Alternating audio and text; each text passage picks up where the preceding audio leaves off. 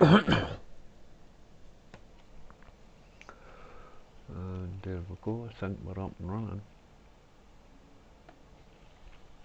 As far as I know. So we will start up Warzone again. I'm hoping that my audio is working. We shall find out in just a second. I'm sure it was good.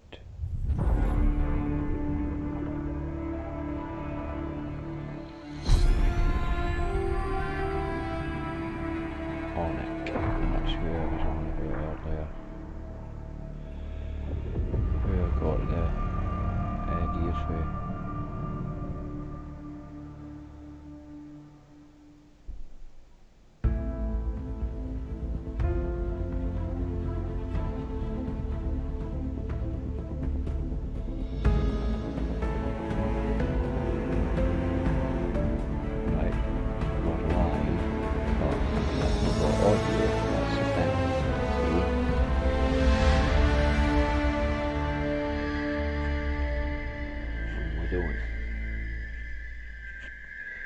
We don't have any audio.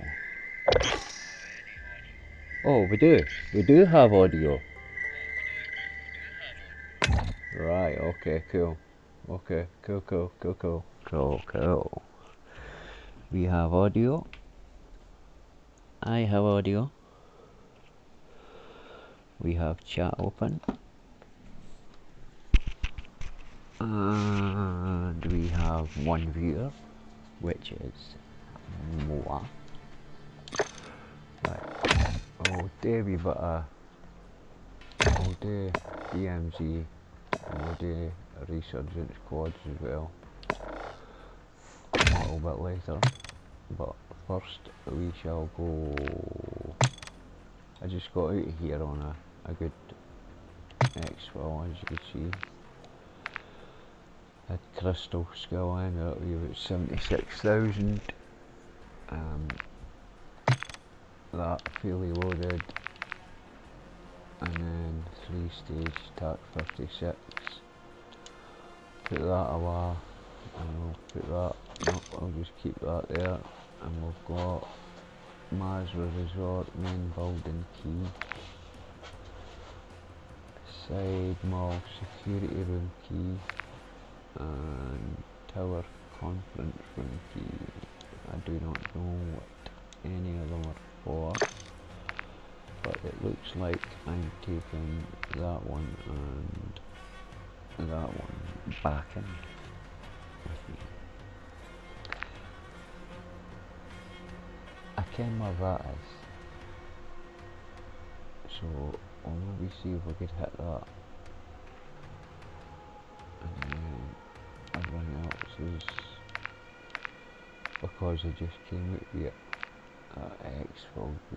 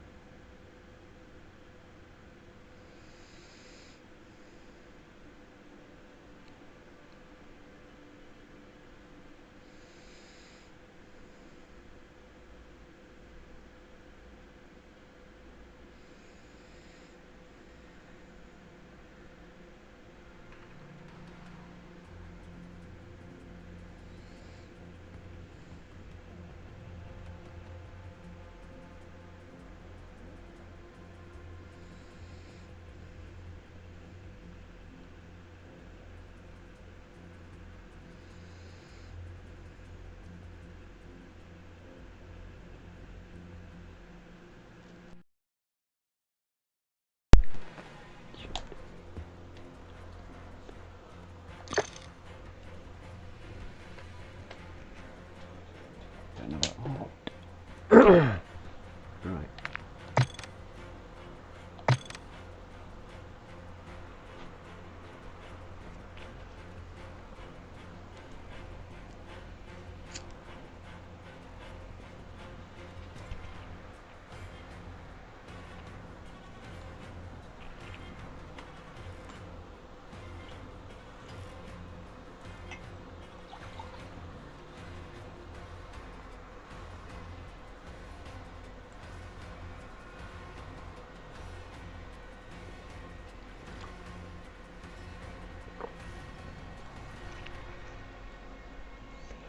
Let's see if we can get some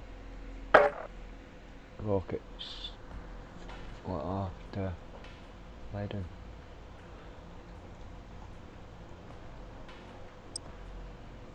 Come on, up here. Come on. Up. Up. There. Okay.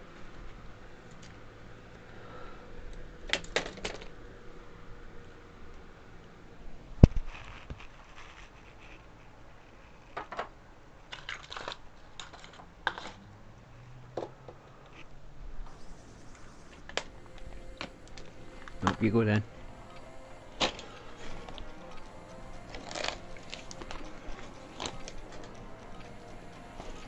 There you go. Hide there. Dad, move them. There you go. Hide it.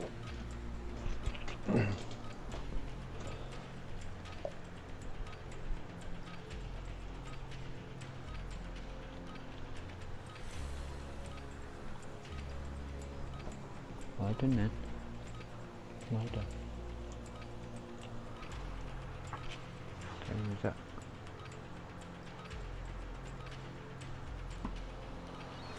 Welcome to Al Mazrah. Explore, secure intel, and loot to gain access to new missions. Enemy threat is high, so expect contact. Yeah, 4 what? Okay. Right, what over here? It's busy along this way.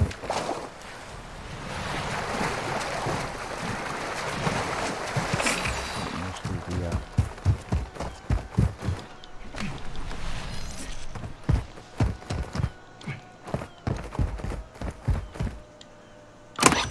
I just realised I came in with a gun.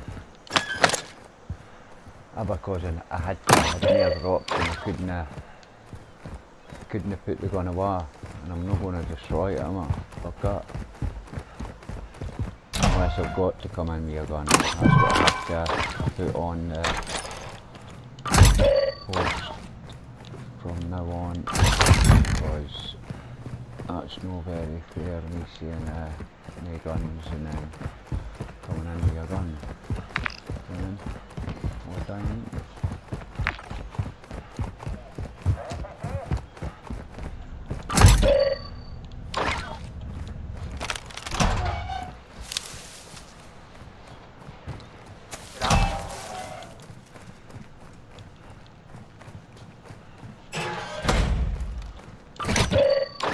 Here's a graphics kit.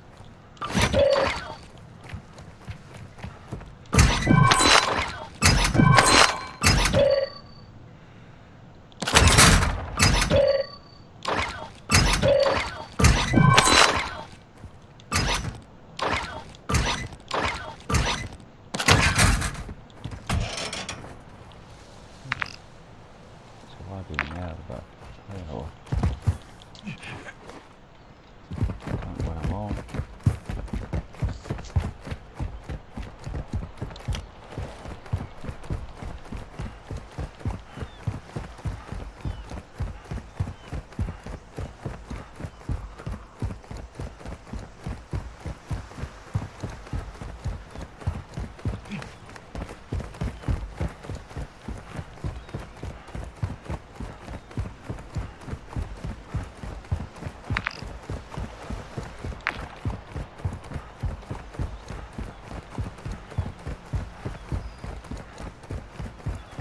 Ultra One, activity has increased in the area. Keep your eyes open.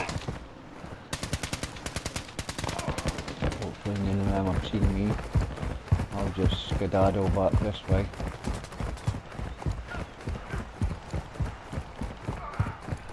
they've obviously been put on the wee bridge on the bay thing. They've obviously been planted there when they came in. So Completing contracts earns you cash to buy gear and upgrades. They've done a one catch up yes or two. Let's do there again. That's fucking brutal. Right. I'm going to keep going this way. Hope that there's one bump into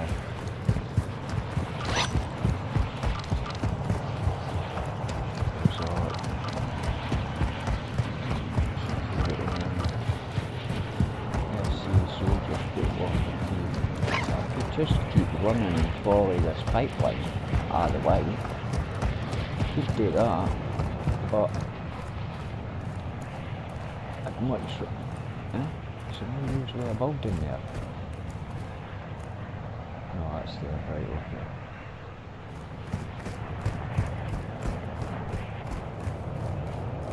Right, let's see. Where is there a fucking motor from there? Vehicle marked! And then we'll head to there. Wait a minute, Mag, I'm coming, son.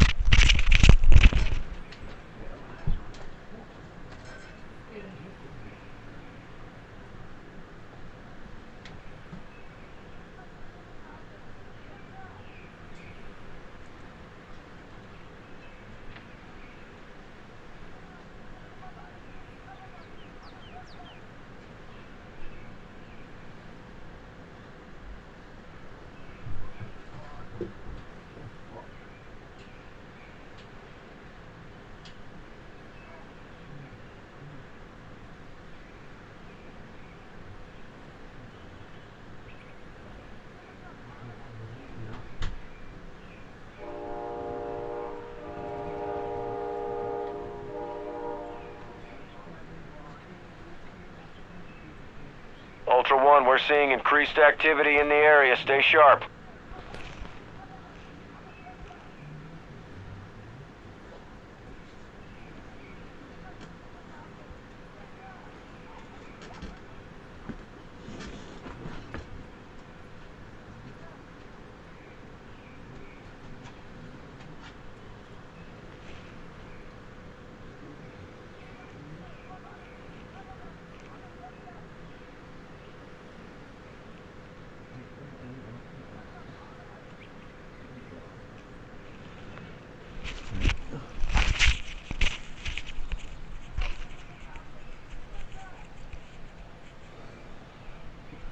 Surprised I'm not bring bread. Right, where's this car?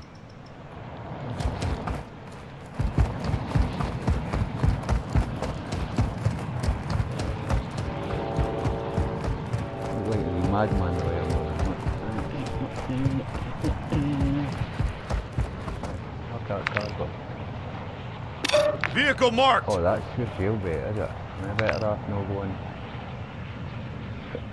Vehicle marked! There, let's see.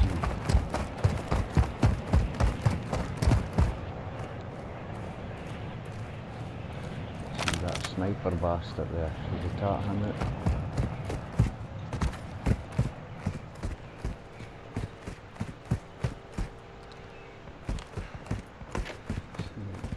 I think there might be a possibility of that going for. That might be. Ultra One, be advised, enemy attack helo is heading your way. Back at Bertles.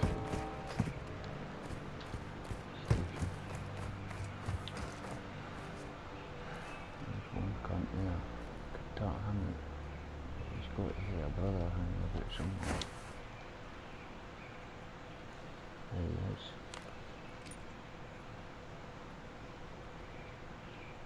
Right, this is done over there. There's this going down. It would be right there, would it? It would be right.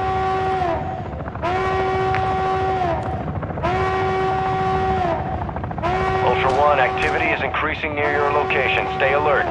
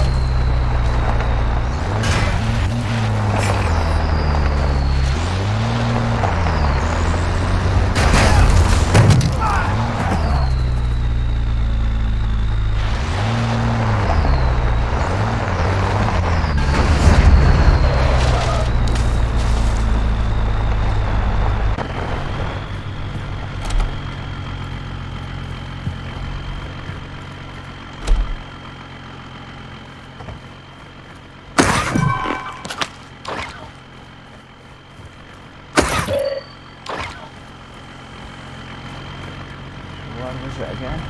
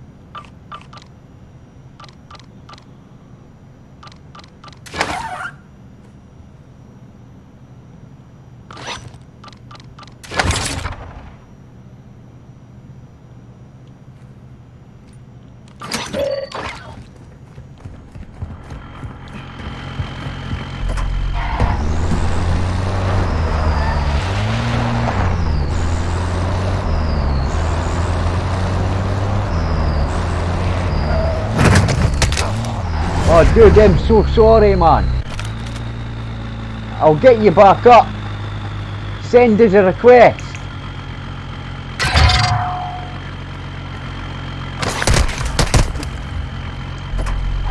Ultra One, be advised, an operator in your area needs medical.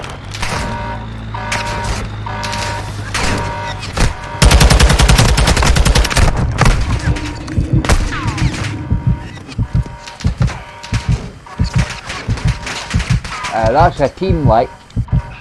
I'll come back for you.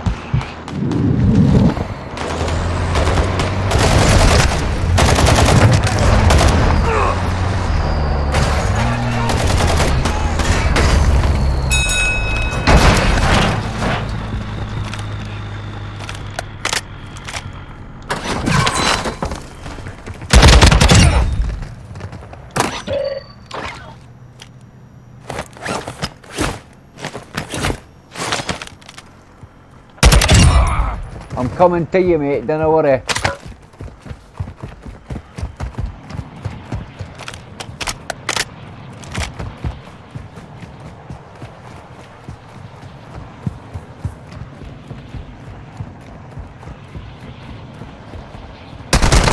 Oh, come on, I'm coming to save the guy, dinner!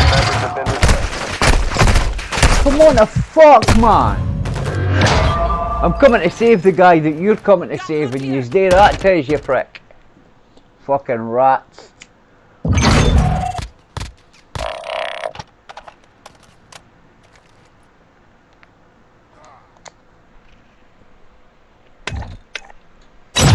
I don't understand why I do it all the time. I always give people the leeway, and I shouldn't have. Because see, if I had opened up fire there, I would have wasted that prick. Fucking arsehole. I need to stop giving people the break that I give them. I just need to fucking open up. Fucking prick.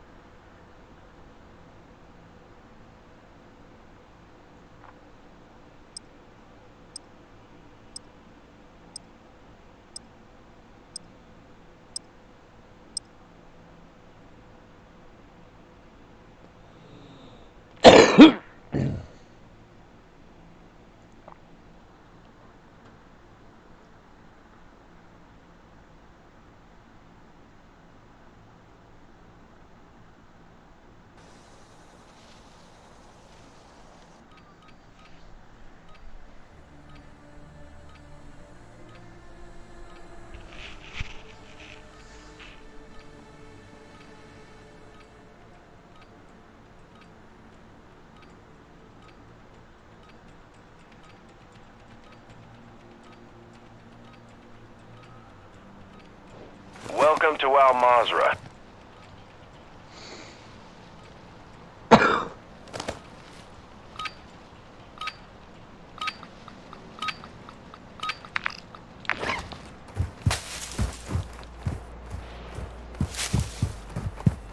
Fucking lights, man, they do my head in. Something you need to get sorted as well.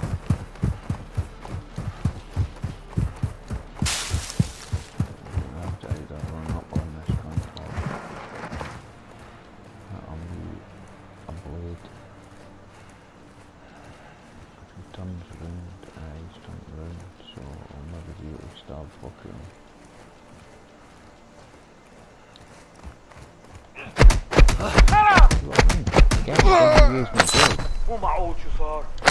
عملت يلا عم بصير. These lights. I think it's the markers for the computer. Oh, that's handy. Fuck.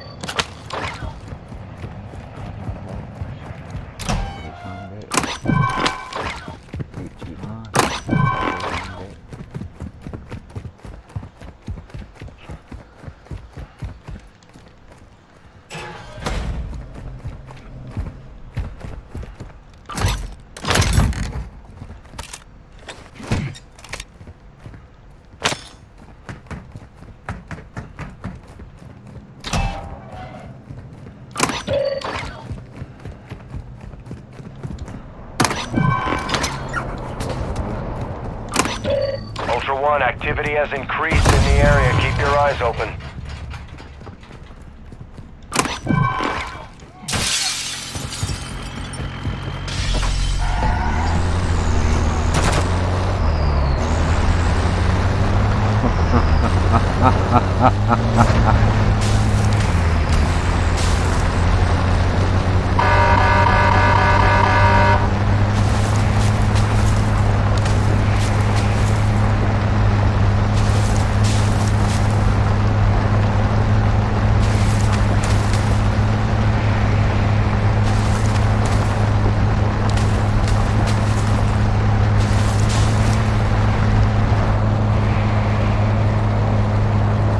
Ultra One, you can locate cash reward contracts on your TAC map. I hope the other people at this thing as well.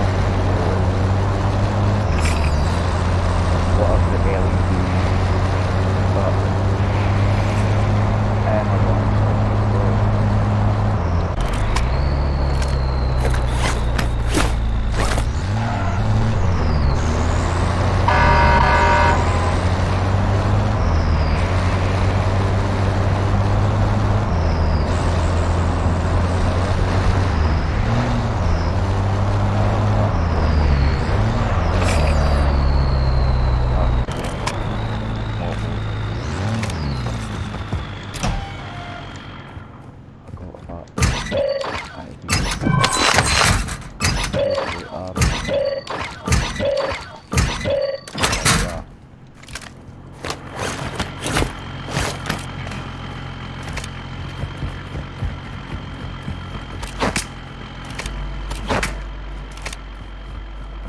Hoping to see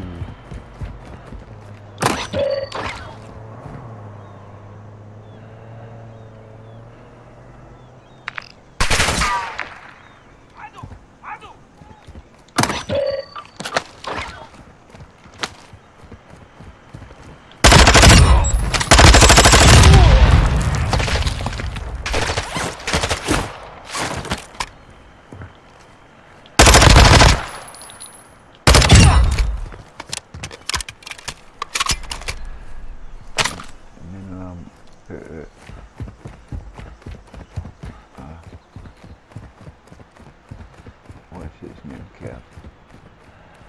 What's its biggest transit that was burnt out, eh? What's that? I've got all the revives there, haven't I?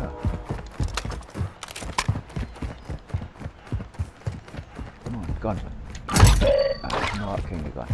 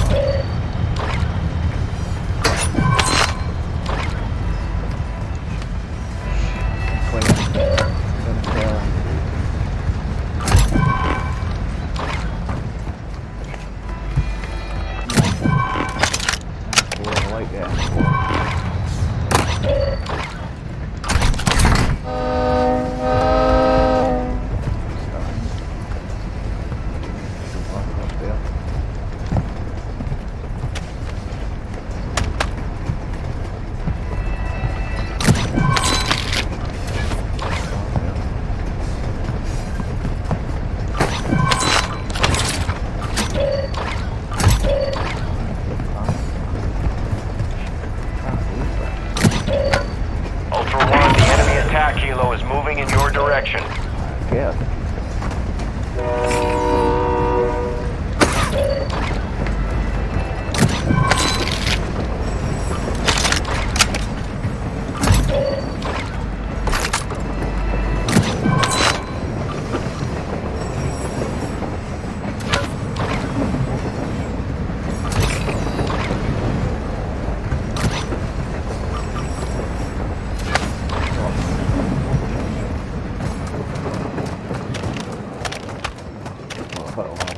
park, but I'm happy with that. Got fucking decent guns. Couple of revives. Now, I'm gonna bump into anybody before I get to my car. There's a very good possibility of that because I want to come what these rape things are. Where is it? Somewhere.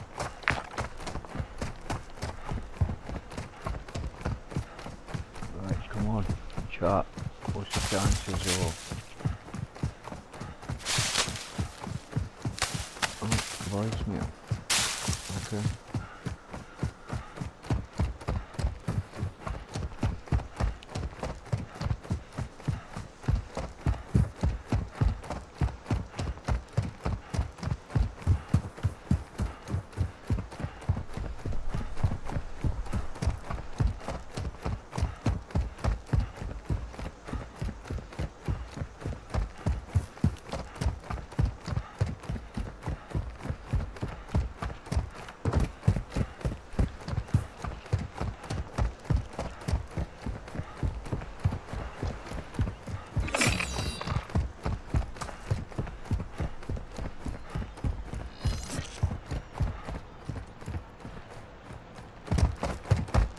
Somebody took my car.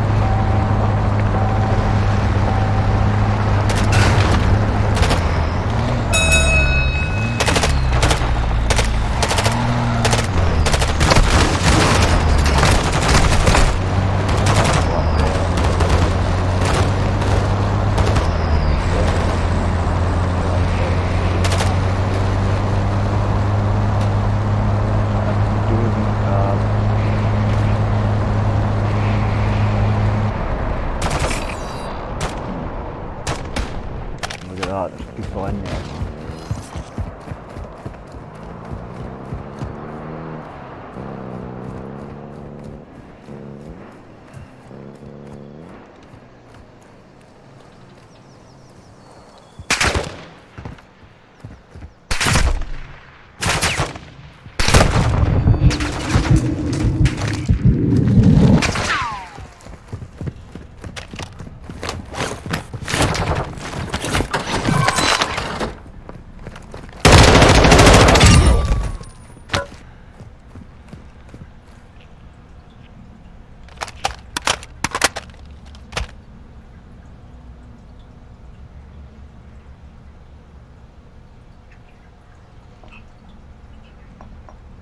Hiya. I think so. 2 seconds, I'll go and check. I just need to hide somewhere, right? 2 seconds.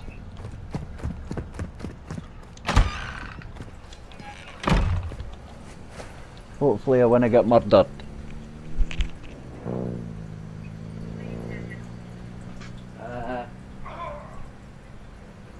Gaming.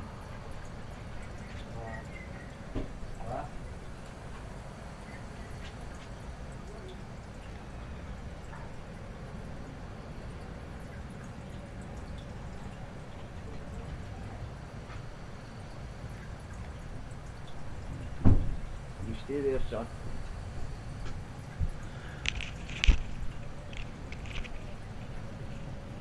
Right. Is there any way that you could push a vehicle its point of refueling. Right. I guess we're gonna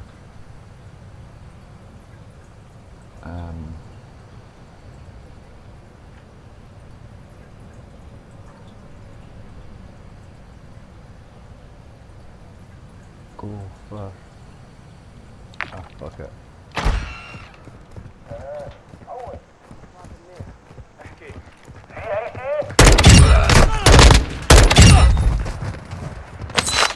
Aha!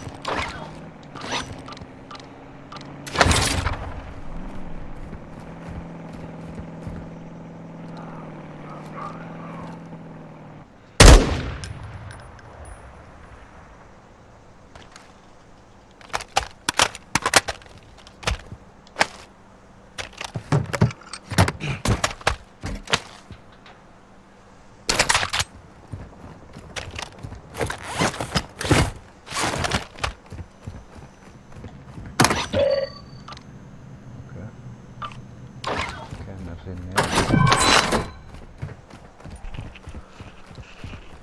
Guess we're going for this gun.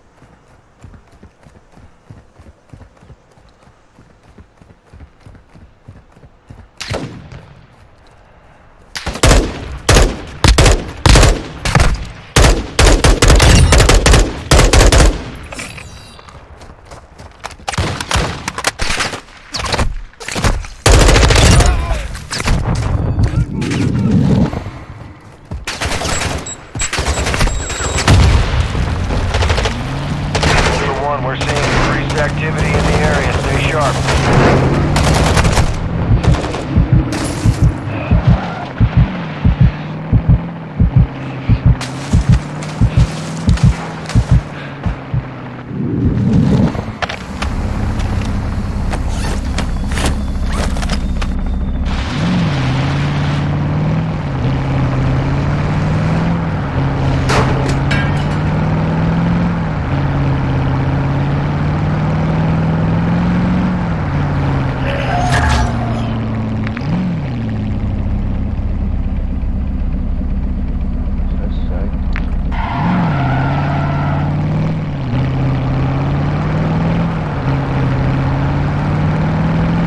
The enemy is on high alert. Proceed with caution.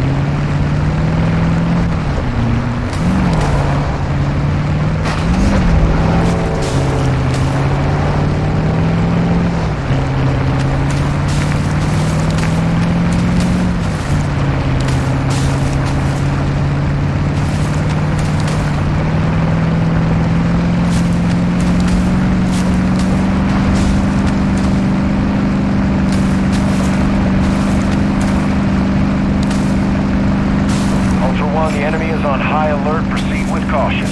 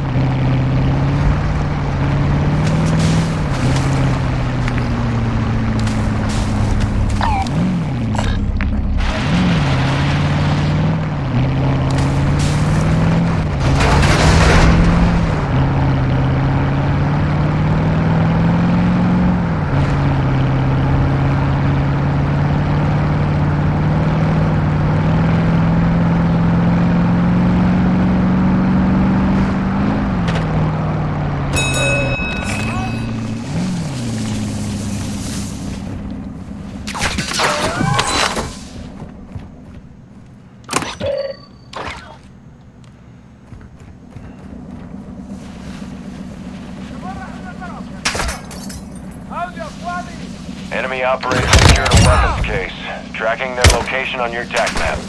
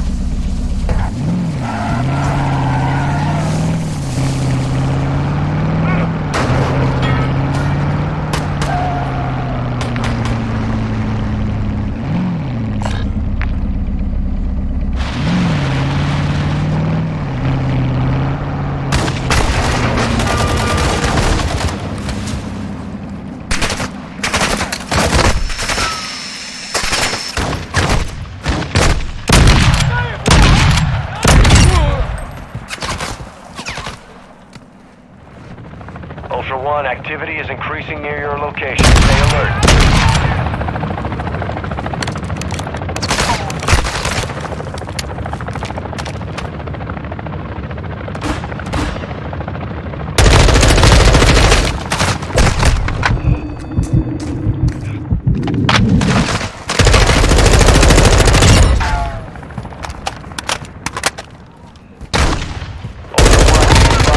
Are picking up. Move to an extraction point.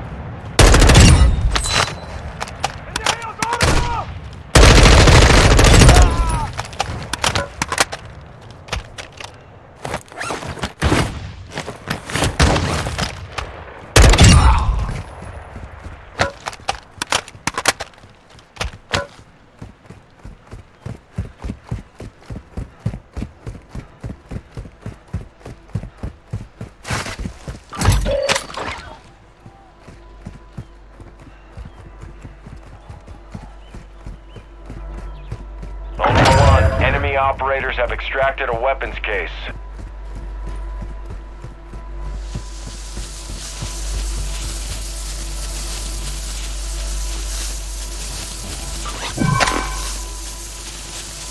That's it. Yeah, Bill's left, man.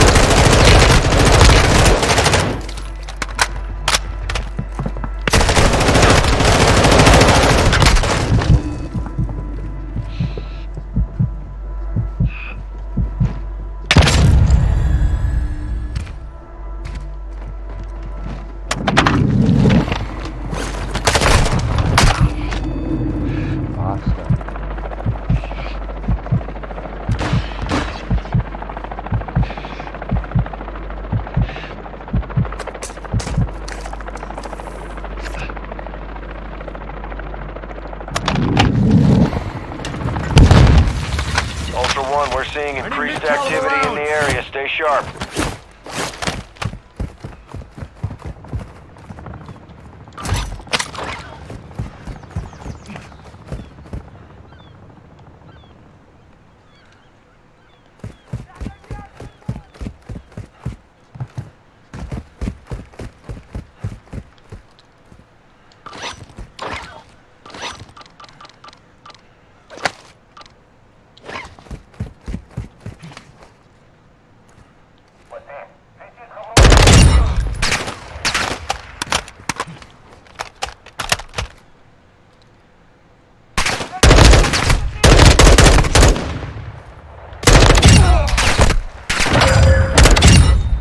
1, actual. High winds are pushing in radiation. Start I need moving to to an cover extract out. point.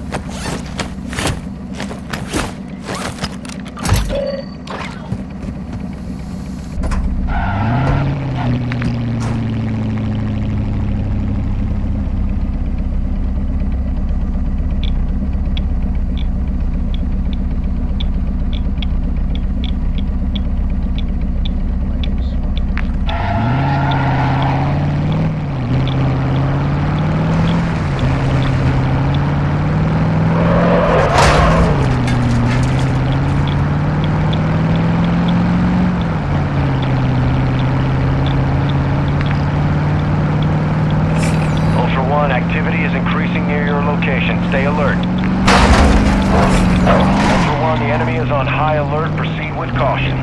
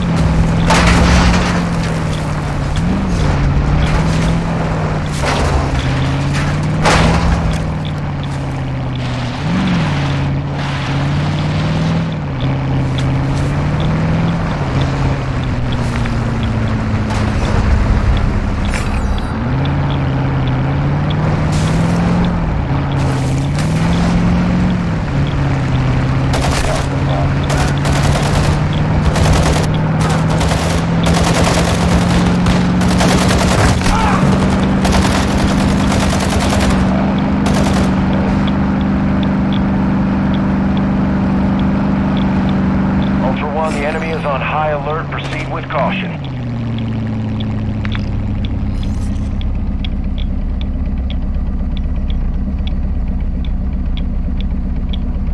Vehicle marked.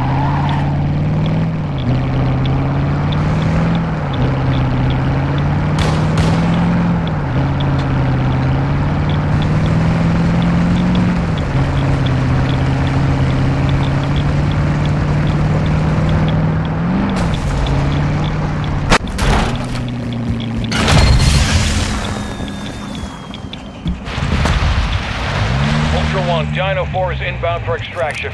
We're racing radiation. It's gonna be close.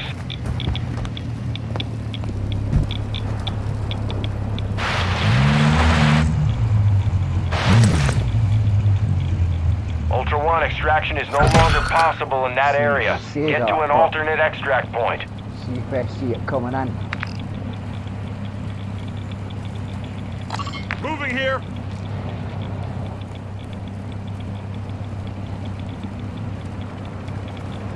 See? Fucking knew it.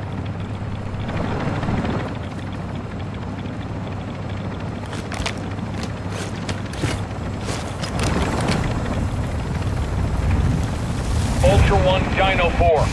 Dino 4 is holding at the extraction point. Advise you get here. All Ultras Oscar. Dino 4 is RTB.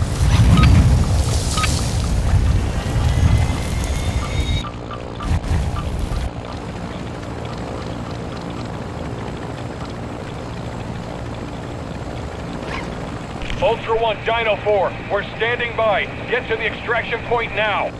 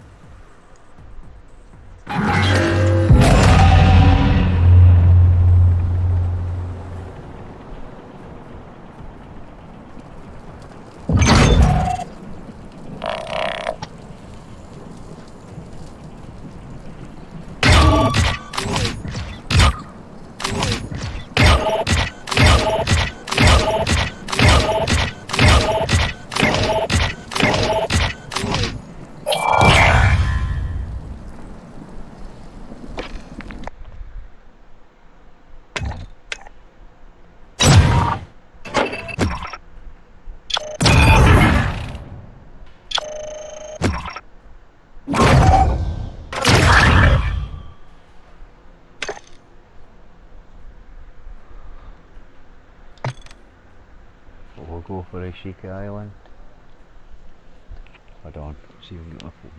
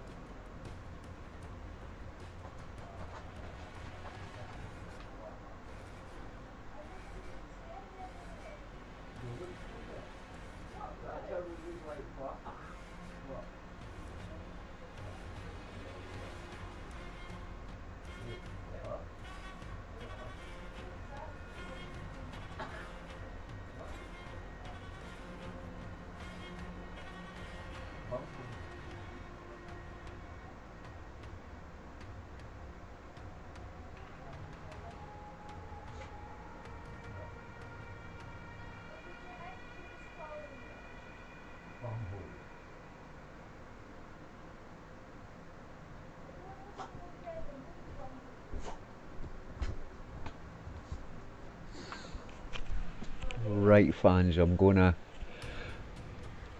have to tap my doggy out, okay? So I got a successful exfil there, but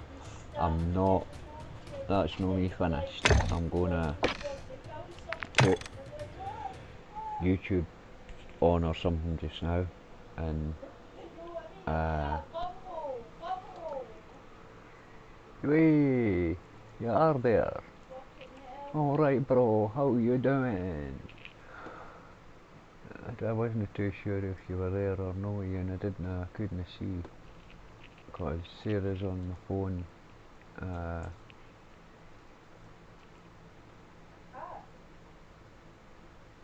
we our pal Heather.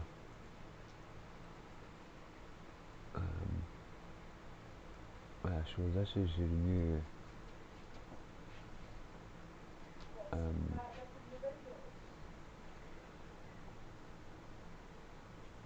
screen recorder and streaming thingy that I'm using, and it seems to be pretty good. Like, I've been live for yeah. Okay, I'm coming. You stay there.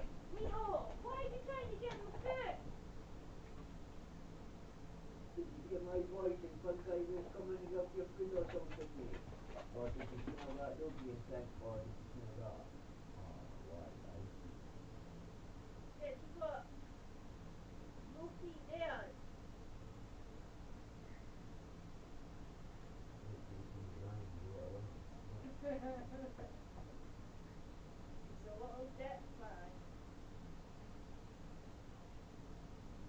Back to your bed. No, back to your bed. You come in, no. That way.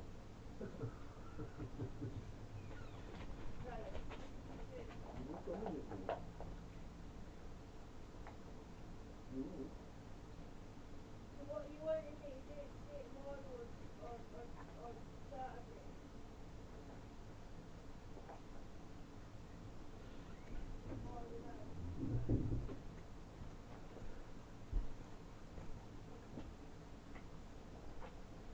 Where's the spray bottle?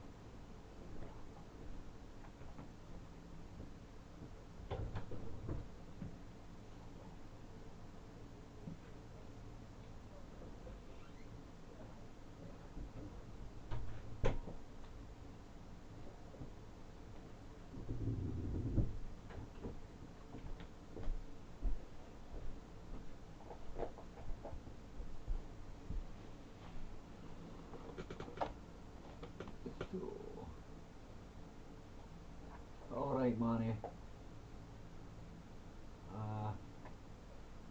He's about 20 minutes, half an hour. I'm just about to attack a Ryan out, bro. It's him asking for his last work, so I don't know, I'll put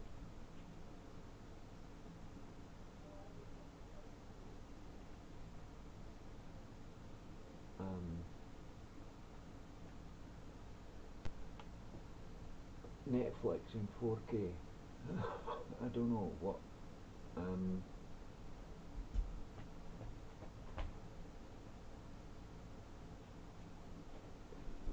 go overclock and yeah, look to see how much my graphics card is just now.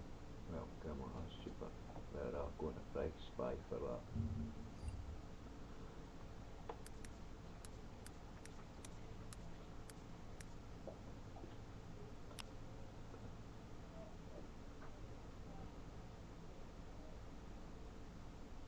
I don't want price spy, I just want price spy. Price comparison, malignant bar, GeForce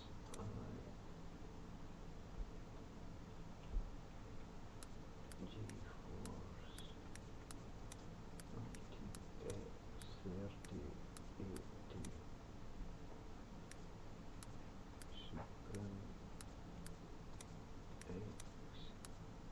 10 GB.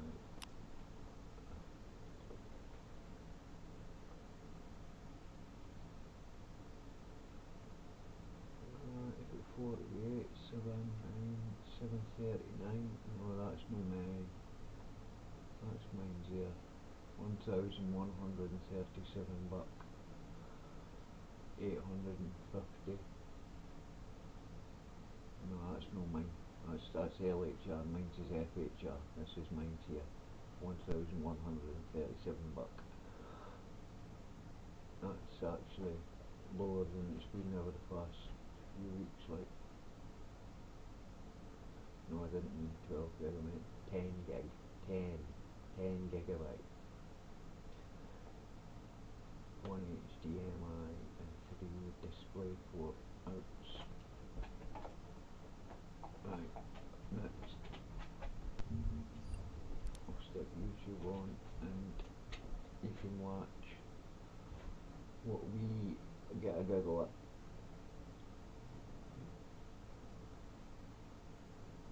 Hey everybody, welcome back. I'm putting down some Karens for a nap because they really be out here acting like babies. Taking pictures? No. Huh? No. What? No. No what? You asked was I taking pictures, I said no. What are you doing with the camera in here? Right now, or I'm calling security. You said what am I doing? I'm asking you. You asked me was I taking pictures. Bro, what what? are you doing with it? Who are you yelling at? I'm asking you. I'm asking you who you yelling at. We're gonna get you out of here. You don't talk to me like that, man. Literally, this man just walked up to me. I'm not bothering nobody. I asked you a question. It's Mark. You said, are you taking pictures? I said no. And you said, tell me right now, what are you doing? I'm gonna have you put out of here, mother. That's what you told me. Don't cuss at me ever in your goddamn life again. Because I was never disrespectful to you. Take a step outside, it's okay. Anyway.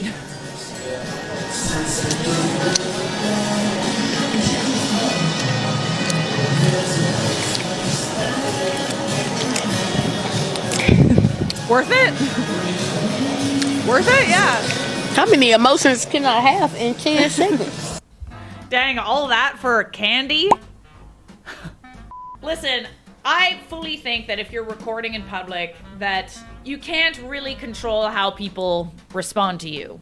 However, this girl just set up her camera. Nobody else was in the video. She just put up her camera and wanted to taste test some candy. Unless there's a no filming rule in the store, what is the issue with that? No need to get all pissy. He really did need to go take a nap though, like you can tell. Maybe he's a bit hungry. Maybe he's had too much candy, you know? Getting a little irritable. Sugar going down now, he's crashing. How do you have that much aggression at a candy shop? For realsies, what's the big deal, bro? Even if she was taking a picture, why would that be an issue? Mark needs to be fired. I agree, what's the problem? She's taking a picture of herself, not you. She's not in anyone's way. Someone's getting fired.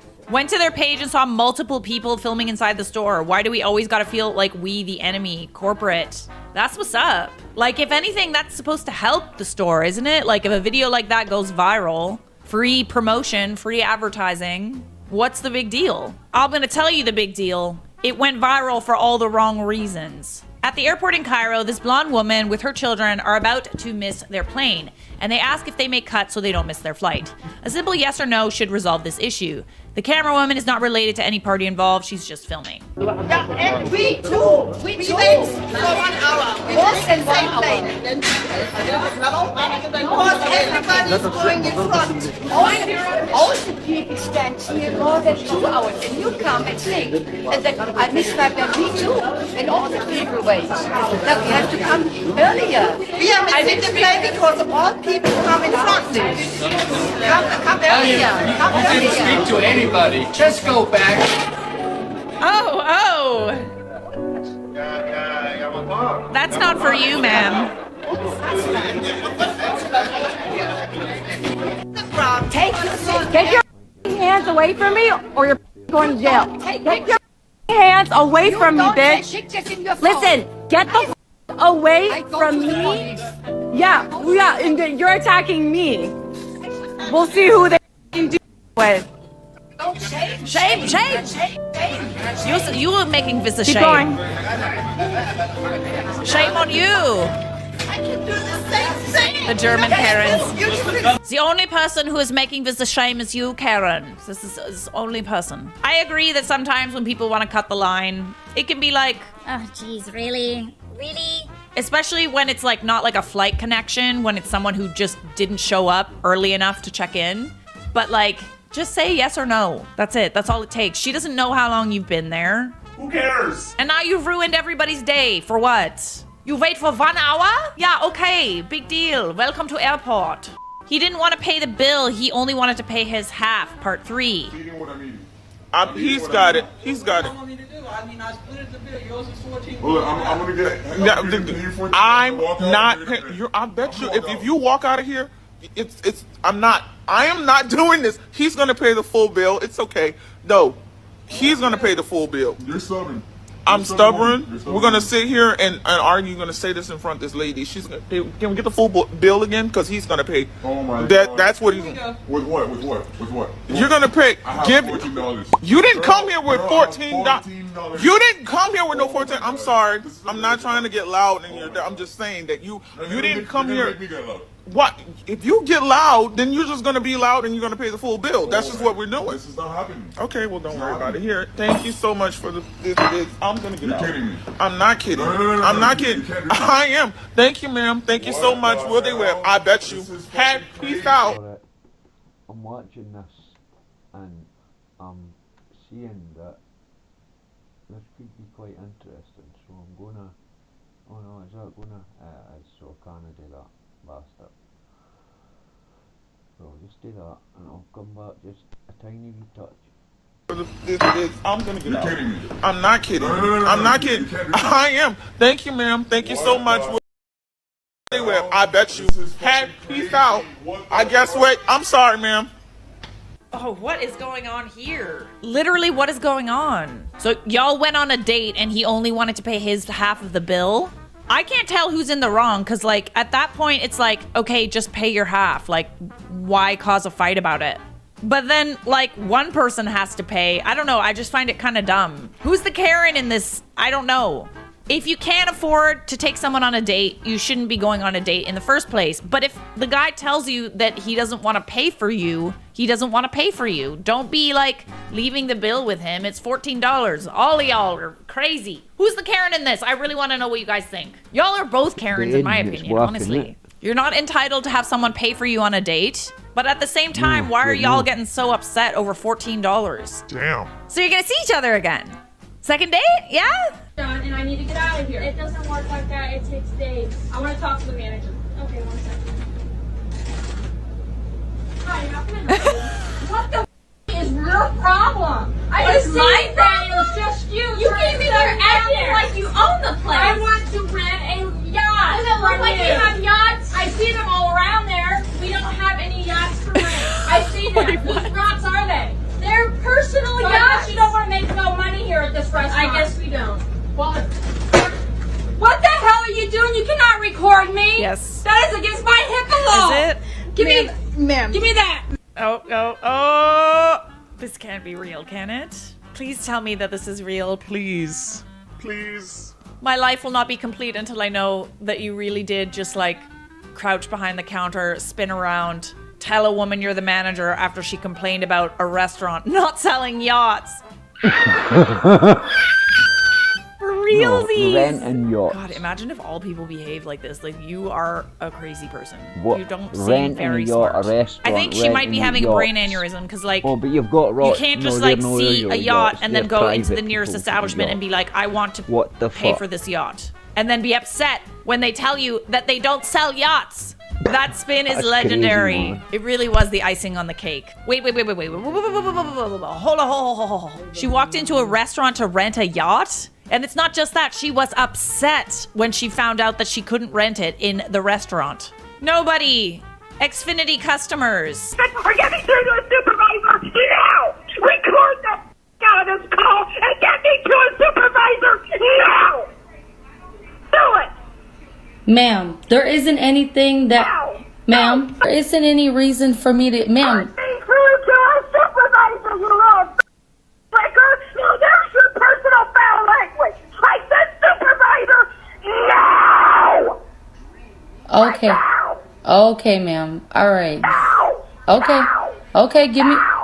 Don't say another word to me! Transfer me now! Now! I'm gonna put you on hold, ma'am. No. I'm sorry. Give me the phone. Give me the phone. Thank you. The only way to deal with someone like that. Having a whole temper tantrum on the phone. God, are you 5? I know 5-year-olds who behave better than that. You know, if you yell louder, that doesn't make people do the things that you want them to do. It doesn't work like that. She said, "No! No! No!" For every no, 10 minutes on hold. As a call center supervisor, I am in a meeting until the end of time. When I was working at a call center, I would send them back to the menu every time. Oh, so this is like common? Oh my goodness. Oh, have some common decency. Jeez. She would have been on hold till my shift ended. Someone turn this into a heavy metal remix, please.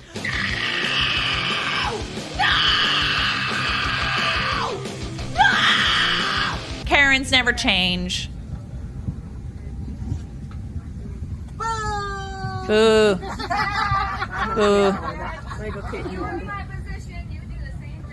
Would you? I don't know. Oh. Oh. Oh, the pilot. The pilot. Oh, the yes. Oh, yes, pilot. I like that one. That's what's up. Period. You really be out here making the pilot mad. This is definitely a no-fly list case. Yeah, honestly, those few words, you're never gonna be on a plane again. Like, ever. Was it worth it? Pilot wasn't having that bad juju, as he shouldn't. My eyes popped when I saw the pilot walk out. It really was. It's like when you're seeing your sibling have a temper tantrum and you see dad come downstairs. Oh, you about to get it now? Pilot stepped out to tell security she grounded for life. She is. Jail. Go to jail. All of them sounding like high school kids on the bus. Honestly, it's like he's like principal or something. This goes back to my theory that like when you enter an airport and you get on a plane, you become a child again. There are rules in place. You do not get treated better or worse than anyone else. You are simply a child. Those were some Karens that desperately, desperately need a nap. Subscribe!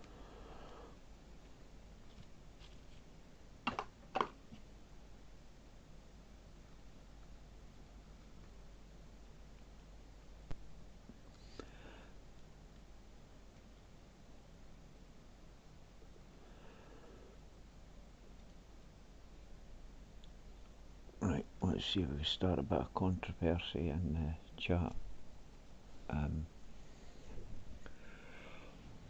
What kind of joints do you like? Today, we're going to look at 3 places you can't go and people who went there anyways. But before we get into those stories, if you're a fan of the strange, dark, and mysterious delivered in story format, then you come to the right place because that's all we do, and we upload once a week. So, if that's of interest to you, please sneak in to the like button's house in the middle of the night and burn several bags of microwave popcorn. Also, please subscribe to our channel and turn on all notifications so you don't miss any of our weekly uploads. Okay, let's get into today's stories.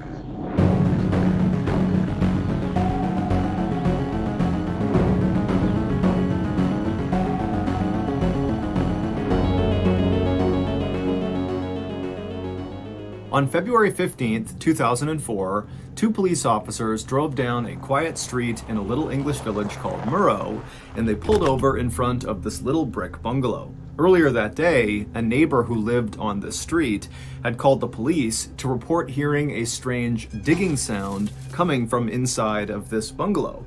And so these officers had been sent out to see what the sound was and make sure the occupants of this home were okay. Now, these 2 officers were not particularly worried about the occupants of this house.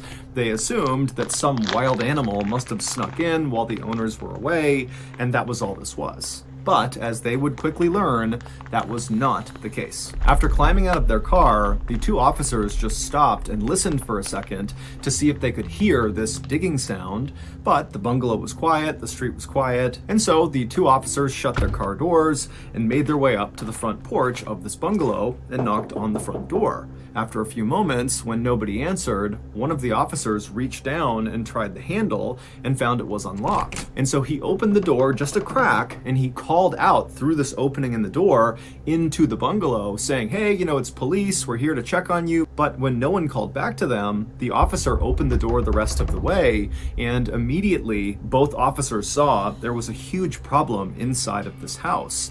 the entire first floor was flooded with several inches of water, and they could hear from somewhere in the back of the property the sound of running water. And so again, both officers called out into this house to try to get the attention of anyone who might be inside. And when again they were met with silence, the officers walked into the flooded house and began walking straight back towards this running water sound. And eventually, after walking through the living room, they entered this hallway that went right to the back of the property. And as soon as they were in it, they could see there was an open door at the end of the hallway on the left. And it seemed like the running water sound was coming out of that room. And so the two officers, one by one, sloshed down this hallway to this room. They turned left, looked inside, and what they saw completely shocked them and immediately sprung them into action. 2 months before these officers came to this bungalow and found it flooded with water, the owner of this bungalow, 51-year-old Ronald McClagish, had broken up with his girlfriend. And this breakup was really hard on Ronald. He was already divorced, he was totally broke, he had loads of health issues like bad asthma, he had some liver issues, and just generally he was someone who was kind of physically frail. And so this girlfriend had been one of the very few good things in his life, and now she was gone and he was alone again. And so very quickly after this breakup, Ronald fell into a very dark depression. And so for 6 weeks after they broke up, Ronald, for the most part, just stayed in bed and kind of moped around his bungalow, kind of feeling bad for himself. But then finally, at the end of those first 6 weeks after the breakup, Ronald decided he wanted to get his life back together and just move on. So on February 1st, 2004, so roughly 2 weeks before those two officers would come to his bungalow because of this digging sound, Ronald would wake up feeling determined to start anew. And the first thing he was going to do was purge his bungalow of anything that was his ex-girlfriend's. She left a lot of things behind when they broke up. She had not collected them. And so now they were just kind of sources of pain. And where most of her stuff was inside of Ronald's bungalow was in this closet in one of the bedrooms at the end of the hall. So that morning, Ronald headed down the hall. He turned left into the bedroom. He opened up the closet. He went inside, and with a trash bag in hand, he began rifling through everything in this closet, and anything that was hers, he would take it and put it right into the trash bag. And at some point, when Ronald was almost done pulling the last few things of his girlfriend's out and into the trash bag, from behind him, he heard this strange sound coming from the bedroom. It sounded like wood bending or creaking, but before he could turn around to see what the sound was, the door to the closet he was in slammed shut with incredible force, and suddenly Ronald was trapped inside of this closet in total darkness.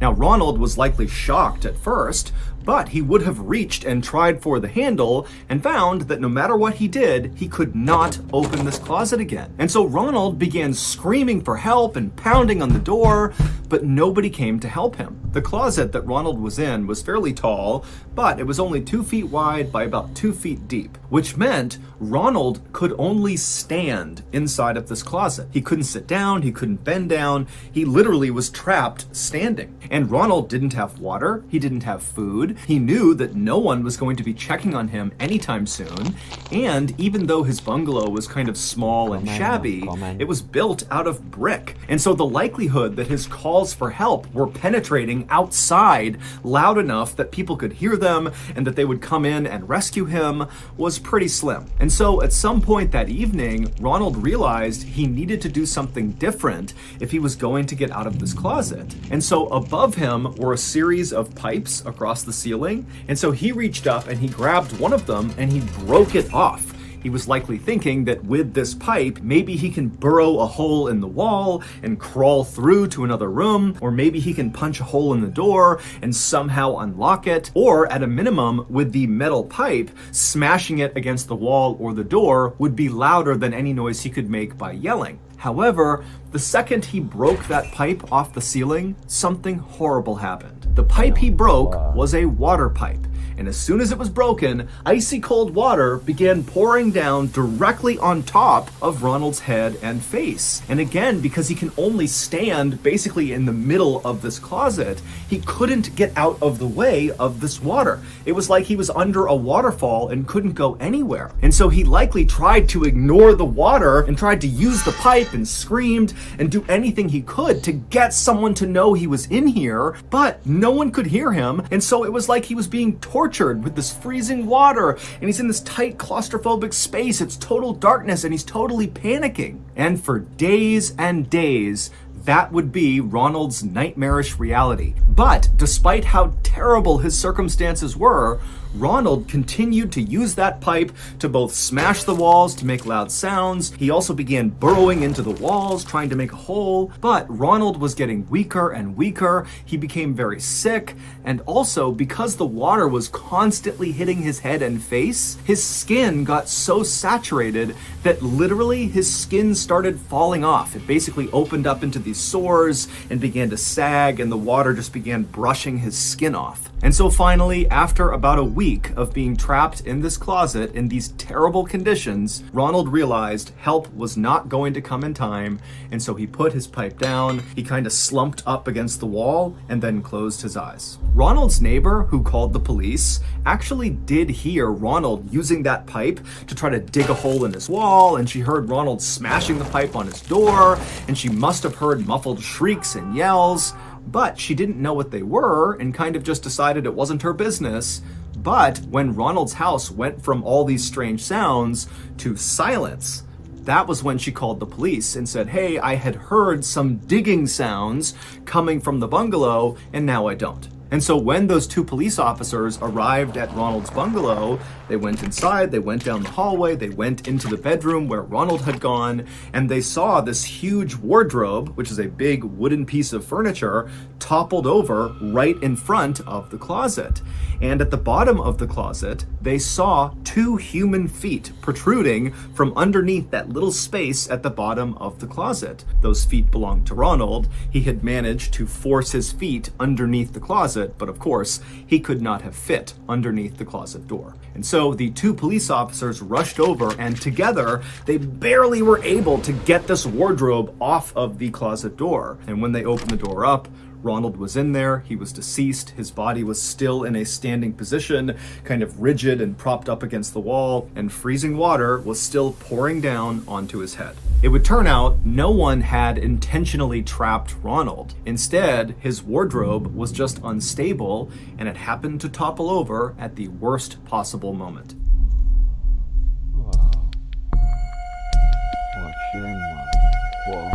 On Thanksgiving morning in 1900, an 18-year-old named Thomas Pedler told his mother that he was going out for a bit, but he'd be back in time for turkey that afternoon, and then he grabbed his jacket and his coat and he headed out the door. Thomas lived in a very working-class neighborhood in San Francisco, California, where, generally speaking, nothing big really ever happened. It was kind of a place where people just worked, and that was it. But on this day, something huge was happening in Thomas's neighborhood. The big football game between Stanford University and the University of California was taking place at the stadium in Thomas's district, and they were expecting over 20,000 people to cram into this stadium. And so Thomas was not about to miss this incredible spectacle, even though he didn't have enough money to buy a ticket. But he knew he would find a way to watch this game. And so Thomas leaves his house and he runs to the stadium, which was not far from his house, and he waited in front of the front gate where all these people are streaming in to go into the stadium. And around 11 a.m., Thomas's very close friend, Charles, who was also a young man, made his way to the front gate. The two met up, and at first, their plan was to try to sneak in with the horde of people that were making their way into the stadium. But even though they were still hours away from the opening kickoff of this big game, it was at 2:30 p.m., the stadium was packed. I mean, there was nowhere to sit, there was nowhere to stand. People that had tickets who were going in are looking around thinking, where are we going to watch this game? And so Thomas and Charles are kind of like, well, what's the point of sneaking in if there's nowhere to watch? And so they decided, okay, we need to find another way to watch this game. And so they began looking around, and they noticed there was a huge fence that lined the perimeter of the stadium. And they saw there was some people kind of climbed up on this fence trying to get a view down onto the field. And pretty quickly, when Thomas and Charles decided they would try to do that too, they saw that all the good spots on this fence were already taken. The spots that were open provided no view onto the field. And so that option as well didn't work. And so Thomas and Charles are frustrated. They're starting to worry that they will not see this big game. But when they walked back over to the front gates of the stadium, they happened to notice across the street was this group of people rushing over to this big white brick factory building. And they were literally placing ladders up against the sides of this building and beginning to climb up it. I mean, this is a 5-story building, and they are just basically free climbing the windows and the fire escapes. And Thomas and Charles realized that the top of this factory was flat and provided a perfect view down onto the field. And so all these people, they're trying to get a good seat to watch this game. And so without any hesitation, Thomas and Charles decide they're going to do that too. So they left the stadium, they ran across the street, and they began climbing up the ladders and climbing the windows and the fire escapes until finally they made it onto the roof, 55 feet off the ground. And when they got up there, there wasn't that many people. And so Thomas and Charles were able to run right over to the front edge of this building and claim a spot with an absolutely perfect view of the game. A couple of hours later, at 2:30 p.m., when the game actually started, the rooftop that Thomas and Charles were on was now completely packed with people. Hundreds of people have climbed up onto this factory. There were some factory workers down below telling people, do not do this. Do not climb on top of this factory. It's not safe. But nobody listened to them, and the police either didn't notice this was happening or they didn't care. And so there's all these people that are on this roof, they're all super excited, and the game has begun. It's 2:30, and as soon as the game started, it was like the crowd in the stadium, which could be heard very easily from this rooftop, just kind of erupted, and there were all these bands playing in the stadium. I mean, it was chaos down below, and it really caught on the roof. All these guys, including Thomas and Charles, they're getting amped about this game, they're singing, they're chanting, they're screaming, they're yelling. I mean, it's total chaos. And Thomas and Charles loved it. But about 20 minutes into the game, as Thomas and Charles are enjoying themselves and the crowd is still going wild, a dull cracking sound could be heard coming from one side of this roof. And so Thomas and Charles, they kind of spun around to see where this cracking sound had come from. And when they began looking out across the sea of people, they noticed on the far side of the roof where the sound had kind of come from, they could see people scrambling to get off the roof. But before Thomas and Charles and the other people around them who were watching this happening could figure out what was going on, there was a much louder cracking sound, and suddenly the floor underneath Thomas, Charles, and everybody else collapsed. And immediately, people on this roof fell all the way to the bottom of this factory, 55 feet below. There weren't loads of floors inside of this factory. Instead, it was basically just one big building, 55 feet high, that housed this brick structure right in the center of the factory that was almost as tall as the entire factory. It was almost like the factory was a shell around this brick, smaller structure right in the middle that was like 40 feet tall. And so after the ceiling collapses, Thomas, he falls, but miraculously, he lands on a wooden beam that stretched across the entire factory, like a support beam, and he grabbed onto it, saving himself from falling all the way down. And so Thomas, he only fell maybe 5 feet, so he was okay, but he didn't have a great grip on this beam. He was holding on, but just barely. And so Thomas, he turns and he's looking around at what's happened below him, and he's hearing people screaming, and he's hearing the sounds of people running around trying to help those who have hit the ground on the bottom. And Thomas immediately begins scanning for Charles, and he finds him. Charles was one of the other fairly lucky people, at least in Thomas's mind, Charles seemed lucky, because instead of falling from the roof all the way to the ground, Charles and 15 or 20 other people had fallen right onto that brick structure that kind of made up the main part of this factory. And so Charles had only fallen maybe 10 or 15 feet onto this structure. And so Thomas is thinking, oh, Charles and these other people, they've survived this fall. They're okay. However, the second Charles and the others, who supposedly were saved by landing on this brick structure, the second they hit that brick structure, despite not suffering catastrophic injuries like broken bones and horrible internal injuries, these people on the brick structure began letting out these primal screams, these just horrible, blood-curdling screams, and as they did, these loud popping sounds began coming out of their body, and then their bodies began contorting forward, almost like a bug rolling up onto itself. It would turn out this factory was not a normal factory. This was a glass factory,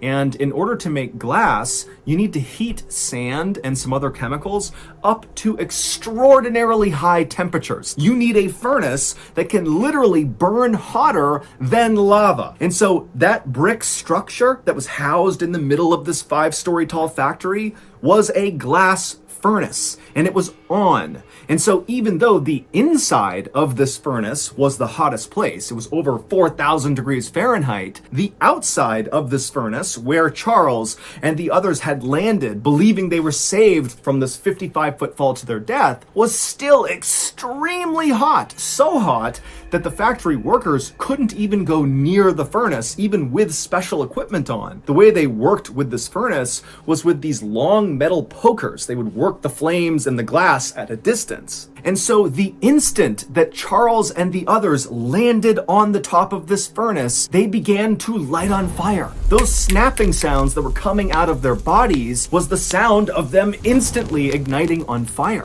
And so Thomas and the others who had initially survived this horrible collapse watched as Charles and the others shrieked and shrieked, and their bodies continued to contort, and they continued to burn and smolder. And Charles actually, he would roll up so tightly that his body began to roll down the curved side of this furnace, and at some point his body slipped into a crack in the furnace, and he actually fell into the flames inside, at which point he went silent. Around the time that Charles and the others stopped shrieking, a number of people just out on the road heard the commotion, and they came inside, and one of them was Thomas's father. And in a terrible twist of fate, he actually looked up and saw his son clinging to the beam, Thomas, except it was so hot inside of this factory that Thomas was sweating, he was losing his grip, it was really hard to hold on to this beam, and his father watched as Thomas lost his grip and fell the 10 more feet down onto the furnace exterior. He landed feet first, then he fell onto his stomach and his face. He immediately ignited on fire, began shrieking, and then went silent. All told, 23 people would be killed during this roof collapse,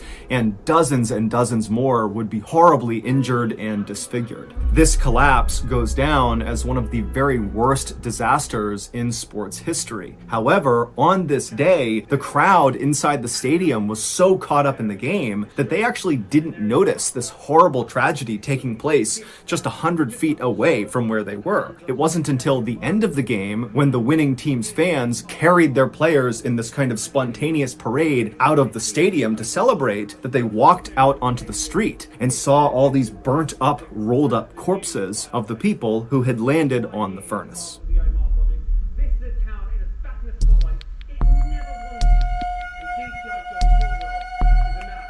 In April of 1979, a 69-year-old woman named Monica Myers was appointed mayor of a little village called Betterton in the U.S. state of Maryland. Betterton used to be this very fancy resort town on the water where people from Baltimore and Philadelphia would come there for vacations. They had fancy hotels and restaurants and shops. But by the time Monica became Betterton's mayor, Betterton had kind of gone downhill. People had stopped coming to Betterton, all the hotels shut down or were abandoned or burned down. The summer homes of the rich people from the big cities, those got sold off. And down at the beach, all these glamorous boardwalks literally just kind of crumbled into the sea, and in their place were all these shanty towns where homeless people set up their camps. But Monica had grown up in Betterton, and so she really loved the town and wanted to improve it. And so when she became mayor in 1979, 1989, she really leaned into her new role way more than other mayors would. Instead of managing the village from an office, like most mayors would do, Monica literally went out in town and just began doing lots of jobs around the town for free. She would ride around with the police and literally stop crimes in action. One time, she stumbled across someone looting a vacant hotel, and she personally got out, chased this person down, and made them put everything back that they had taken. She would pick up trash on the beach, she would do random repairs on people's homes and businesses all over town, and sometimes she would just go door to door asking people how they were doing. And so very quickly, the people of Betterton really grew to love Monica, and they loved seeing her every single day just out and about making Betterton a better place. And so on March 20th, 1980, roughly 1 year into Monica's tenure as mayor, it was immediately noticeable to the people of Betterton when Monica was nowhere to be seen. That day, she did not go to the police station in the morning like she normally did. She was not seen at the beach doing her trash pickup, and she didn't knock on anybody's door. And so by mid-morning that day, the people of Betterton, all 120 of them, were basically out in force looking for Monica. And at 11:30 a.m., the police in Betterton got a call about Monica. It was this guy who was totally panicked, he could barely make a sentence, and he basically just told the police, "You gotta get here now." And so the police hopped in their cars and they sped to the address this guy gave them. And when they got there, they saw it was this very plain, boxy building that was kind of tucked back in the woods. It was far away from the town center, and really nobody ever went over here. And the police, when they parked their cars, they saw the guy who had called the police, the distraught caller, was standing outside of the front door. He was obviously crying, and he was waving for them to come over and follow him into this building. And so the police got out of their cars, they ran over to this guy, and they're asking him, you know, what happened? Where's Monica? What's going on? But this guy was so hysterical, he really could not describe what happened to Monica. He just kept telling them to come on, follow me. And so he led them into this building, and pretty quickly they entered this huge warehouse where all across the ceiling were these big metal catwalk areas that kind of zigged and zagged all over this warehouse, and below them, all over the floor, were these huge industrial-sized 15-foot tall vats that contained something. And so this guy who had led police here, he stops and he just points at the nearest vat. And so the police, picking up his cue, begin walking towards this vat. And as they got closer and closer, they were hit with this horrible smell that made them gag and cough, and before long they had to stop and kind of compose themselves. The smell was so bad. It would turn out this building that was kind of removed from the town center of Betterton was Betterton's sewage treatment plant. And that morning, Monica had gone to the treatment plant to help clean some of these 15-foot tall industrial-sized vats that contained human waste. She had done this enough times that when she was here, she did not need any supervision. And so that morning, she was alone. She climbed up onto one of the catwalks over one of these big vats, and she had reached down with her testing kit to test the sewage to see how much cleaning it would need. And as she did that, she somehow slipped and fell into the big vat of human waste. Now, she would not have immediately gone under. It was not like a liquid. It was more like clay or really thick mud, where at first she would have kind of been laying on top of the sewage. But as soon as she tried to move to get out of the sewage would have functioned more like quicksand, where as soon as a part of her body went under the surface, it would not come up again. And so after the police composed themselves, they climbed up onto the catwalk and they looked down and they saw Monica, who was face down, partially submerged inside of this vat, and she was deceased. Her autopsy would reveal that she died of drowning, which means she literally inhaled human waste. Certainly, he's somebody who's dedicated his policing service to investigate serious crime. $250,000. That's how much you all contributed to Dave Hartsock's GoFundMe page after we covered his story last week on our YouTube channel. Dave is the heroic skydiver who sacrificed his body to save his student. Now, because of that, Dave is totally paralyzed and fully dependent on his mother to take care of him. I spoke to Dave after all this money came in, and to say he's happy is such an understatement. I mean, this literally changed his life, and it's because of you. But as awesome as that is, our work is not done. There are other very deserving people that really could use our help. And one group in particular that really needs attention are the victims of violent crime as well as their families. And that is where the Mr. Ballin Foundation comes into play. Within days of the Uvalde Elementary School shooting, the Mr. Ballin Foundation sent $150,000 to support victims and their families. And going forward, we will continue to support them as long as they need support. This year,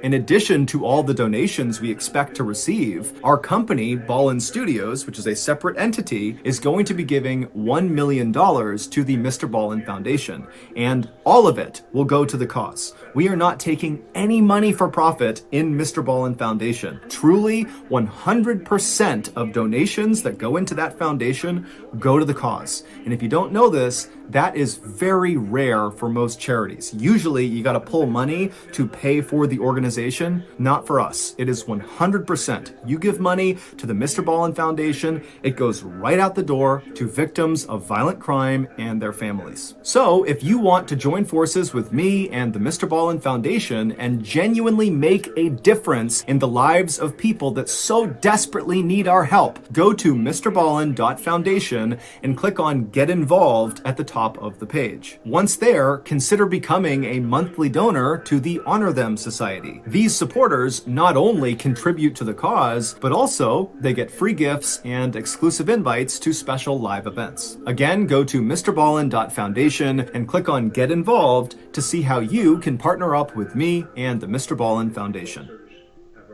So that's going to do it. If you got something out of today's episode and you haven't done this already, please sneak in to the Like Button's house in the middle of the night and burn several bags of microwave popcorn. Also, please subscribe to our channel and turn on all notifications so you don't miss any of our weekly uploads. We have a podcast called the Mr. Ballin Podcast that puts out brand new podcast exclusive stories on Monday mornings, and on Thursday mornings we put out the remastered audio of our best YouTube videos. Again, it's just called the Mr. Ballin Podcast, and it's available exclusively on Amazon Music. Consider donating to our charity. It's called the Mr. Ballin Foundation, and it provides support to victims of violent crime as well as their families. Monthly donors to the Mr. Ballin Foundation Honor Them Society will receive free gifts and exclusive invites to special live events. Go to MrBallin.Foundation and click on Get Involved to join the Honor Them Society today. We have 2 additional YouTube channels, Mr. Ballin Shorts and Mr. Ballin in Espanol. We also put out near daily content on TikTok, Facebook, and Snapchat. All of those pages are just called Mr. Ballin. If you want to get in touch with me, please follow me on any major social media platform and then send me a direct message. My username is just @Mr. Ballin, and I really do read the majority of my DMs. Also, be sure you check out our studio's brand new website. It's ballinstudios.com. There you can access our merch, you can access our Discord server, you can see what events are coming up. Basically anything we're doing, it's going on that website, so go check it out. So whether I see you on Instagram, Twitter, Get Involved at the top of the page. Once they you to support them as long as and fully dependent on his mother to take care of him. I foundation the Honor Them Society, the podcast, wherever. Just know Stowe was shooting at him, so he was wanting to kill him. There was hundreds of people there. So what was this? An island. today's story is a skydiving disaster story. However, it does not go the way you think it will. And at the end of today's video, there is a very special call to action that is connected to the main story that I think many of you will be very excited to participate in. But no pressure. However, before we get into that story, if you're a fan of the strange, dark, and mysterious delivered in story format, then you've come to the right place because that's all we do, and we upload once a week. So, if that's of interest to you, please sneak in to the Like Button's house and swap out their cat for an identical looking cat. Also, please subscribe to our channel and turn on all notifications so you don't miss any of our weekly uploads. Okay, let's get into today's story.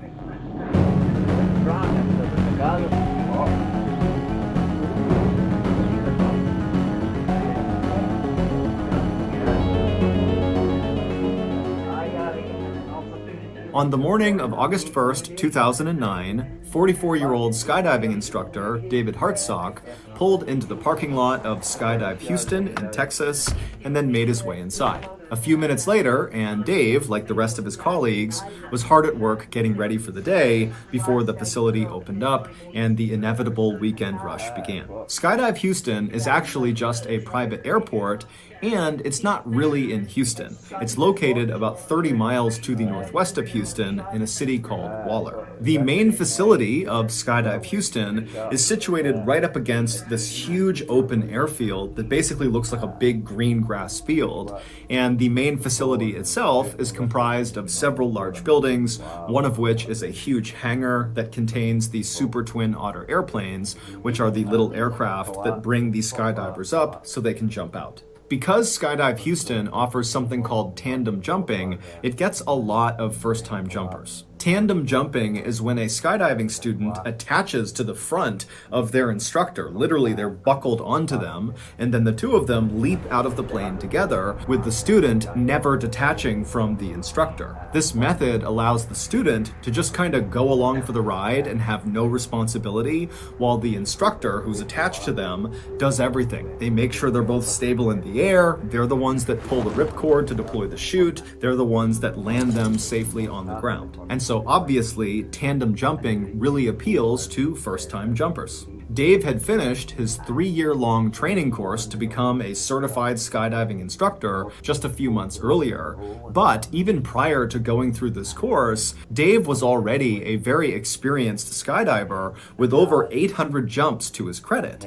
And the reason he had so many jumps is because Dave loved skydiving. It had given his life a focus that really nothing else ever had. Dave had always been a kind of average guy. He lived in a very modest house in a suburb of Houston, and for much of his life, he had worked very normal blue-collar jobs, like he had been a cook at 2 different chain restaurants, he had managed a grocery store, and he also had worked at a soda bottling plant. Dave was divorced and had no kids, but he had a really good group of friends who liked to go to bars and go bowling and play darts. And while Dave was never really unhappy with the way his life was going, as he started to creep into his 40s, he couldn't help but think, I haven't really done anything big or important in my life. And so, in 2004, not long after Dave got divorced, one of his good friends asked him if he wanted to go skydiving with him to celebrate that friend's 40th birthday. And Dave immediately thought to himself, this is it. This is a chance to do something big with my life. And so he told the friend, yes, I'd love to go. And after that first jump that Dave did with his friend, Dave was hooked. Whenever Dave was falling through the sky at over 100 miles per hour, it was like nothing else in the whole world even existed. Life became very simple and beautiful. The manager at Skydive Houston saw Dave come in every weekend for years to do all these jumps, and finally, he just offered Dave a job. And so that was how Dave left the soda bottling plant to become a skydiving instructor. So, August 1st, 2009 was a Saturday, and Saturdays at Skydive Houston were incredibly busy with basically non-stop tandem jumps all day. Whenever Dave was not working, so he was jumping on his own, he would always pack his own parachute because, like many other skydivers, he liked to make sure it was done exactly right. But when Dave was working, especially on Saturdays when it was so crazy busy, he didn't have time to pack and repack his parachute after every single jump because he was constantly being sent up again and again and again to take another student.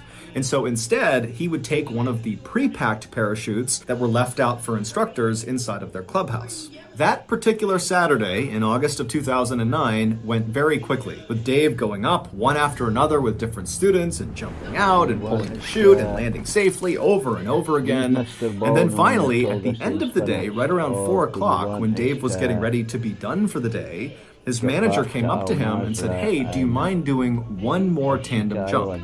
And even though Dave was really exhausted, he's dripping sweat, it's super hot outside, he'd done 6 jumps that day, which was a lot, he said, no problem.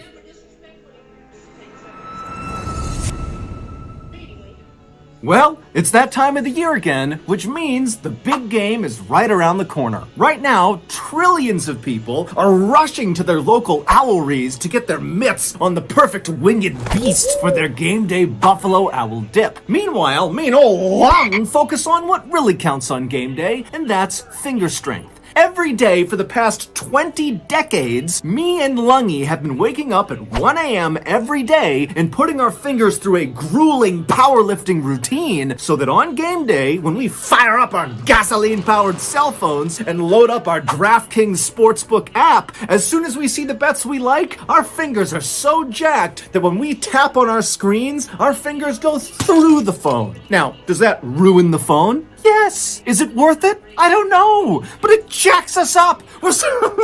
Now, does that ruin the phone? Yes.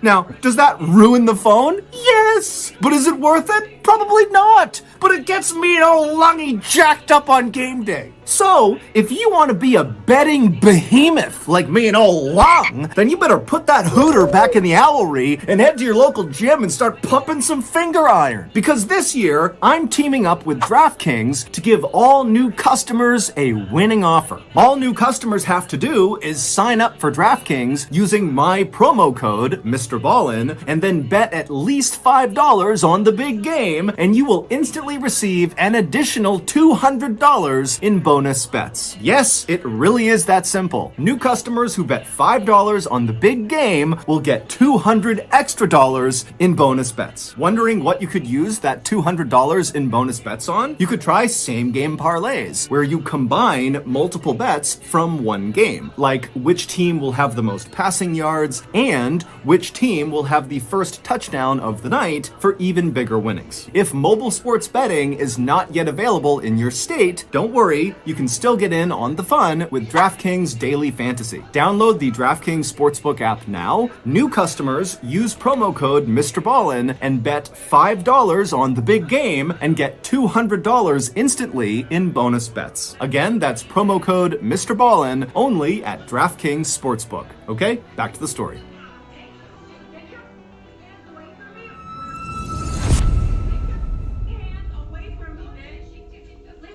And so the manager introduced Dave to a short blonde woman who was visibly nervous named Shirley Diggert, who was there to celebrate her 54th birthday by skydiving for the first time. Her husband, her son, and her 3 grandkids were also there to watch her from the ground and take pictures, and her other son, who was celebrating his 30th birthday, he too was going skydiving. As soon as Dave walked up to Shirley, he grinned and stuck out his hand, and he made the same kind of corny joke he always made with nervous first-time jumpers, and that was, don't worry, you're going to be just fine, you're going to be strapped to me, and I'm not about to let anything happen to myself. And so Shirley laughed, and she did seem like she was a little bit at ease, and so Dave patted her on the shoulder, and then he walked over and he grabbed one of the pre-packed parachutes off the wall. These chutes actually contained 2 parachutes inside of the backpack. There was the main chute, which typically is the only chute that gets deployed on a jump, and then there was the reserve chute, which is a little bit smaller and is not normally used unless there's some sort of emergency where the main chute fails. After every jump, because the main chute has been deployed, it gets repacked and stuffed back into the backpack. But the reserve chute, because it almost never gets deployed, just stays packed. And so Skydive Houston, like basically every other skydiving facility, has certified technicians come in periodically to test the reserve chutes inside of the bag to make sure they're still packed exactly right. After grabbing the pre-packed parachute doing. Okay, well, don't worry about it. Here, thank you so much for the. I'm not kidding. I'm not kidding. I am. Thank you, ma'am. Thank you so much for the gift. I bet you. Hey, peace out. I guess what? I'm sorry, ma'am. Oh, what is going on here? Literally, what is going on? So y'all went on a date and he only wanted to pay his half of the bill? Yep. I can't tell who's in the wrong because, like, at that Well, point, it's like that arsehole that got up and whacked out's in the wrong. If I got you on a date, right? On that date, you're an arsehole how the way you could see this prick. This is an entitled gay guy that thinks I'm better than I become. And if I go on a date with you and in the first 10 minutes I ken I don't like you, I'm not going to pay for the date.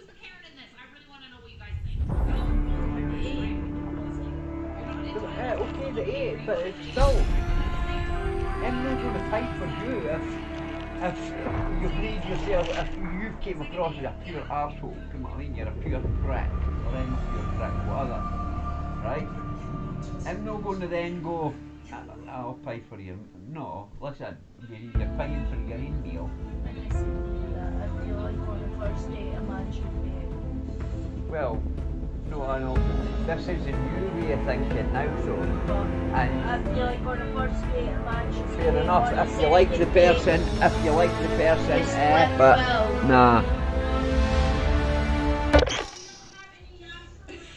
It's only 14 fucking quid, man. Get a grip. No, he's trying to say that's only a donut. But half the bill was only £14. No, it And wasn't. rewind it. Trust me. I've already watched it, baby. I know, but he was saying... I've only got £14 and that is exactly half of the bill. And the other person was saying to him, what are you trying to say, you've only got £14? $14. You're trying to say you only came out with $14, exactly half of the bill. That was exactly what he says. I think he says... But they wouldn't know that was only half of the bill. How they'd already had the bill. I see if you listen. No, but he wouldn't have known coming out with $14 that was going to be half the bill. Exactly, so he's not got $14. He's got more than $14. He's just saying he's got $14 so that he doesn't have to pay the full bill. But that cunt got up and whacked out, so he's no other option but to pay it unless he says, well, I'm not paying for it, so you need to phone the police for him. Because I'll tell you what, if that, you better believe it. I would have been like that, nah, I'm sorry, I'll pay my bill, but you need to phone the coppers for him, like. You're just an asshole, ma'am. Clearly.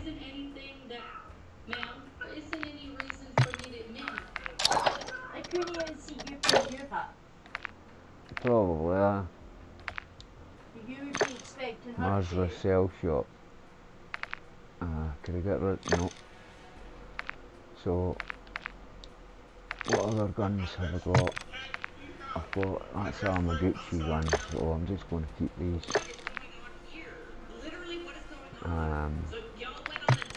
What keys have I got?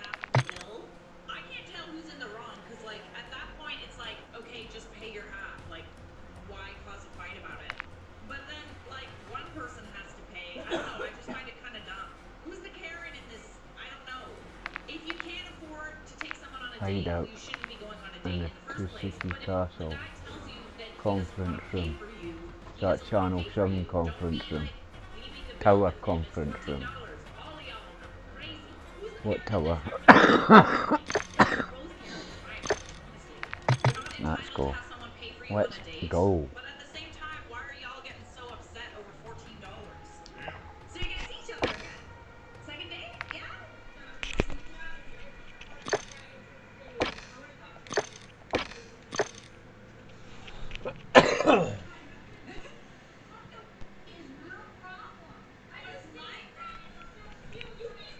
Sorry, chat, I have to turn the volume up a bit.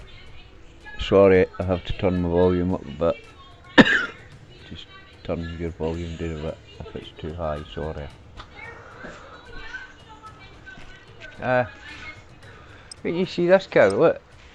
You're in a restaurant and she's expecting the restaurant to hire out yachts. Fuck off, you idiot.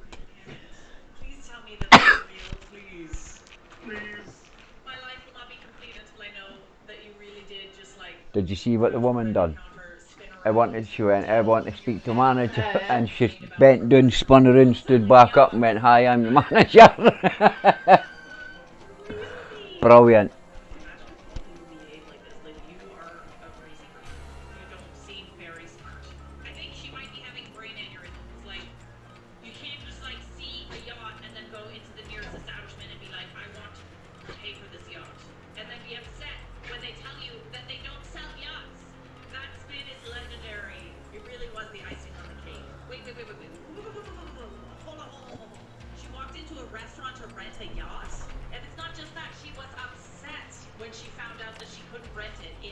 Welcome to Mazrah. Explore, secure intel, and loot to gain access to new missions.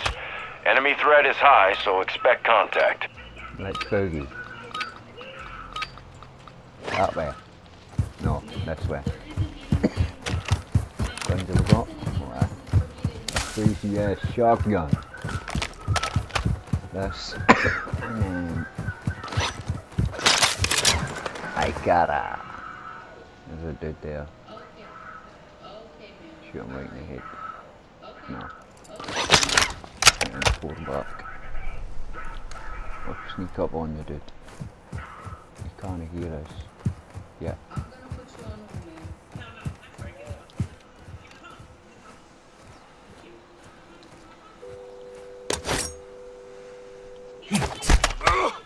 Take that stab in the face. Use my knife back. Yeah, that's what she says.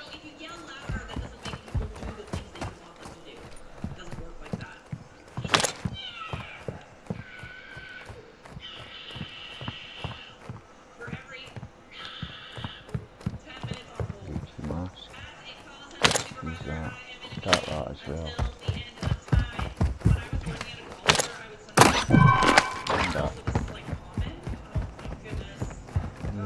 Also,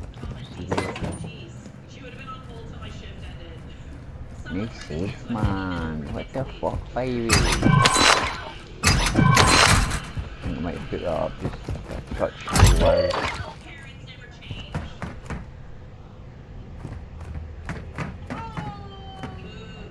Alright, that should be good. Where am I going? This way. I might have got I'm getting sick of all these LEDs.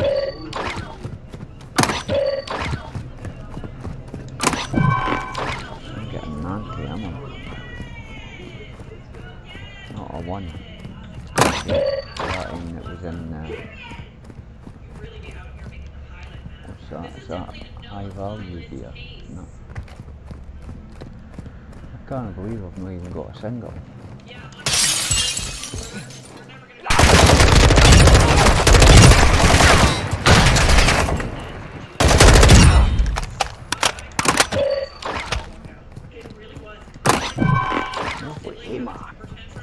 Hell and fucking sake, Christ, man.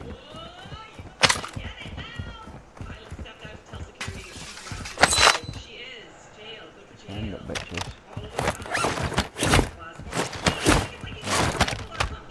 Are we waiting for this train to come, or are we running towards it? Oh, there's a dude up there.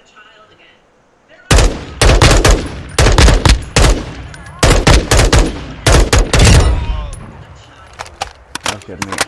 Can't see because of these fucking LEDs. Completing contracts earns you cash to buy gear and upgrades.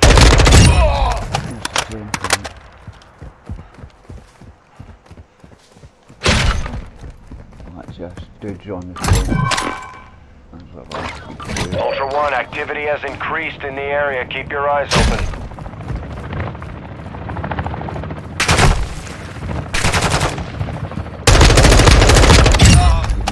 Bastard, yeah.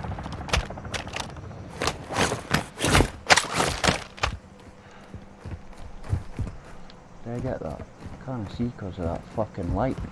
Did I miss that train? I did I? Not here it comes then. Oh dude, who's shooting at us? Job, fuck on. Listen, I'm not wanting any hassle. I'm just looking for... So, dinna shoot, mate, dinna shoot. Dinna shoot. Dinna shoot. Dinna shoot, mate. Dinna shoot. Yeah. No way. Holy shit, man. You got enough of them? Are you serious? Here you go, I send you an invite.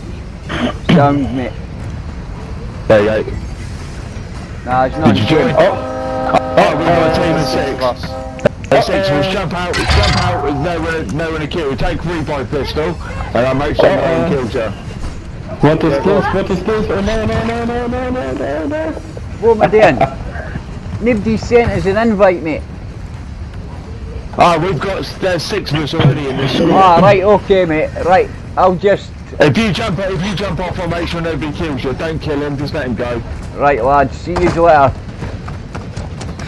Don't shoot us now. No, here, Don't be shooting now. Do we have to self-revive? What? What, you want to self-revive?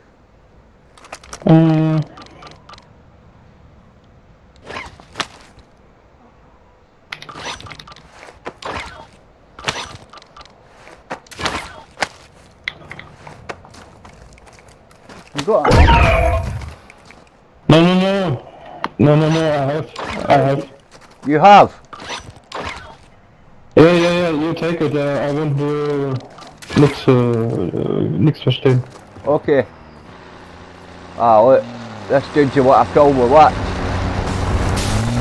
Didn't think so, mate. What the Oh, what the fuck? What you doing, you dick? Don't shoot him. Oh no, why? Why? Why you shoot us? But that's not our German friend. Is that your mate? Then kill him. That's not our... Tell him no, is he no your mate? Nah. Kill him. Kill him. Oh, well, fuck you, man. When you shoot, then kill him. Well, I didn't want to kill him in case he was going to be a good guy, Ken. He might have been a good cunt. One, be advised, an operator in your area needs medical. You want him on your team?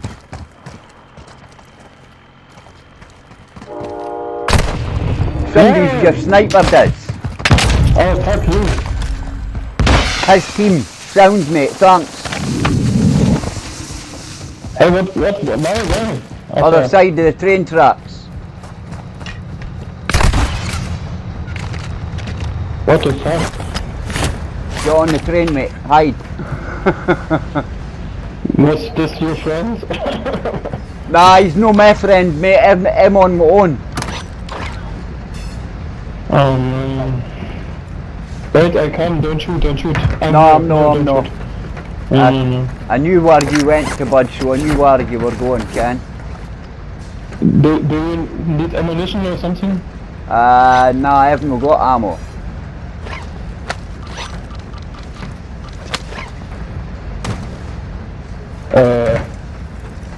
What happened? No, what the?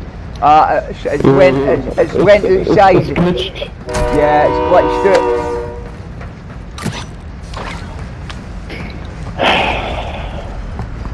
Alina? I'm just going to these other boxes, see if we can get some ammo, maybe. Oh, sorry, where is this? No. Okay.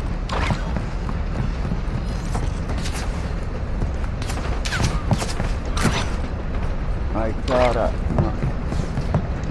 Can I ask you, mate, are you still there? No, gone. Right. What were you laughing at? It's because you meet people in the game, baby, right? And you dinna ken. You're like, you dinna ken if they're going to kill you or no. So you're like, dinna kill us, man. I know, but it's not the fast. Ultra One, activity is increasing near your location. Stay alert. You've got to, man. You've got to, though, because there's 4 people on the team, and 3 of them might know hey mics and the earphones, so there's only one person that does all the talking, you know what I mean? So you're like, didn't kill us! And he's got to tell the rest of his teammates. It's mental, man. But it's a good laugh, it is.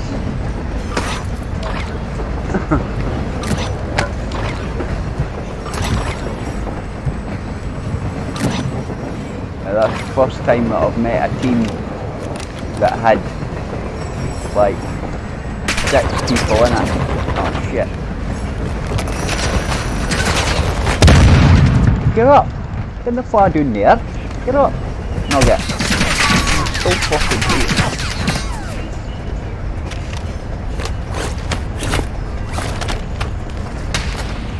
He's got a sniper, you dickhead. Oh, I've got a sniper.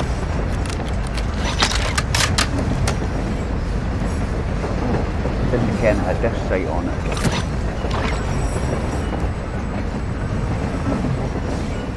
Ultra One, we're seeing increased activity in the area. Stay sharp.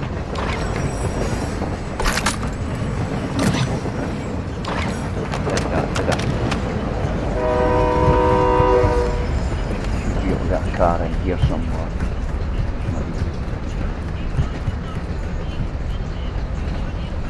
Is that Shadow West?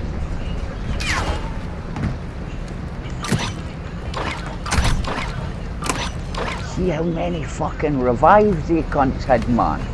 He just kept on throwing out revive after revive after revive, man. It's like, ah, what the fuck? He's a couple of them, mate, can't you? Right, hold on here. I need that. Get out of there. In here. Listen, I'm not wanting any hassle, lads.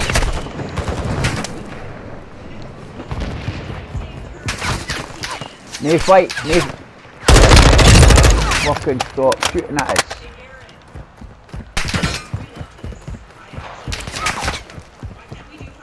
Stop shooting at us. I'll turn around and kill you again.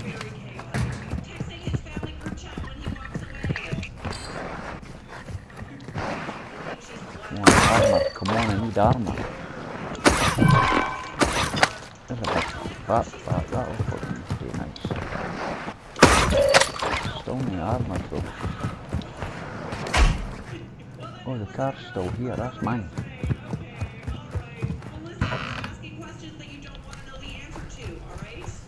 I got the key for here.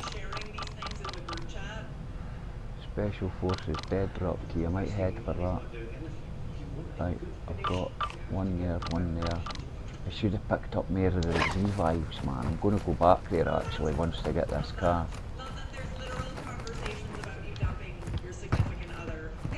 Come on, scumbags, where are you? Why did I get out? There.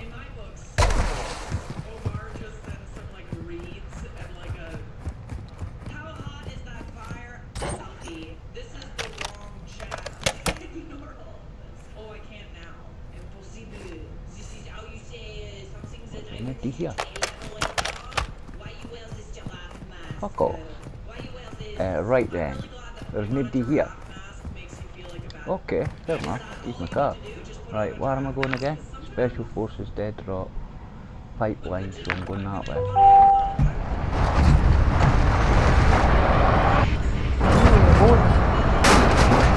Right, that's somebody just goes bang. Headshot. Yeah, see what I mean?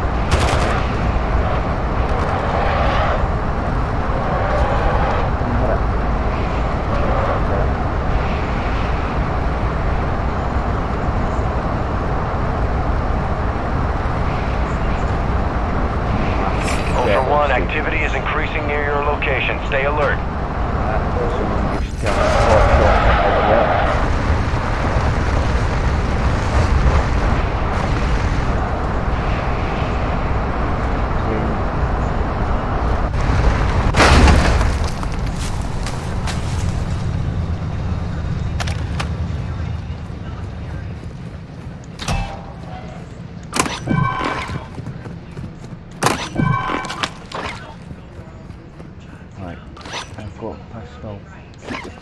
No getting rid of that.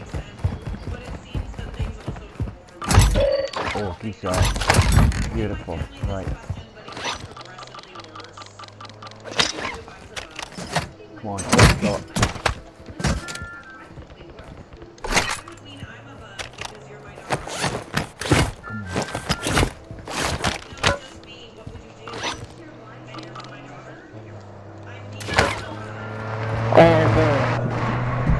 No, you're not getting it, it's mine.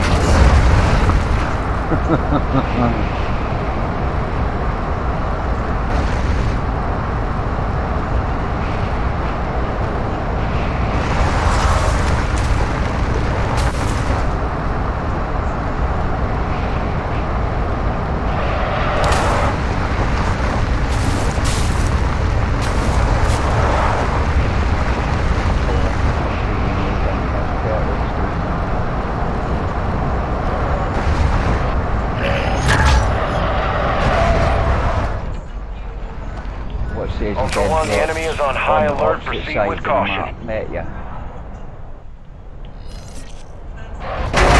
What is it with this garage?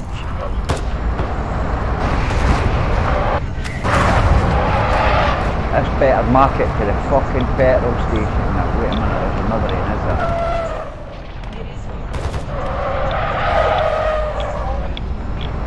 Ultra One, that area contains high amounts of radiation. Use your gas mask and move fast. I'm not going to go near it, don't worry. Go near it, get a bit fucking electric. Come on. Heard the team a minute ago.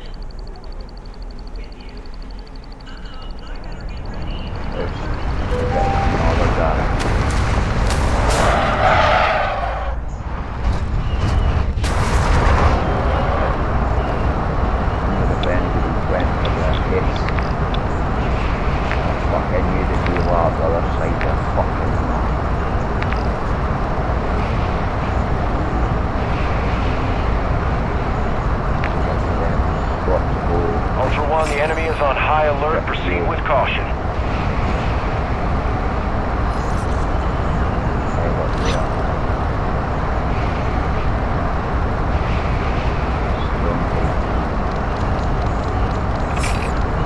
Ultra One, activity has increased in the area. Keep your eyes open.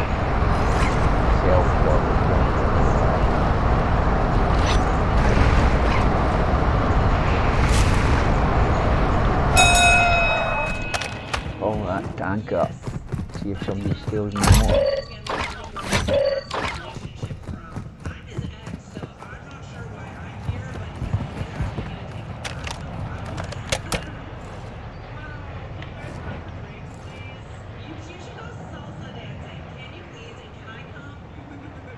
Oh, I don't like this site. I really don't like that site.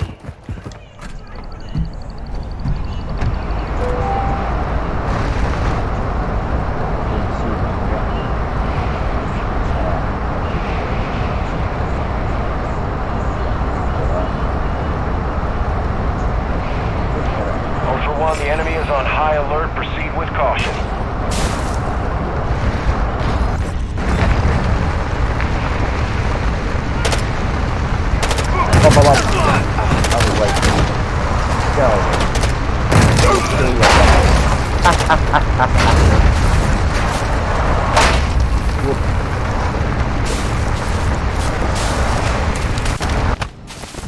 Over there. Oh, it smashed right into that wire, so we've got a bit of damage. It went to this wee thing in the ground. Enemy operators secured a weapons case. Tracking their location on your TAC map.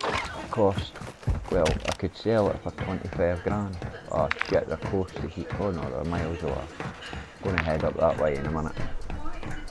Just see if we can get a good gun out of here.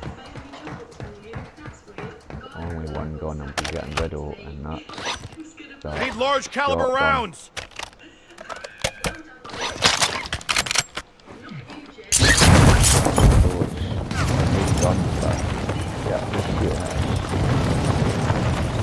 Out some distance back.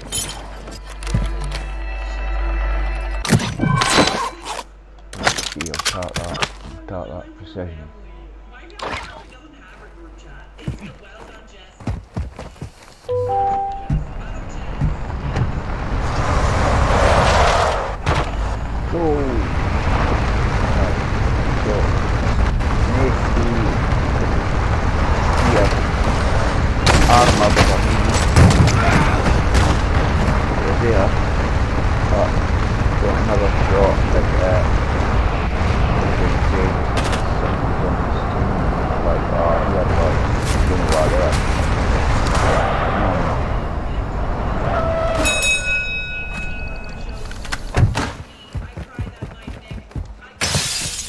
Somebody's been here already.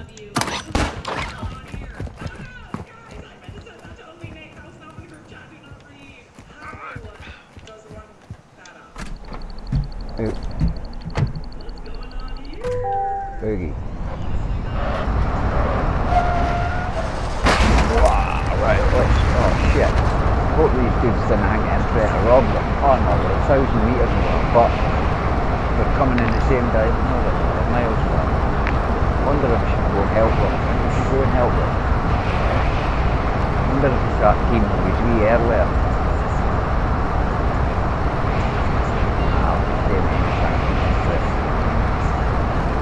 I'd rather stay in your car like that. Oh shit! Didn't mean that. Stim, that's that. Really? 2 stims. Enemy operators extracted a weapons they got case. It out. They got it out.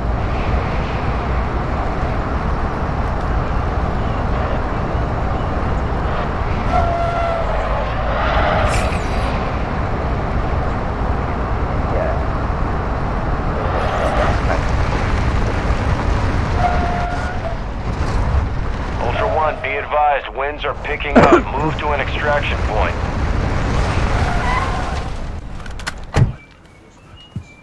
Ultra One, the enemy is on high alert. Proceed with caution. Oh, is that another key I've got? Oh. Special oh, it's a dead drop. Right, okay, I had that before. Right, I've got a 3-plate armour in here, okay. Well, it was in this one I got it. I'm getting it this time, fairly. Right, should I chance it and go up to here?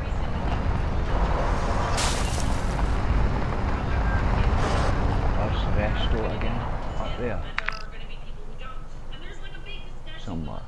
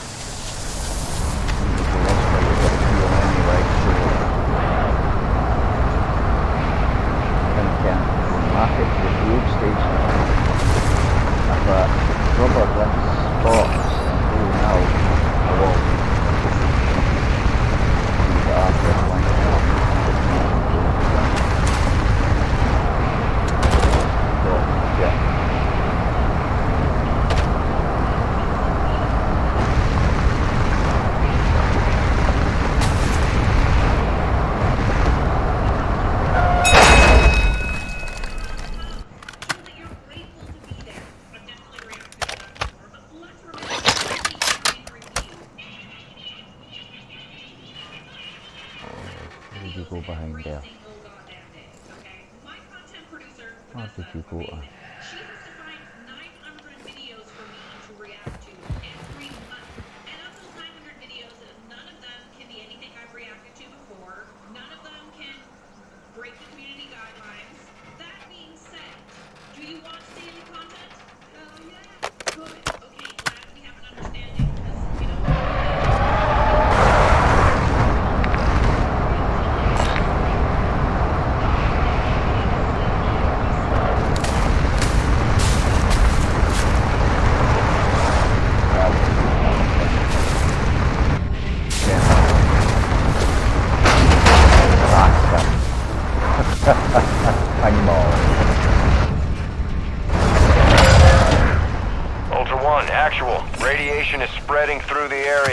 Advise moving to an extract point. And I get that shit. I'll start that. Get rid of that. What's that? Soldier. What's that? Fucking umpteen thing.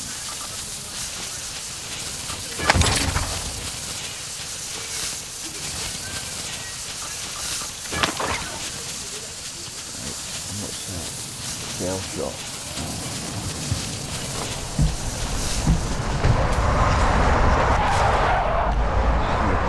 Lasting. And I said, my food.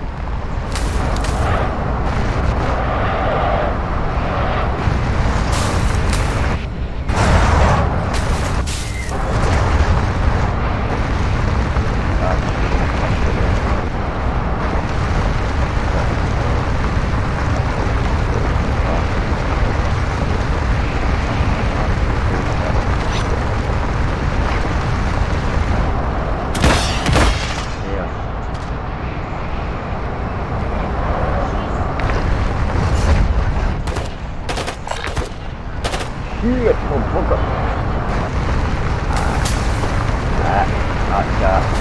Why? The enemy is on Why are high you trying alert. to shoot me, Proceed dude? with caution. Just trying to go about my business, man, and you're fucking us up. You dick. Fucking nugget.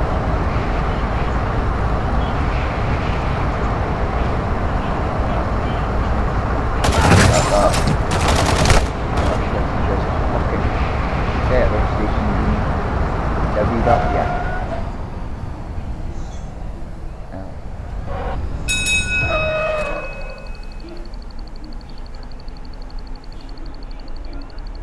Right, I'll go back. They were going X-Fill, they definitely were, like, I think.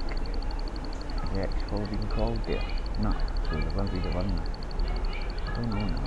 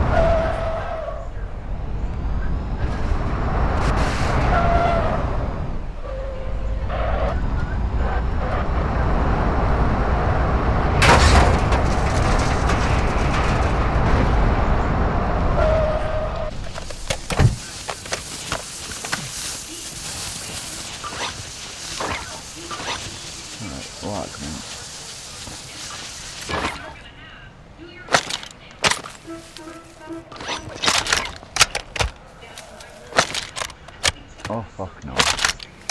Like that for my M4 and then I think so.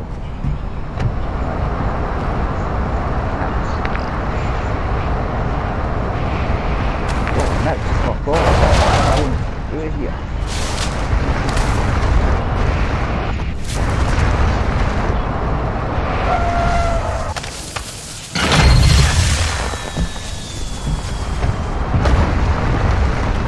This is Dino 4 inbound for extraction. Radiation's coming in hot. Be ready to move.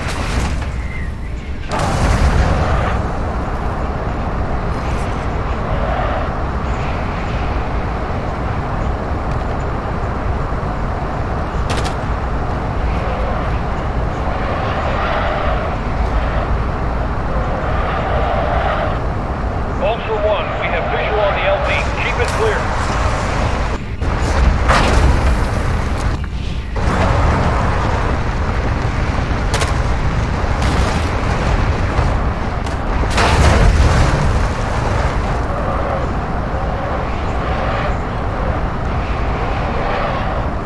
Dino 4 is holding at the extraction point. Advise you get here fast.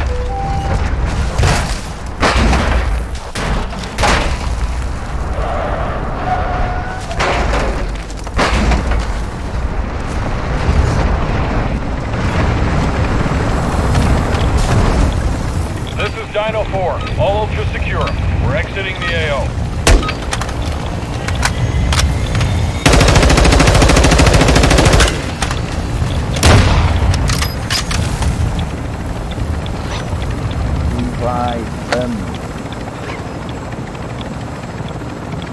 shakalaka, bitches.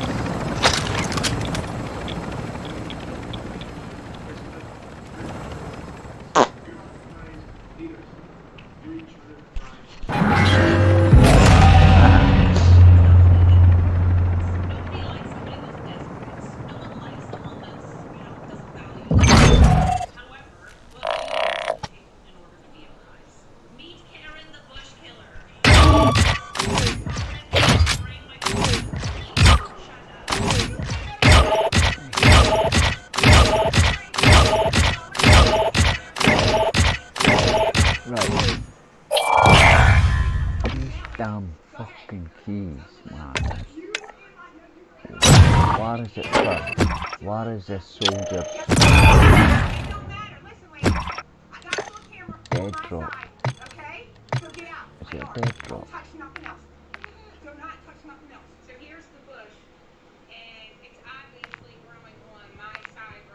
Special Forces dead drop key. Soldier's footwalker key. Need to find out where they are.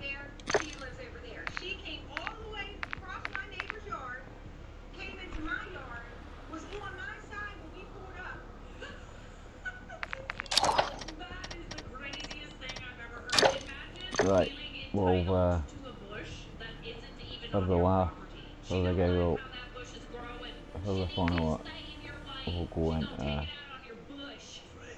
but I can't attack that off, so I have to do that, I'll bag it underground, and then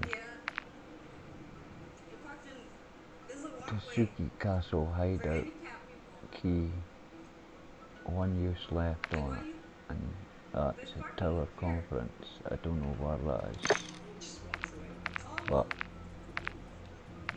no, I'm going to Mazrah because I need to find out where they are. So, who's in the chat?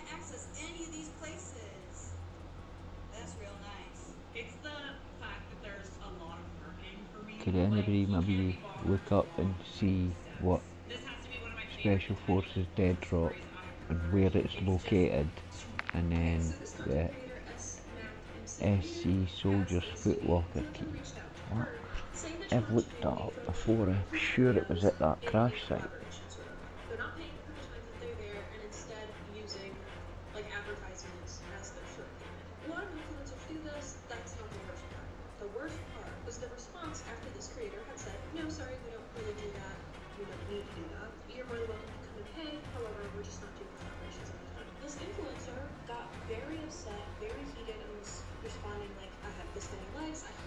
See? Wait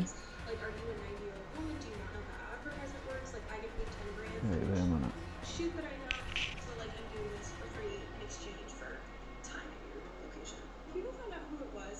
I come over that bridge over here. And this isn't the first time a fashion nerd has been in controversy. People have called her out for exploiting her child or using her child for content. I think she takes the cake, to be honest. There are a few things more entitled than that voice note I heard. Are you like 90 years old? Do you not know how this business works? I just influence that.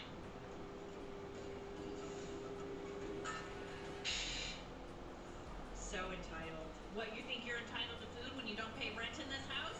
Subscribe!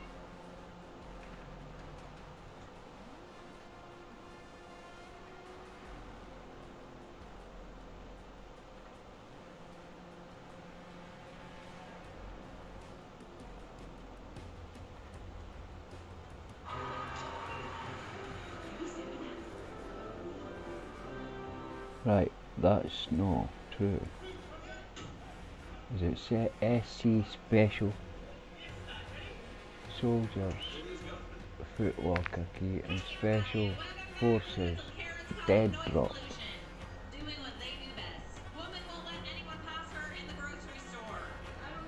SC Special Forces Footwalker, no, it's just Soldiers Footwalker.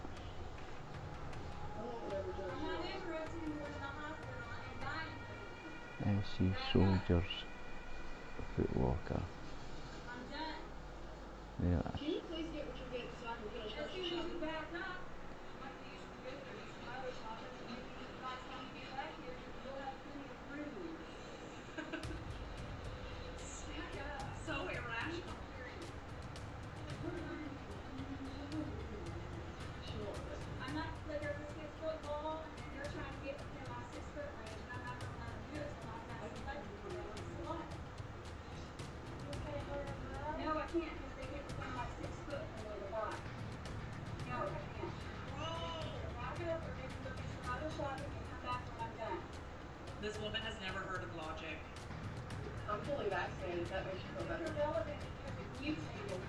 Then wear a mask.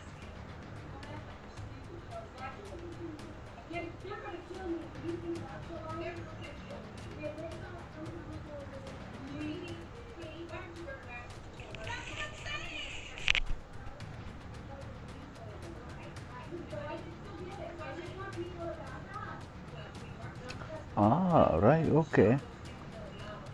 So, what?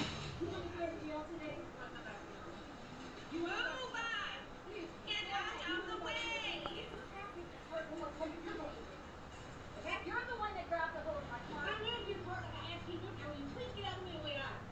You're fired. Woman has assumed the role of the manager. When you can't call the manager and the manager won't listen to you, just become the manager and fire everybody. Logic, never heard of her. Get off of my car! Are you insane? This is. Do you see my blinker? You literally cut out in front of us. You weren't even. Oh my god. Charles, don't park the car. Oh my god. Right, we can't talk anything now, so I've got to go in with these guns or destroy them, and I'm at an Mazrah, so I've got to use these keys. So, Why are you getting out trying to prevent someone from pulling in? There's plenty of parking spots, honey. I'd love somebody to do this to me. Stop it. I would. Let's just. What I would. Just get in the car, what Karen. Would you do? It's not worth it. The Just Karen's drive. got a point of proof, okay? What for? There is no forcing But you think she's going to just stand there? I'm just going to go forward slowly.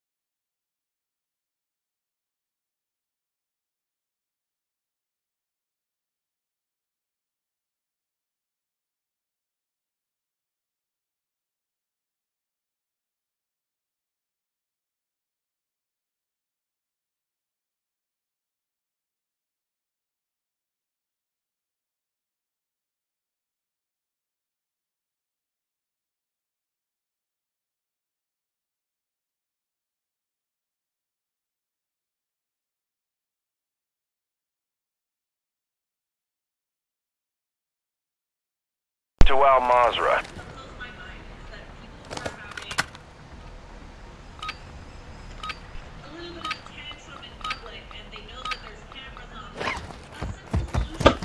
Go get up here before anybody else. Hopefully I'll get a vehicle around here as well. Yep, there's a car there and there's a car there, so just need to get up here.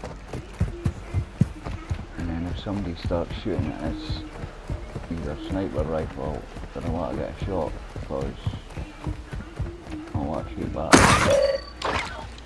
And then I'll get him now. Bastard, he moved. Right, James, you're fucking.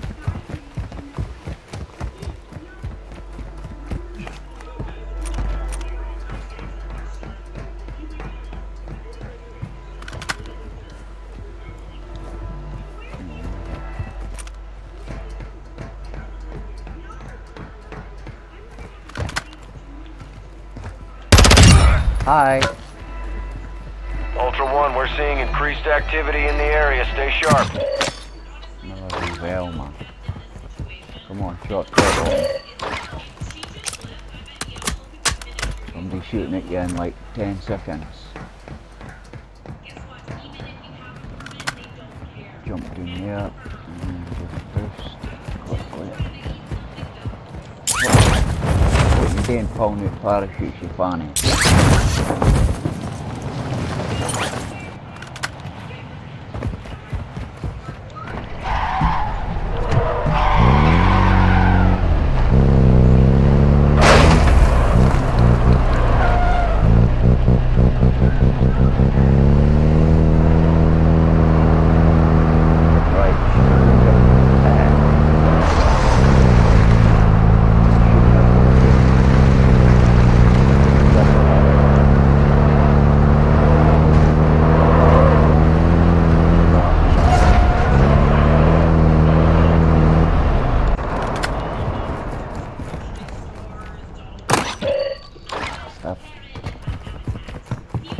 Come on.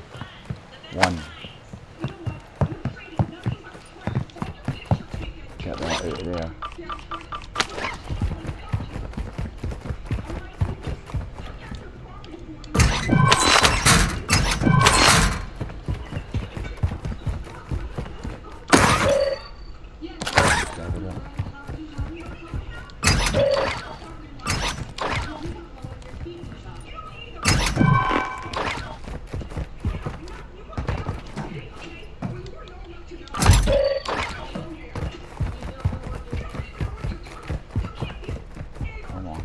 Car better be there. Oh, 3 bombed her on. Give it that. I wonder if I can get the M16. Ultra One, completing contracts will earn you cash to use at buy stations.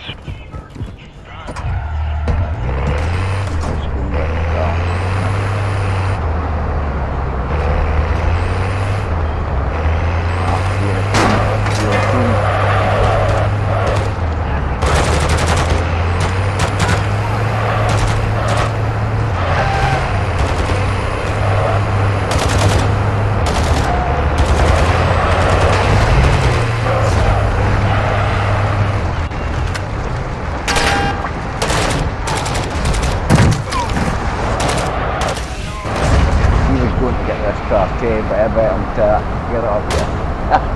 How do you like them apples?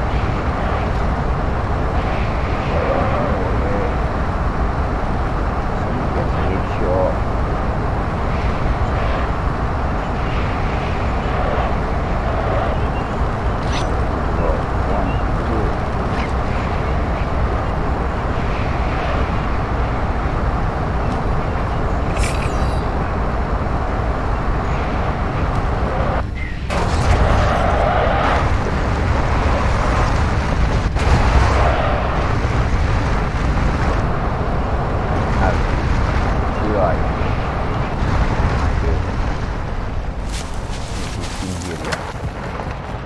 Get one in here. I wouldn't bother going upstairs. And there it is. Because if I hang about in there too long, somebody will start this. Ultra One, activity has increased in the area. Keep your eyes open. Other than the helicopter. Fastest way to travel.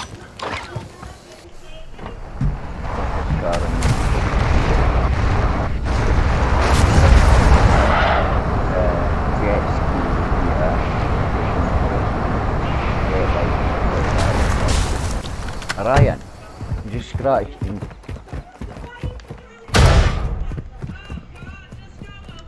All Ultra, we're tracking a heavily armored target with a weapons case. Marking their location on your TAC map now. Advise you intercept, but it's your call.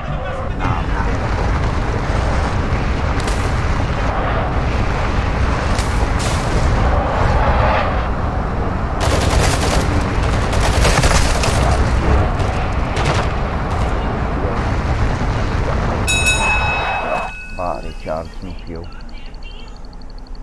Right, they're sneaking up on us. After jog on.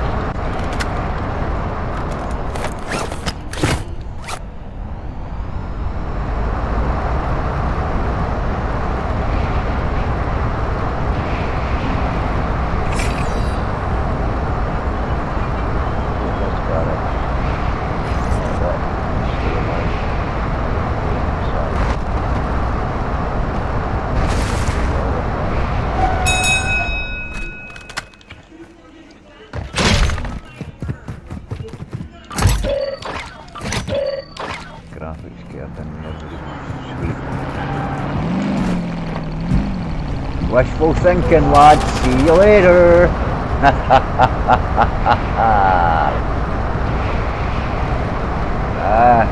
Here.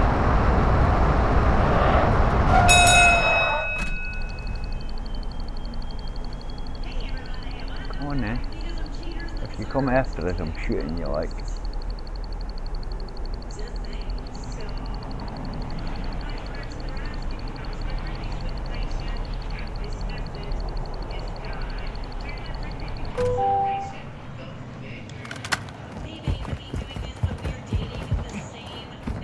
Bastard, he was in here. Somebody else was in here and the truck got blew up. Right.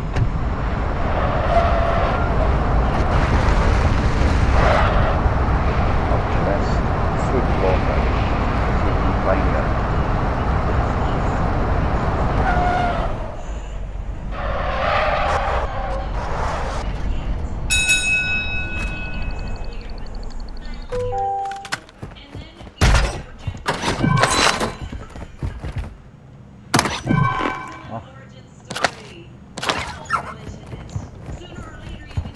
Actually, now I've got two of them, I can put one there. Let's get it.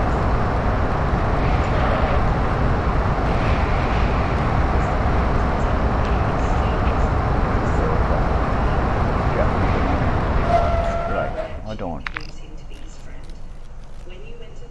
Is it there? Or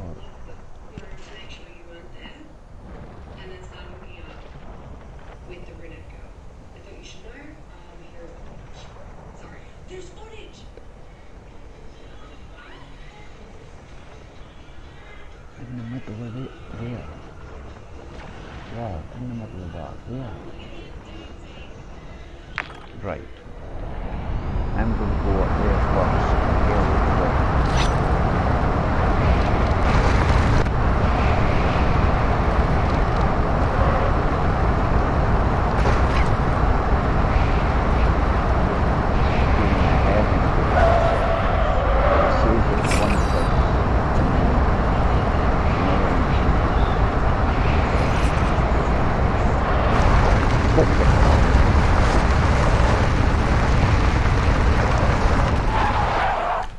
Right, have a look at that. No, that's not the same crate.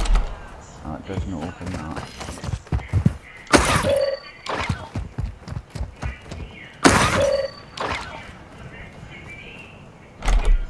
It doesn't open that. It's SC Special Forces Footwalker key required. And that Special Forces Dead Drop key. And you need two. Where's you need two?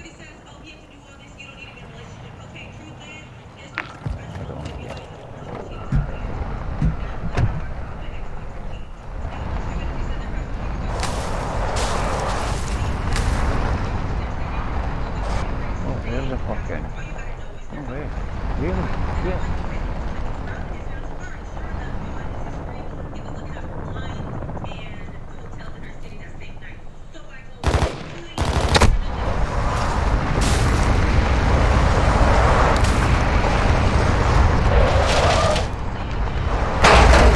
Hey. Park it in there then. Headshot, mate. In there as a backup if I need it. Oh shit, trap.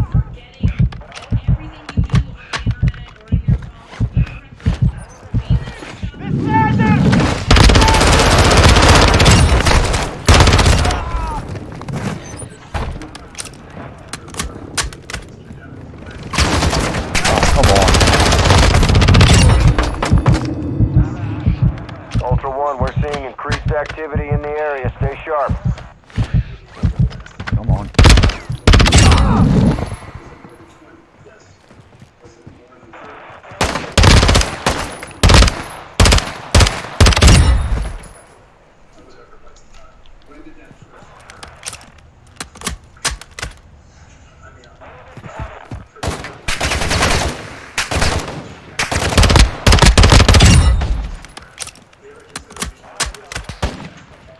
What are you?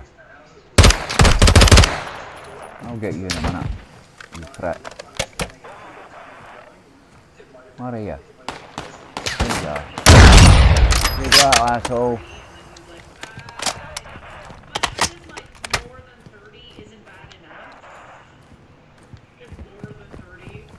Oh, mate, there's not got any armor there over there.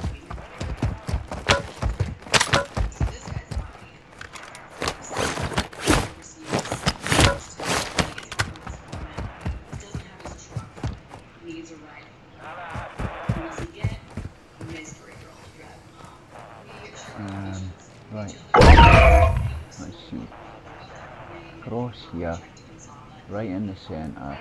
Moving here! Right there. So where is that?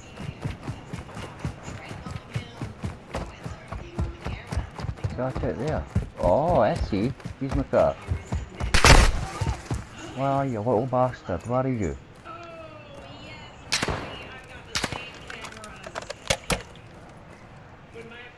Where is you, you wee bastard? Oh, I see you. That you get. There's another ring. Where are you? What's that? Where's your mate? There. What's that? You too.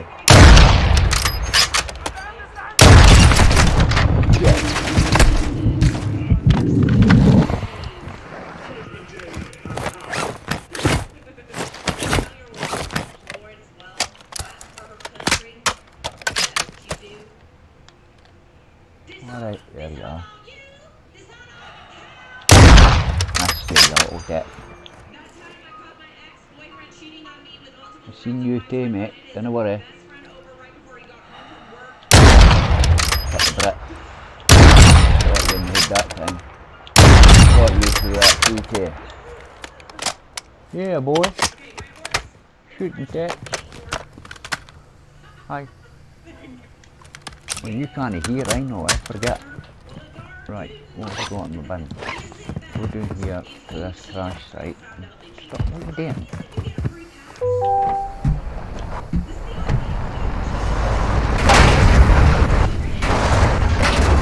There's Mary is this.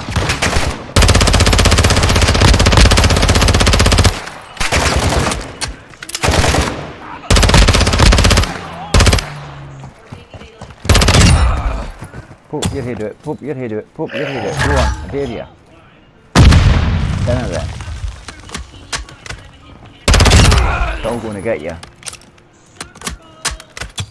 I need pistol rounds. Throwing grenades. Where are you? You're in here. Up near that. There you are. Maybe you get.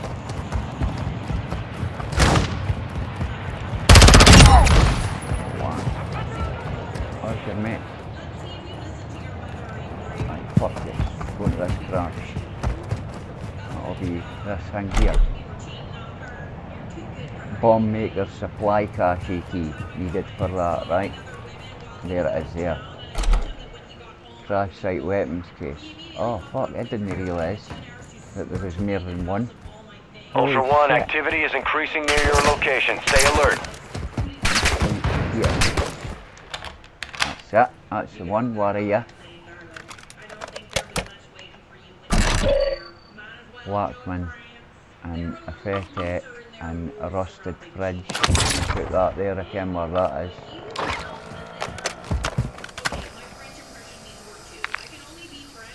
Heard the car, where are you? Right, what else is here? I see you now, you little bastard. Where's the other end? Run.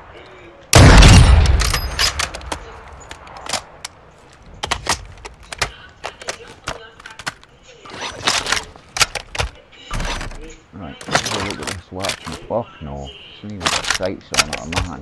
But this Fettet will be a little beast. Oh no, when it's not even got sights on it, man. Right then, that's how you. I came all the way up here for that. Oh, I'm angry now. That's got in my bin. That that and that. What's in them? Got in them there. Right. I guess I'm going down there then, eh?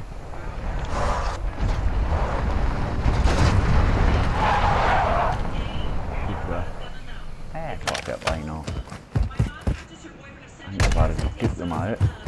Fair play the cunts that are in here.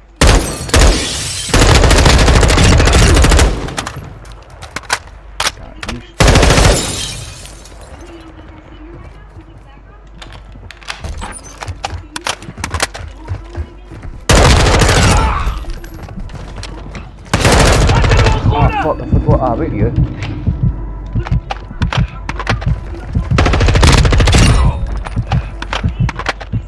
Daft bastard, why would you come up the stairs? Shit. Up the stairs. Oh, you be a rat.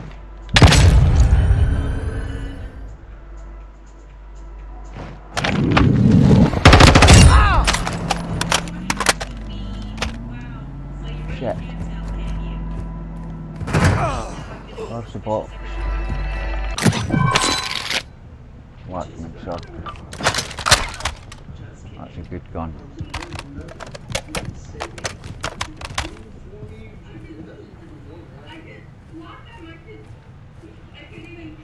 Only got 30 rounds in it, so.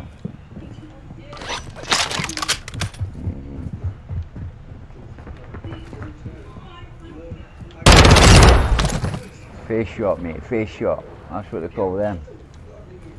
I wish I had, oh shit, I've no ammo. Right, I've not even got an ammo bot.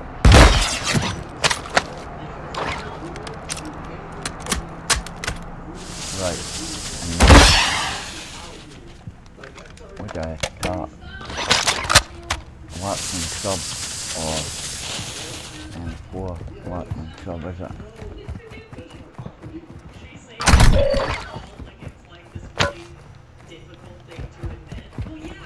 There was only one shitty box in here. That wasn't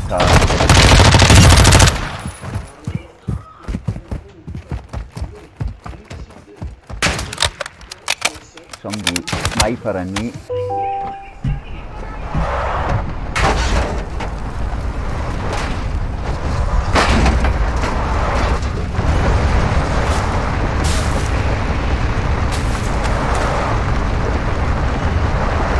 The enemy is on high alert. Proceed with caution.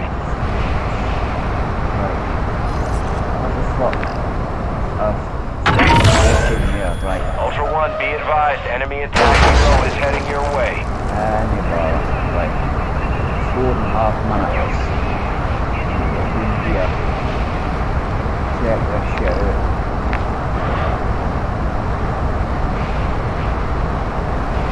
What armor?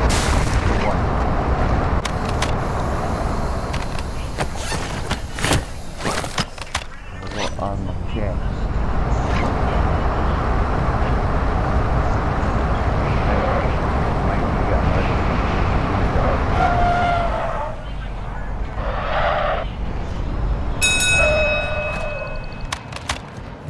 I did leave in here, didn't I? No, I didn't. Somebody's been here after it. I did.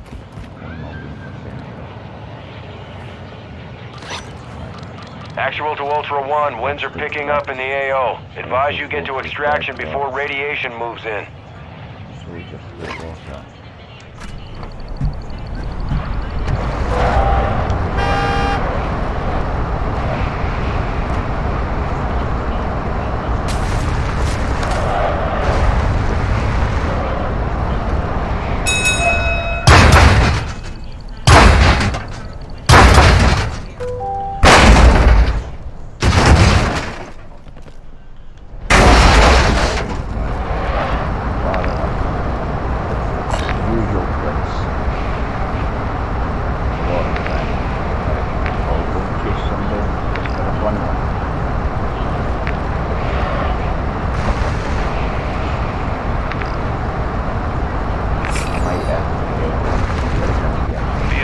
Enemy operators secured a weapons case.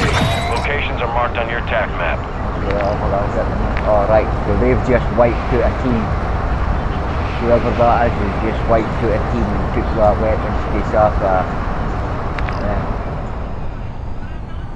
Oh, it's on the way to there.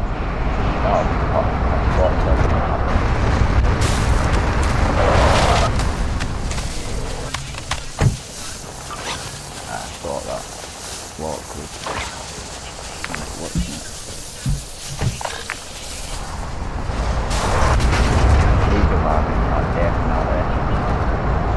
Ultra One, the enemy is on high alert. Proceed with caution.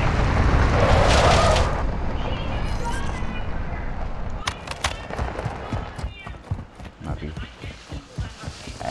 Put it right now. Oh, it's no. Holy shit. SPR. Brighton. Come on, I mean, what the fuck? Where's the last thing? On top of there. Is it?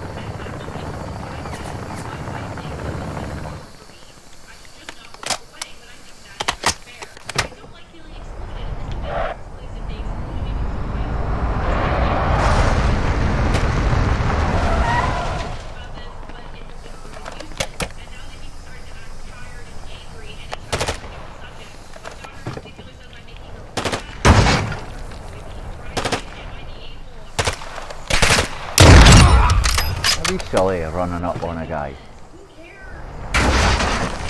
Fucking stop rolling.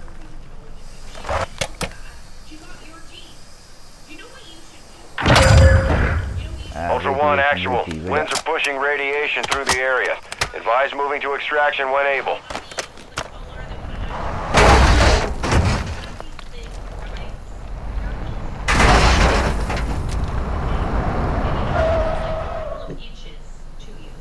Actually up there.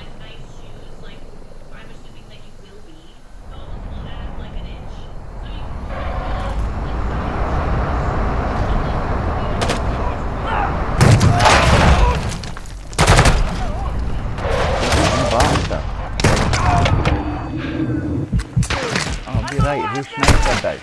Somebody's be up there.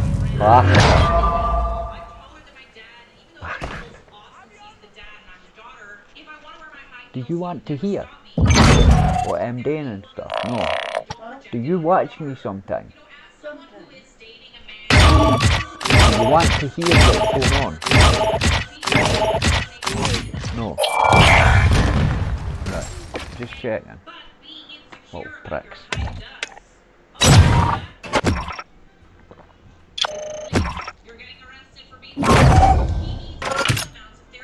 The Victus XMR.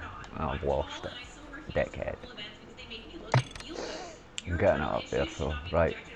I've not got that key anymore, but I'm pretty sure that Ashika Island has got the Tsuki Castle. So, I'm gonna tap the Tsuki Castle Shooter, because I've not got any art. No, I'm not going to tap it yet. I'll go in and see if I can get out the armor, at least.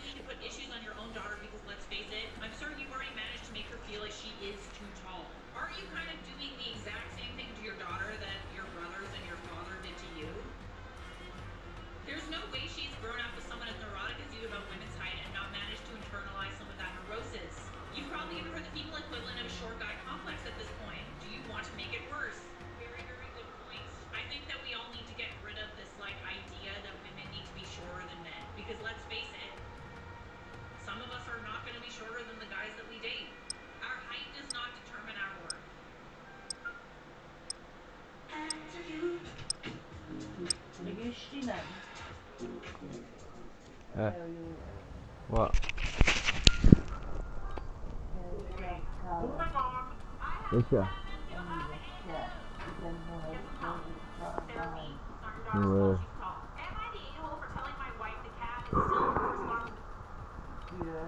The worst thing about it is you could about to say I look after it. No way. And Heather just Welcome to the DMZ. Exploring, looting, and securing intel will open access to missions and targets. Expect resistance from local forces and watch for other operators in the AO. Especially about that. Shit. Well, I waited all that time for that.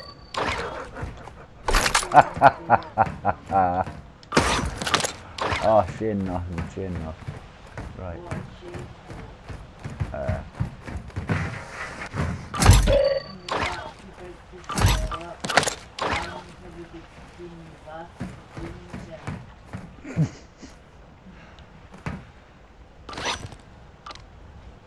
Right.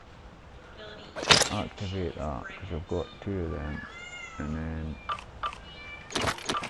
go there to it and wait for this to re-simulate, and I'll get.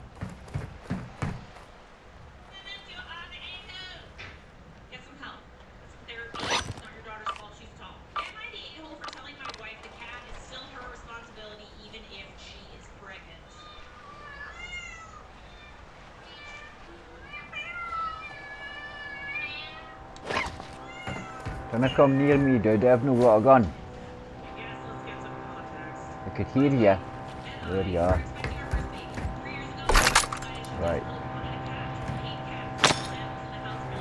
Dude, stay away. I'm telling you. I'm dangerous when I've not got a gun. Right, should I check that? I did, right.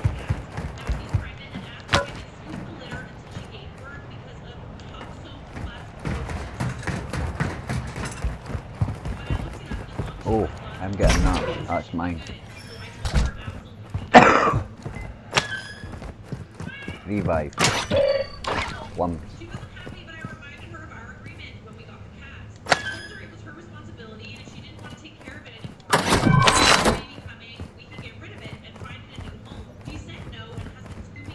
Come on. Some bar of gold or something. Just to kick off there. Hiya! That's mine because I'm getting. Where is it? I could hear it.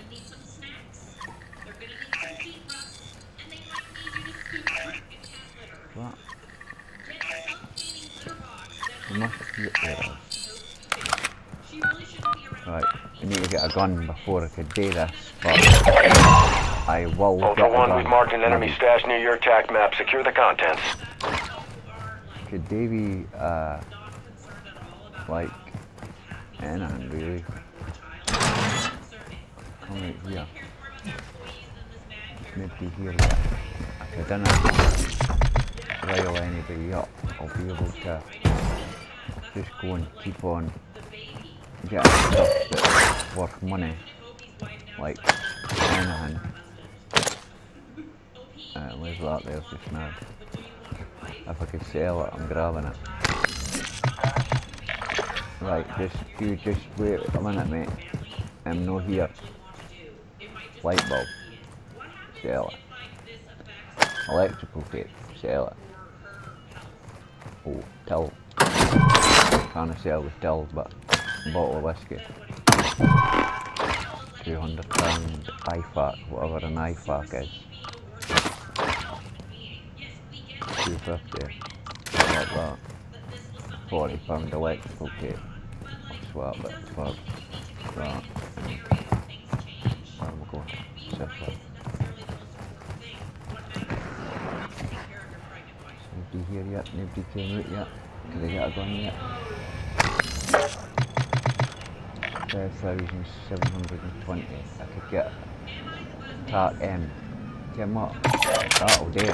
That will do for now. Right. and then we what's left. We got some armour plates for when I do go down, which is unlikely. So, oh, you're looking for somebody? Who are you looking for? It's not me, is that? I'm not doing anything. I'm just out walking my gun. You're getting stabbed in the back.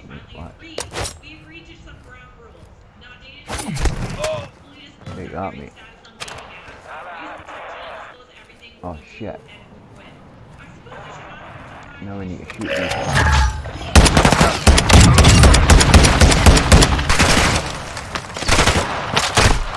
Shit! What are you doing? Hey, that's good, yeah. Smoke. House.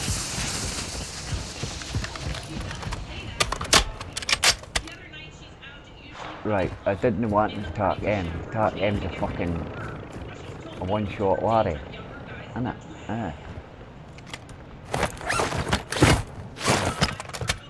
So, I wasted that money on a gun that is pure shite. Right. Oh, come back. I didn't even want that. Right. Where's that?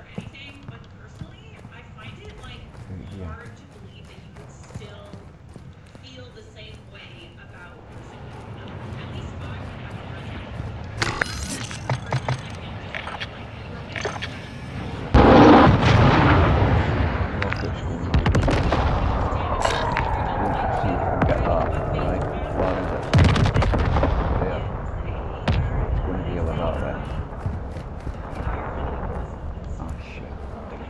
I didn't get that back, did I? Shit, so where's the next ammo station? Dude, what? Why? What are you shooting at me for? Come here. Shooting you in the face. Pop your head in that. Shut the door. There you go, you can't see us now, could you? Come in that door and I might shoot the shit out of you. Oh shit. Your gun. Keep that fucking talk in.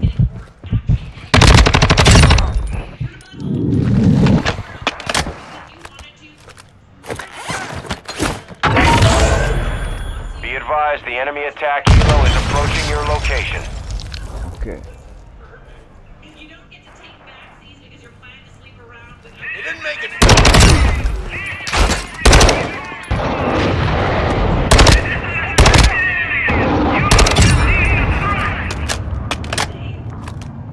Right. Moving here. Now I'm going to try and move here. Right. Armour.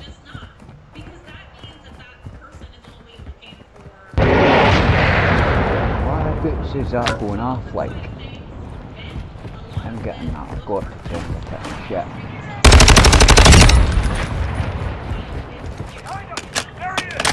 Ah, it's it's somebody else you seen. It's no me, it's another guy. Where's that box? What? Is that what I had over there?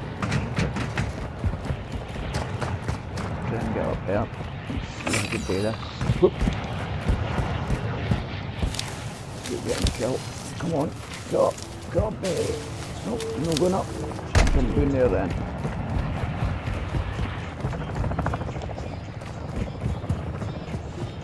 Teams, what?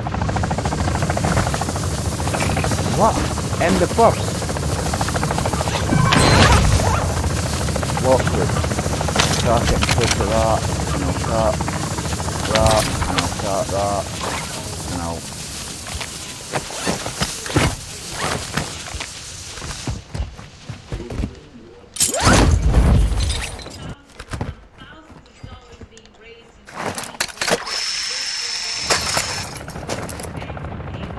And where I am or what I'm doing. These dudes are attacking rockets. I'm happy with it. So try and get to the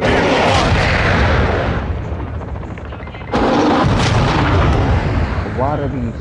Right, there's in there and there's in there, right, okay. think I could flat that. Maybe, nah, I can't flat that. Trip me with trolley.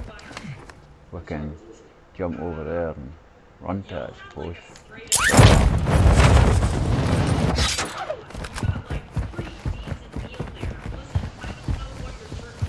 The greedy guy kicking in, watch. Shut up and keep looking that way.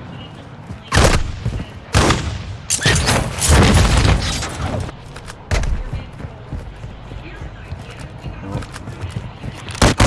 Shit. Ah, he's got.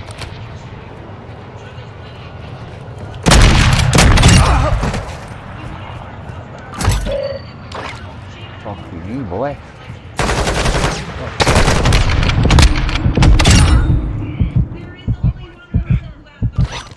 Oh fuck, I flung my stims away, man. Hurry up.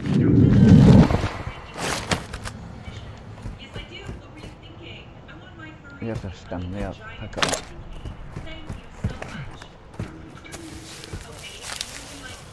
That's the Ashika, I should attack it. Right, where's this case? Clear of that. We're heading there.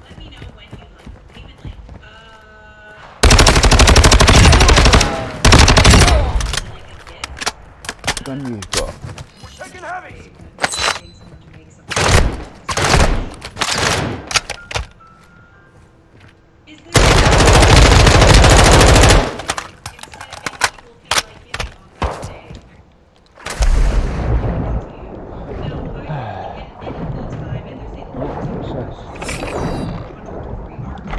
What? Shit. What, they could still see me? Oh shit. Run. What? Zahan walked in here, eh?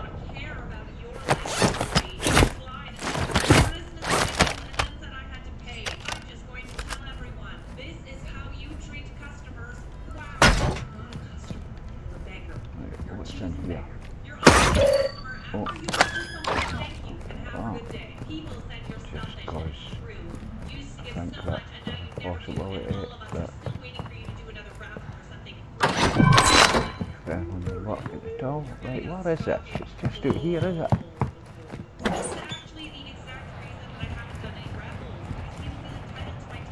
There it is there. Nobody's captured it yet. I'm the first to get it. Watch out, I might get killed. Come on, backpack, 3-plate armour, and guns. Okay, we'll attack that, and that was pretty shit. Disappointing. Right, we're going for this mission now. So we'll go and get this car. What other gun have I got? I've got that.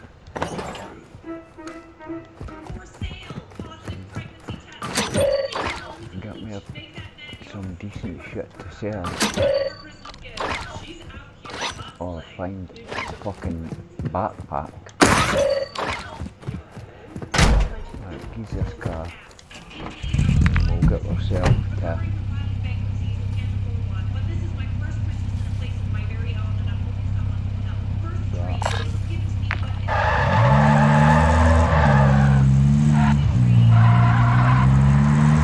Ultra One, you're less than 100 meters from the target area. Stay alert. Okay, I suppose we'll get it now then. This is what to be hardcore, is it?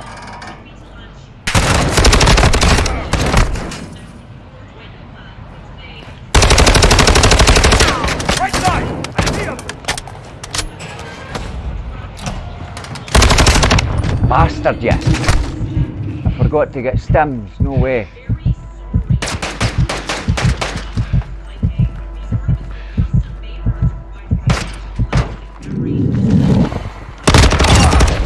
That was kind of stupid.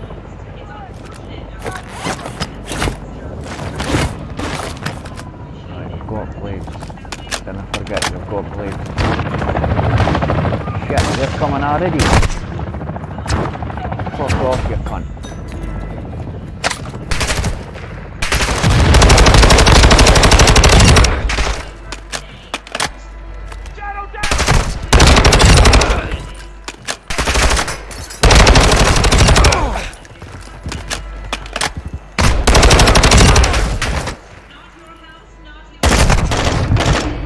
stimmed, man. Shit. One more hit and I'm done. Got a visual. Have ya? What about? Find cover.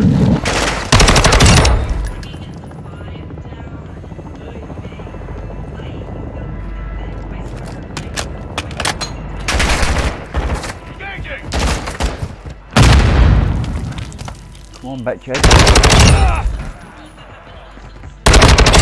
Come on, bitches. Let's have some. Come on. Complete armor. Let's rock. Shit. Oh, good. Bastard. Check your corners. Totally forgot. I've not got a revive, have I? Wonder if there's anybody left on the island. Doubt it, like, but... Well, I'm coming back for you, you bastards. Yeah, yeah. Going high. Yeah, I've got cover. Gonna talk shite, you fucking wallet. Can't believe that, man. Did you see the shooting in the ass though? No.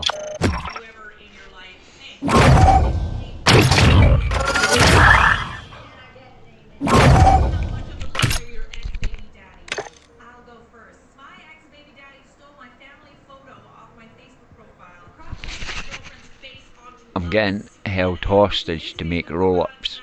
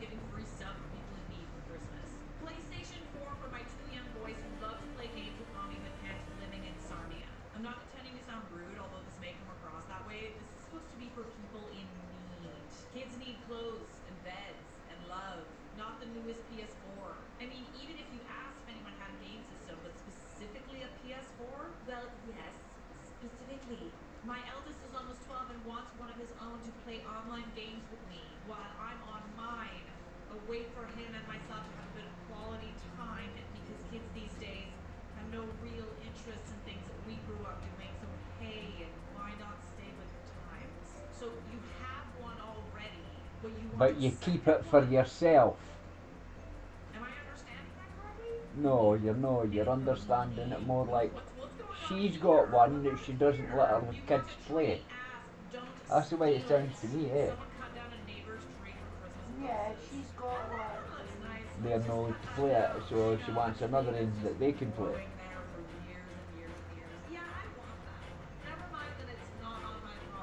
Isn't that against the law? This is the worst Christmas haul I've ever had. No POP, vinyls, no video games, no Google Play, PSN, or Nintendo Network cards.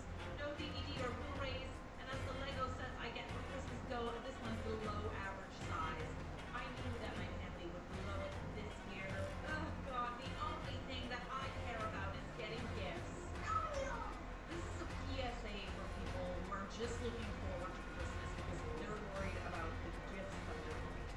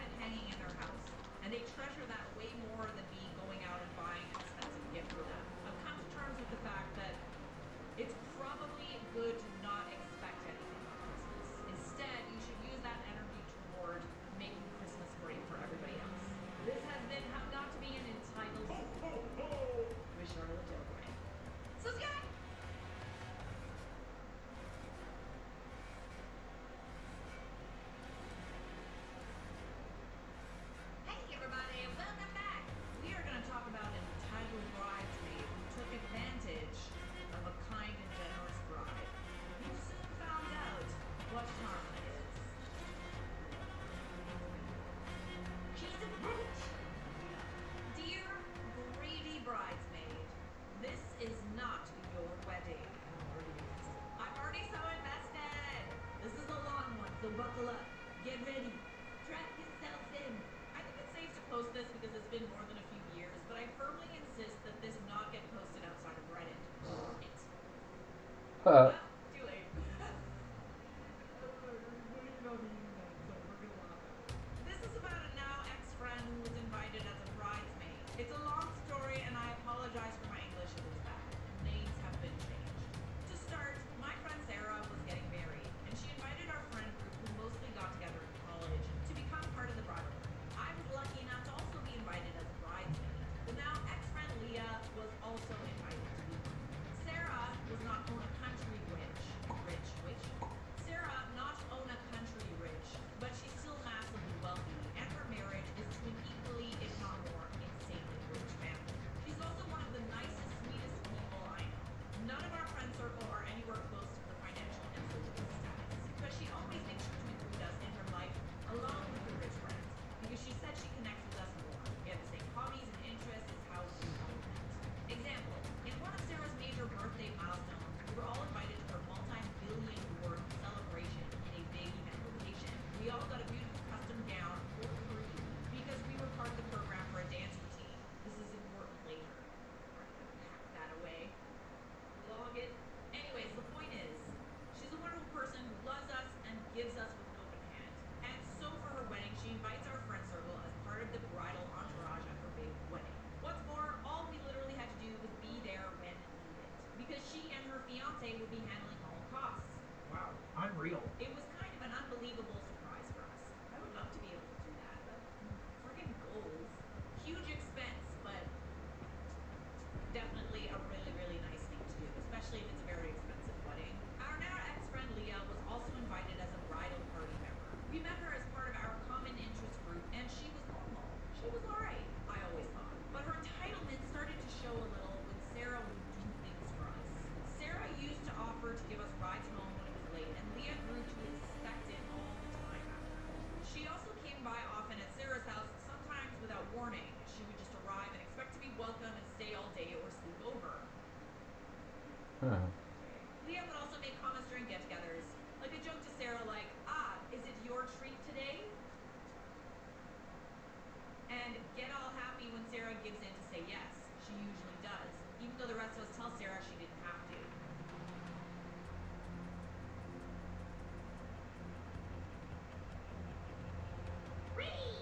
It's already so much re, and we're like 3 paragraphs in. During that birthday I mentioned, Leah was super happy to get the free fancy gown too, and would tell everyone who'd listen how she sat in front of rich people and celebrities. During the holidays, Leah would always talk about how excited she is to receive Sarah's presents for us, because she always gives great presents, like jewelry, makeup, sometimes gadgets. In the group chat, she'd drop hints of, I wish I could have this for my birthday/Christmas with a picture of an expensive thing. Scummy it up.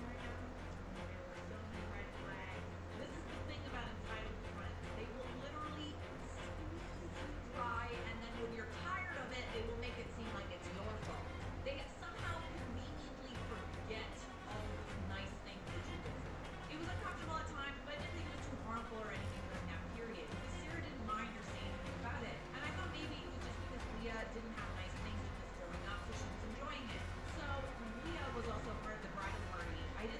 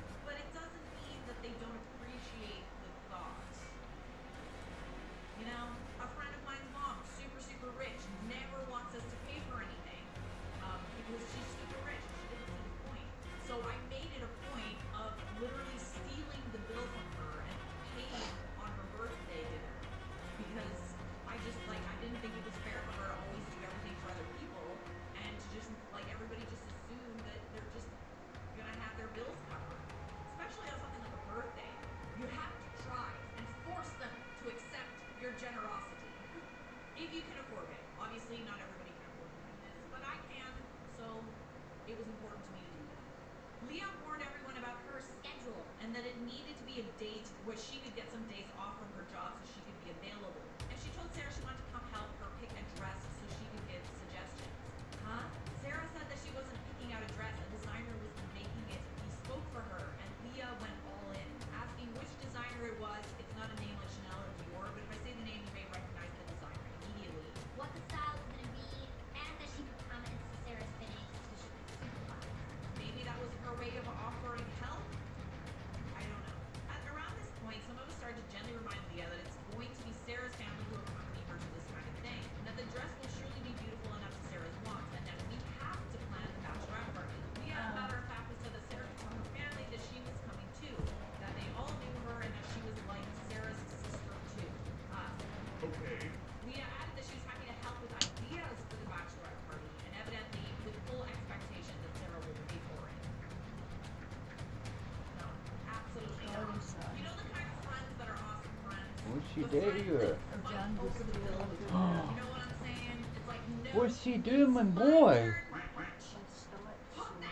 You want on this here? You want on this here?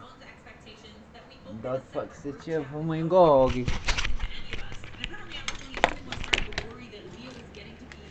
Oh, you want under the covers? You know that, Miss Weedy. Or you do it bad. I mean, I know Sarah might have afforded it all without blinking, but Leah's words and actions felt very entitled. It's something now that she's able to do it. She's not a real genius, alright? She's a person. It's still going to be, but it's still... There's the odd one that just makes you a little bit less generous, you know? Leah didn't show up to our planning meetups. She was always saying she couldn't come, busy doing something else. So we stopped asking her if she didn't initiate contact. I'd known Sarah for the longest of our friends, so I was the only one communicating with her about fun stuff she might want to do for the bachelorette. And she was very happy about that. So some of us met Sarah and her sister, the maid of honor, to talk about plans. Sarah asked if we thought Leah was maybe acting a little weird. We were surprised because she never said anything about it before. And Sarah explained that Leah had been bombarding her with messages about this wedding, when the rest of us hadn't heard from Leah much at all. About all the things that were going to happen, asking all the details of what the bridal party gets to do. Why? And if Sarah didn't answer, she'd even come by Sarah's house and wait there until Sarah came home. Let's not bombard brides with incessant messages. They're busy enough already. Her sister Emma told us that Leah acted funny around her as well, always wanting to know what Emma got to wear and do. And some side comment to say when she found out that the maid of honor got to have a different dress from the bridesmaids. Right, because it concerned the dress that she was going to get out of it. How she got to sit at a nicer table, did a different thing at the ceremony, and more than once apparently Leah made comments about her knowing what a maid of honor does. If Sarah needed an understudy of something for the maid of honor, it was just like, yeah, this is the kind of behavior where people are trying a little too hard to be your friend. Maybe she really, really loved the bride. Maybe she really was trying to be her friend. But it kind of sounds like she's trying to be the friend when she wants a rich best friend to go with her. Anyways, I don't know what Leah was actually doing all this time because she was always busy for us, but when we met with Sarah, we had a lot of planning done. Even talked about the dress each of us bridesmaids were going to get. Each gets a different style of dress, but they were all part of the same theme, and they were all bespoke. I could have cried because it easily would have been the most beautiful thing I'd ever worn in my life, and the fitting and rehearsal times days. Sarah seemed to feel a lot better talking to us because this seemed to be weighing on her for a while now. She started contacting me more, and we found out later, talking with Leah less. After one such very fun and productive day, the group chat imploded suddenly with Leah accusing us of backstabbing her. She saw that Sarah posted about going to a hyper-expensive salon with her sister for skincare and hair dyeing, and Leah didn't know about it, yeah, because it's none of your business. And that we met up with Sarah earlier in the day, and we didn't tell Leah about it on purpose.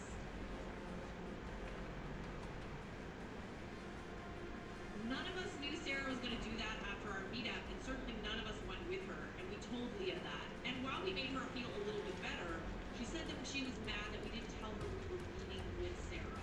We told her we tried, and she's never available, so we stopped asking. And she said she would have come if she knew Sarah would be there. Why? Because she's going to pay?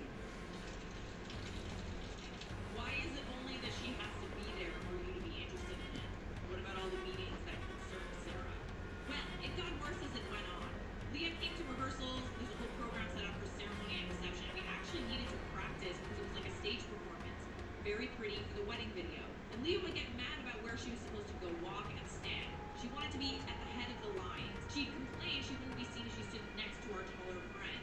She kind of whined when we got assigned our escorts among the groomsmen, and she didn't get paired up with this guy who was a bit famous as a celebrity and stuff like that. Oh my goodness. It does kind of sound like she's treating this like I know.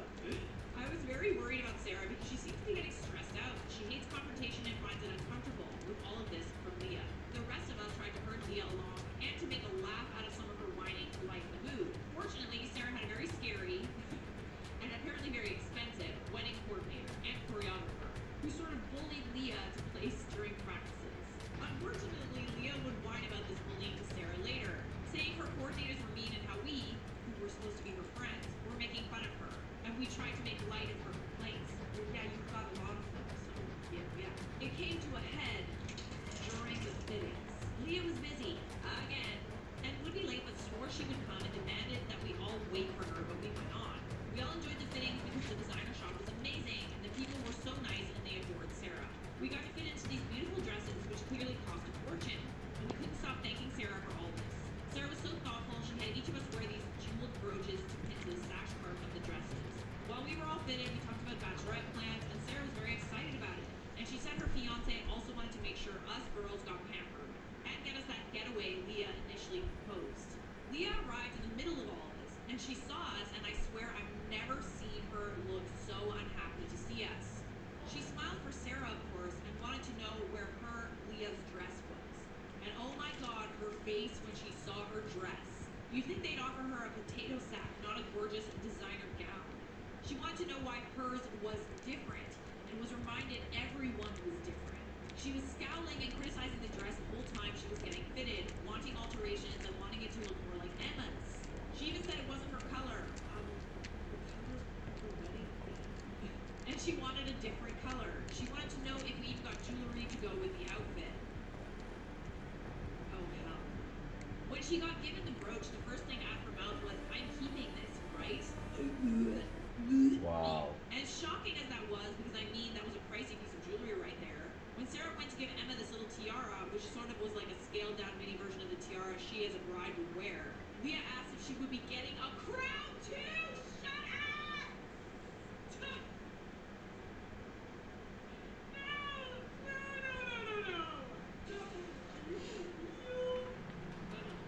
Sweetheart, baby girl. Oh my gosh, this just keeps getting worse and worse. I don't know what actually set Leah off. As far as I know, a group of us were just standing there cooing at ourselves in the mirror because we all looked so cute in our theme colors and pretty dresses and taking photos. I just know Emma made a joking comment about how no one is allowed to post anything yet, and no one can show pictures.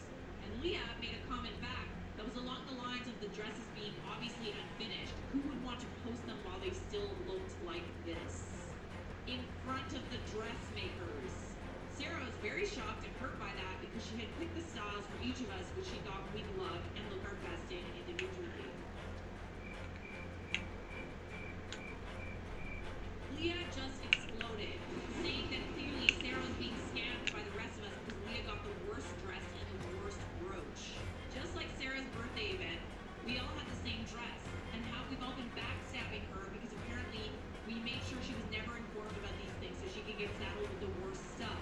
And now she's not even allowed to show people the dress and jewelry and how she has the worst spot. And we were all using Sarah. Oh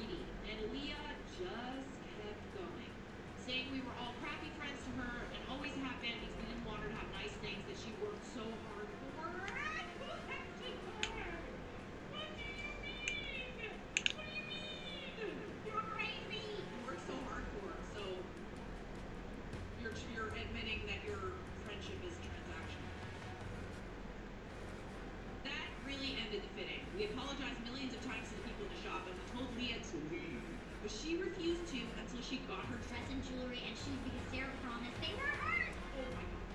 Oh my god!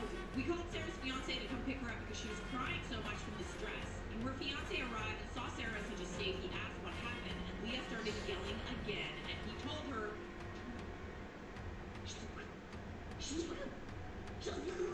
this is a guy that does not swear normally. He had heard from the groomsmen about how Leah acted at the rehearsals, and he heard some stuff from Sarah about her, and Emma had told him even more, and matter-of-factly, he said that he wanted Leah out of the wedding. Yeah, I think it might be time for that. Leah was so mad and insisted Sarah's the one who wants her at her wedding. I could barely believe she had the guts because she was talking to the groom here. Anyways, he just told her again, and that she was out of the wedding. So there, and he demanded that the shop throw her out. She did put up a fight about the dress and the jewelry, but she threatened to make a big social media post exposing all of us about the I was really terrified that she'd do it and ruin my friend's wedding and smear her reputation. And she did post. It was a friend's locked private post, so it wasn't public. But I imagine Sarah and her fiance's family threatened her with a lawsuit if she said things publicly. I'm not sure. But she was very much painting herself the victim and drumming up sympathy. As they do. All I know is none of us talked to Leah again, even when she tried to talk to us. Everything she said, especially when she was asking about the times and dates, she really thought she was still going. From mutual friends, we heard she kept making the nastiest blog posts every time Sarah would make a post about wedding prep, about our cheap bachelorette event, and even got married. Really? Because, kind of sounds like you can't afford a nicer one. You can't even afford to contribute. You're calling her cheap? She got very salty when we went overseas together. She was silent when the wedding day happened.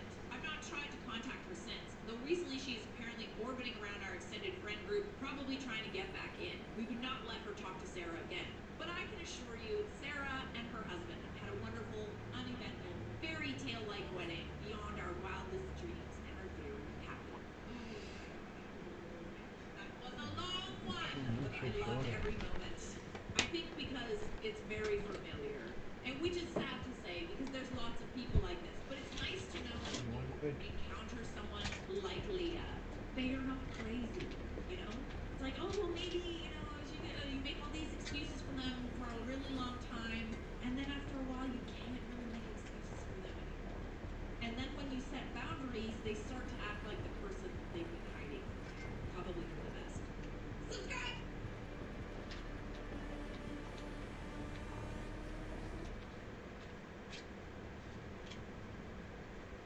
Hey everybody, and welcome back. We are revisiting a story about a bride that got caught cheating. For those of you who have already seen the first part, I will put a timestamp right when I left you guys hanging so that you can continue the video where you left off. You're welcome. Thank you. Thank you. The wedding hasn't even happened yet, and everything is already a train wreck. Category disaster. My favorite category. Okay, so this girl I know from high school is getting married. We're both 22 for reference. In our senior year of high school, she got pregnant with baby daddy A, who will be referred to as he's super conservative, parents picked her out, and she was family. She barely graduated high school. The only reason she did was because of the generosity and support of our teachers and students who volunteered to help her, which is how we met.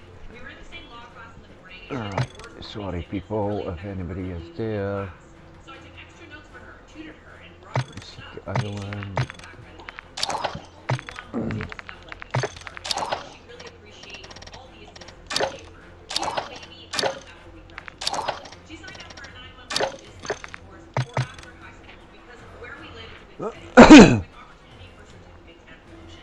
She didn't realize how intensive the course would be and had to drop out. She started working at a grocery store bakery just until she had a better plan. Adam started an apprenticeship while working part-time at a hockey rink and proposed to her literally the day of her 18th birthday. Brought up marriage because it's the right thing to do. I don't really agree with that, but this isn't about me. And she was always refusing. She started cheating on him after a while. We're all 19 now. And eventually she leaves him for another guy because she's pregnant again, and it's far more likely that it's this guy, baby daddy B, will be referred to as Brad, the father of the child. Neither of them can afford lawyers, so getting any kind of custody agreement is a mess. And then their parents got involved, and they did a 50-50 split, still not made official. She has the baby, that does turn out to be Brad, and everything is okay for about 9 months. When she finds out that Brad has been cheating on her with his TA, Brad decides to pay child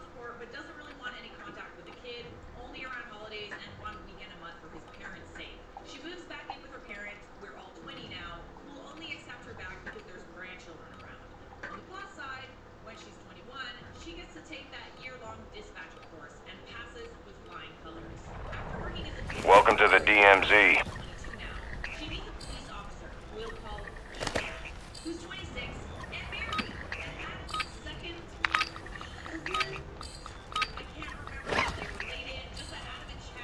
Contract phone here.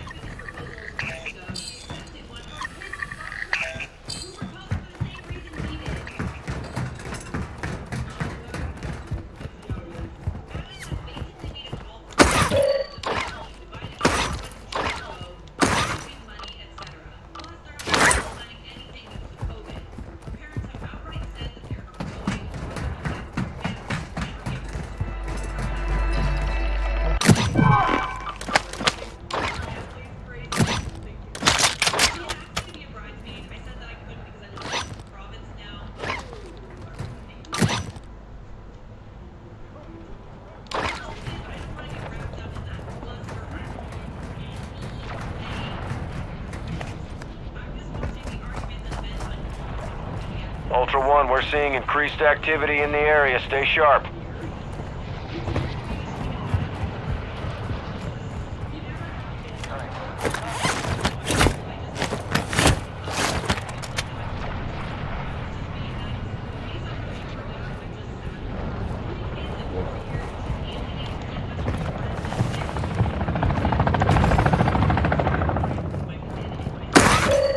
Ultra One, an operator is near your location and requesting medical.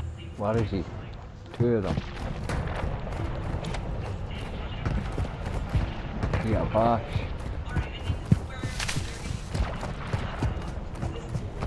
What are you doing? Wait a minute, son. One under.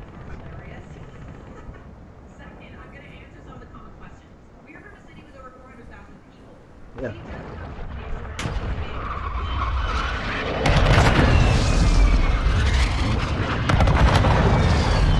Somebody got them. Somebody must have got them.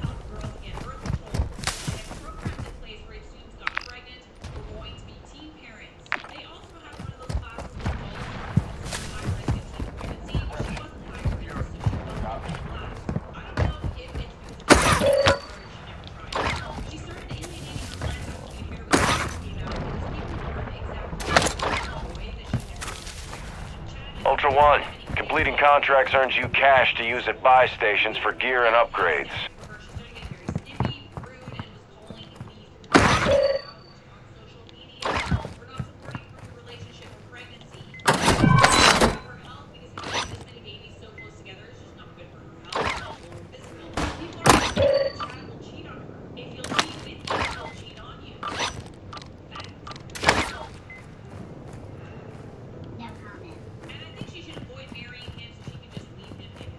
I'll give you updates as they come out, but so far it's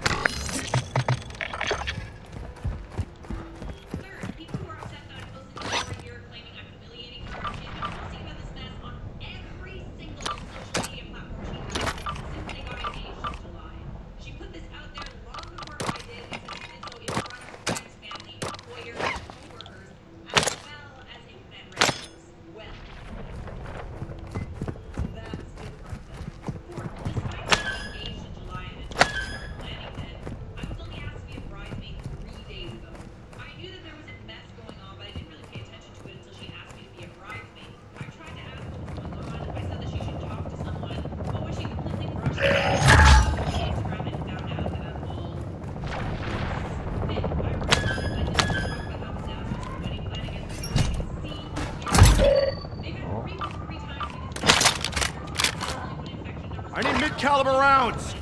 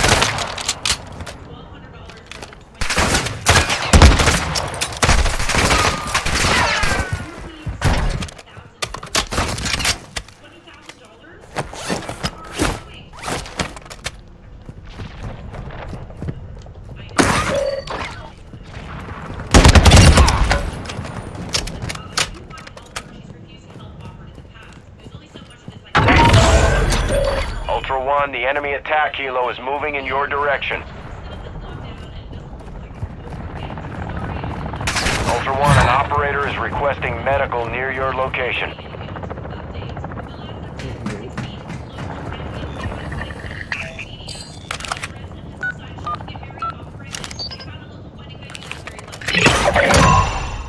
Ultra One, there's an enemy stash house near your location.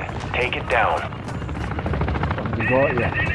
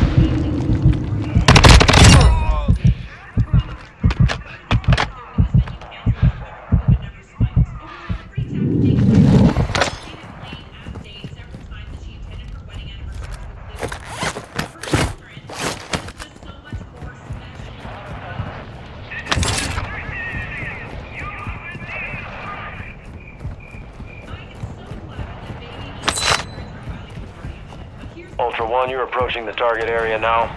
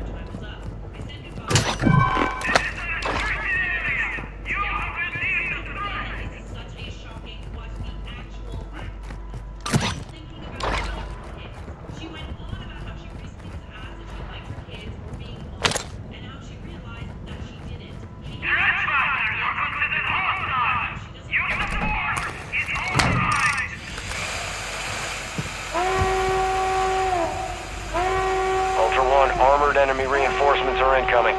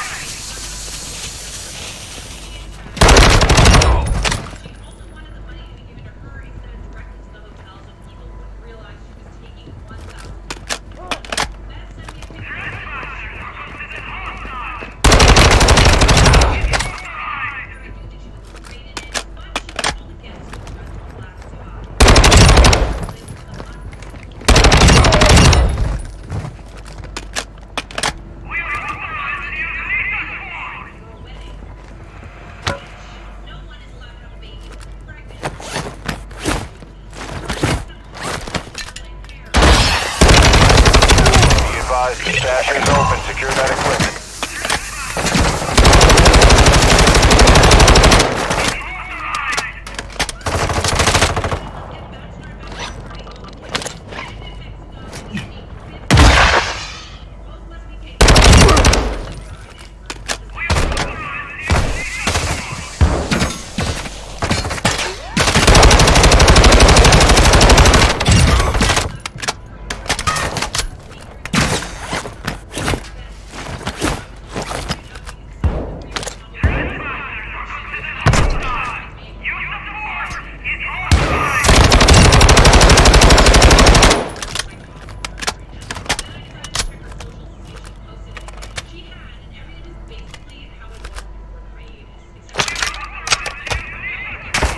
Ultra One, activity has increased in the area. Keep your eyes open.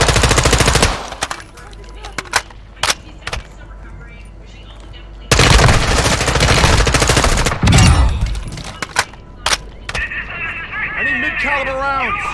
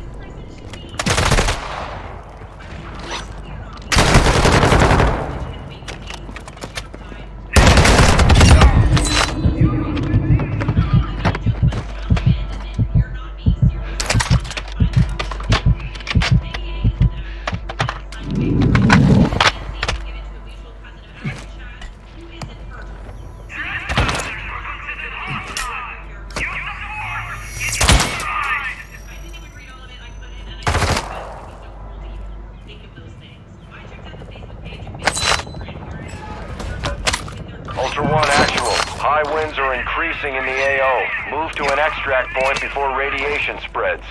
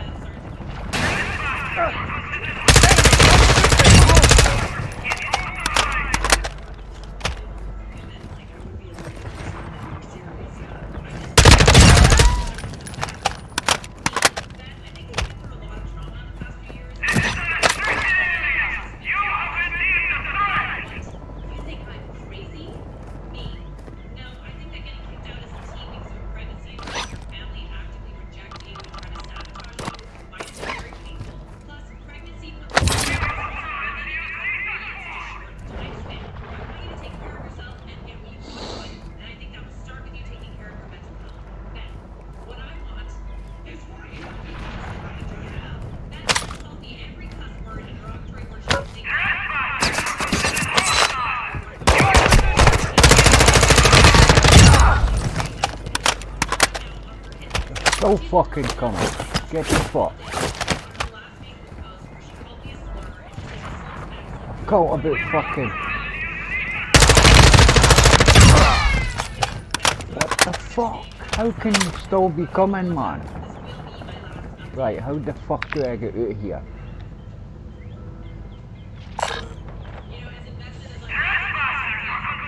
We're running in that direction. What was in there? Nothing, I know. Good lot of shit.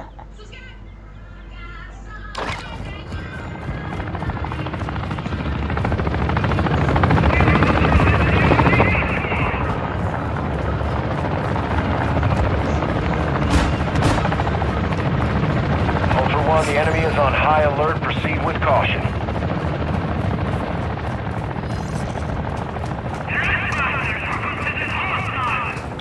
Ultra One, you're entering a highly radiated area. Advise using your gas mask, but you can't stay on target long.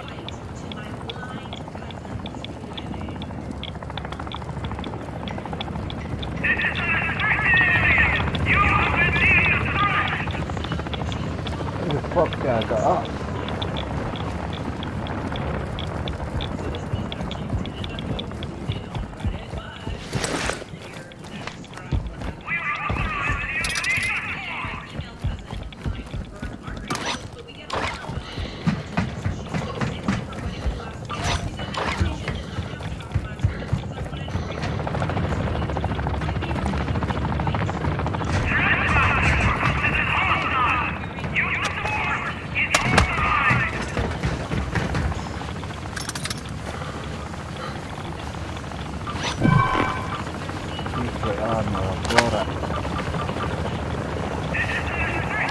I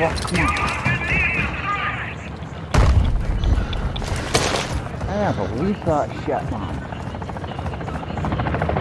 Right.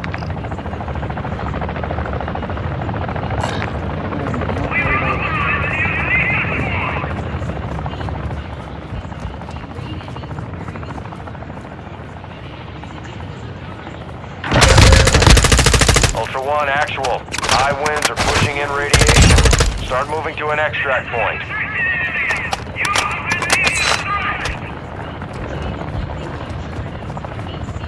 Why have I been doing that? I'm just nibbling.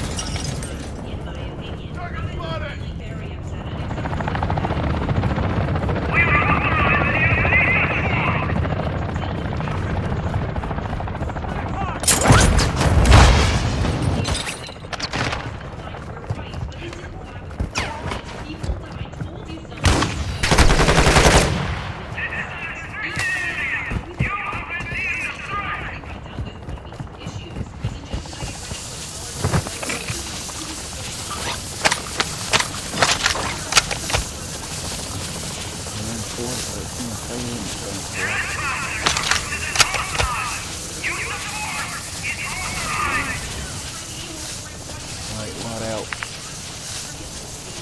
Radiation spread. Moving here. Well, I think I could mark it for that. Have I beaten that already? Have I? No, no.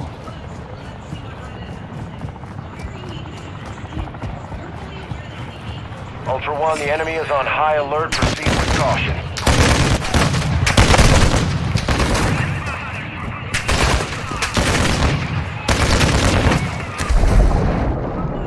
Right, we can see under the water. Do that.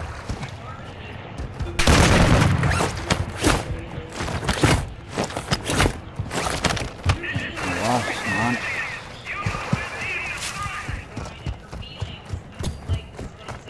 I got fucked up, come on.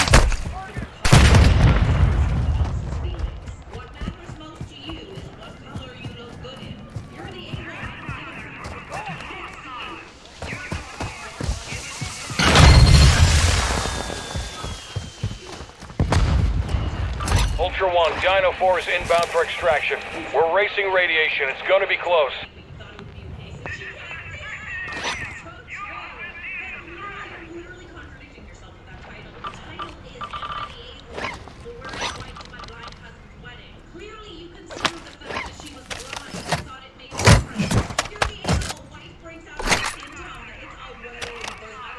This is Dino 4. We're approaching the LZ now. Keep it secure for us. Ah well, you just come in and I'll get on it, okay?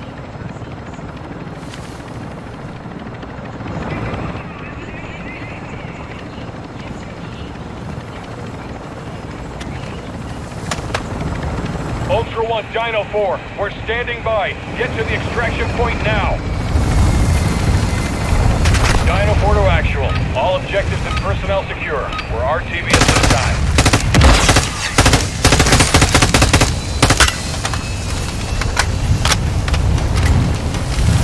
Enemies deployed a bomb drone.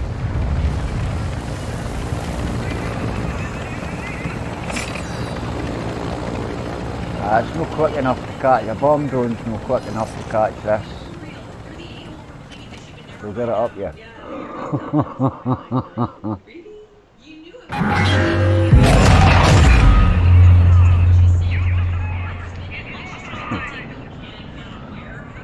Deploy the bomb drone. No, you're not catching it.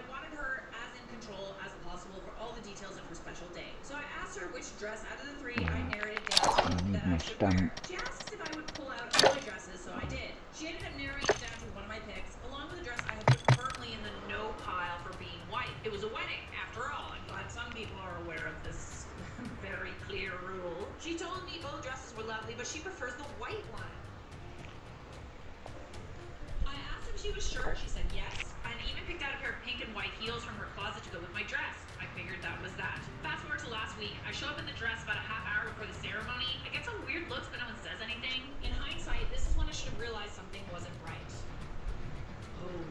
When Charlotte comes out of her dressing room for some last-minute pictures, she looks shocked to see me, and then she starts turning red. She pulls me aside and starts going off on me immediately about wearing the dress to her wedding. What? I'm stunned. I asked her what the problem is because she picked out the dress, and she told me it was a friendship test. What the? Are you kidding me? And if we were real friends, I wouldn't have worn a white dress or her shoes to her wedding. I started laughing because I honestly thought it was a joke, and she screamed at me that I ruined her effing wedding and to get... Welcome to the DMZ. Explore, secure intel, and loot to gain access to new missions. Enemy threat is high, so expect contact.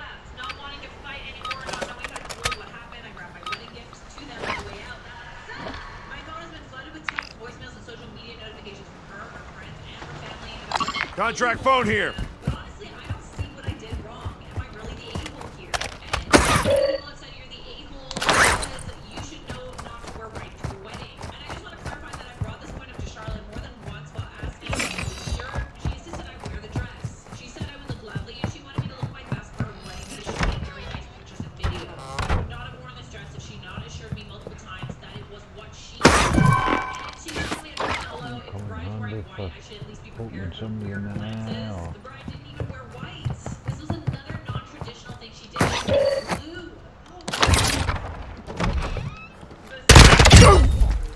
What the fuck was that? That was you shooting your mate in the face, mate. Hostile advanced UAV is active. Open it up.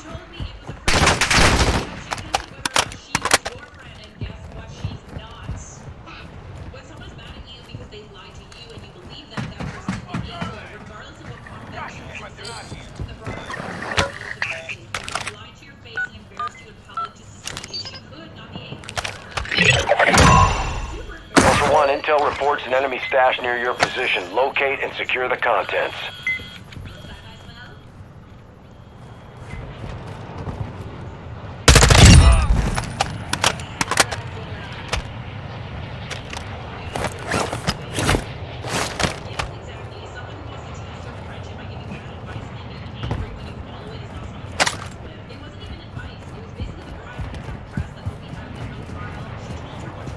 Ultra One, be advised you are approaching the target.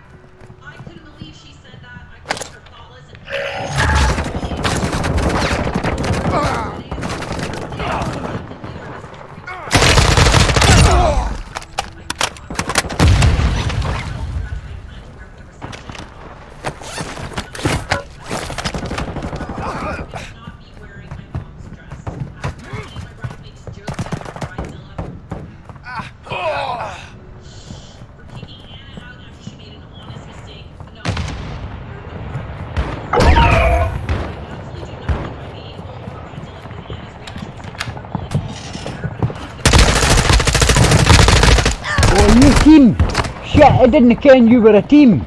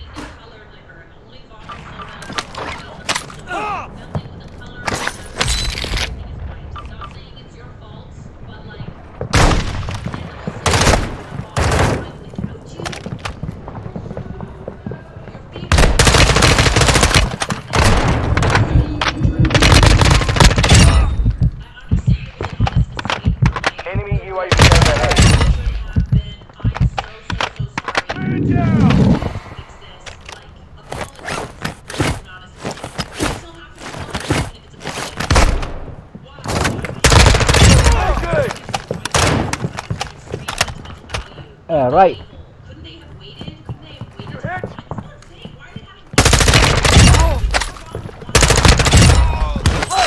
Got a visual.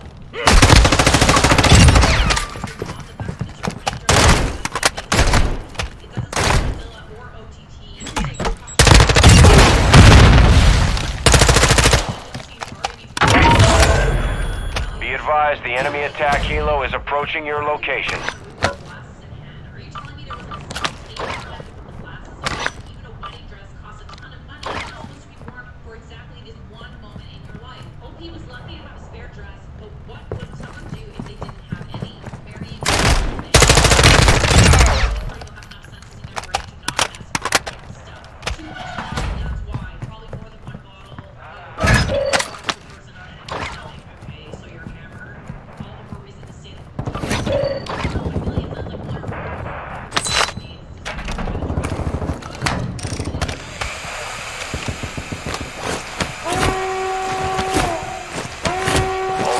Enemy reinforcements are approaching your position.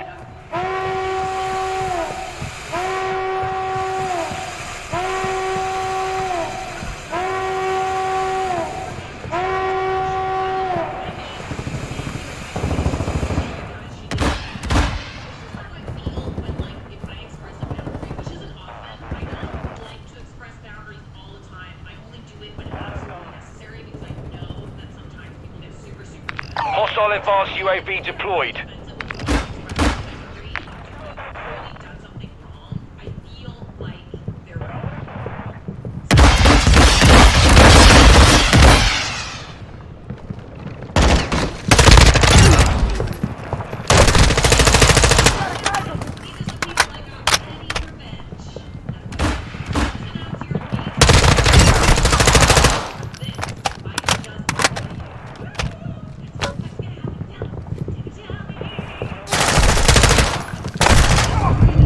Bastard, sneak up on me.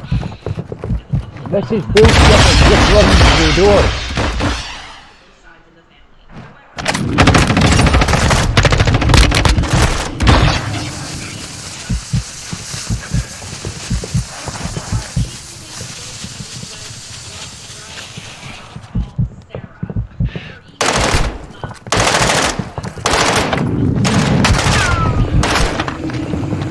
Ah, you fucking bastard.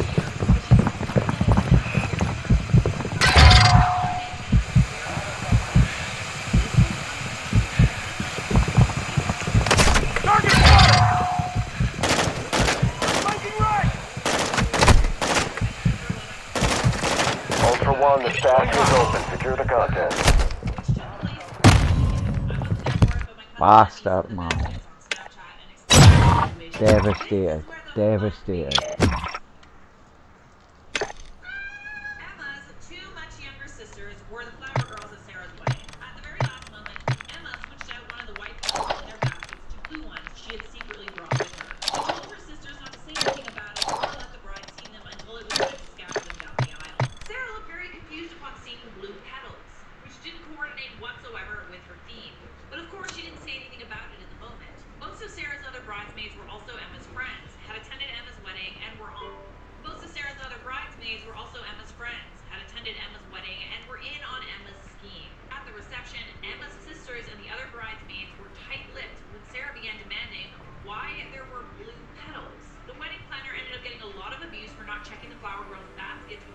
walk down the aisle.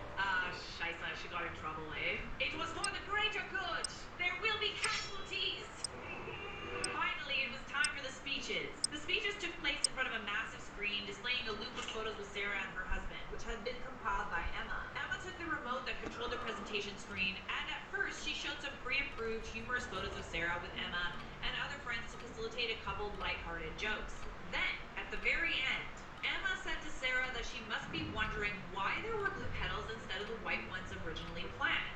That was when Emma displayed the last slide from her presentation. Emma announced in front of everyone that she was 5 months pregnant, and she discovered that the baby was a boy, hence the blue petals. The last slide, her ultrasound picture. Cringeworthy. 100%.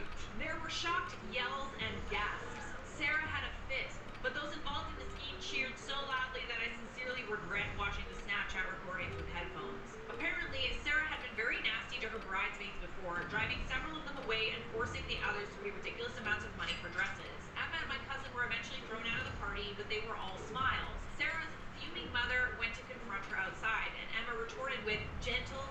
Welcome to the DMZ. Exploring, looting, and securing intel will open access to missions and targets. Expect resistance from local forces and watch for other operators in the AO.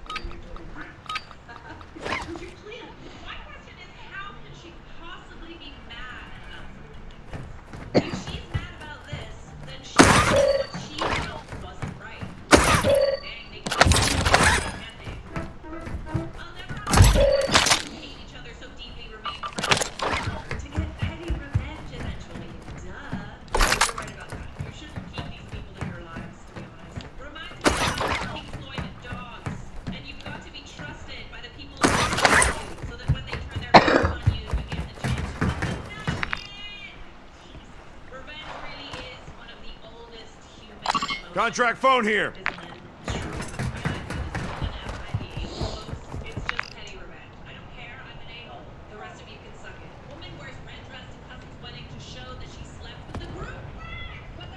Contract phone here.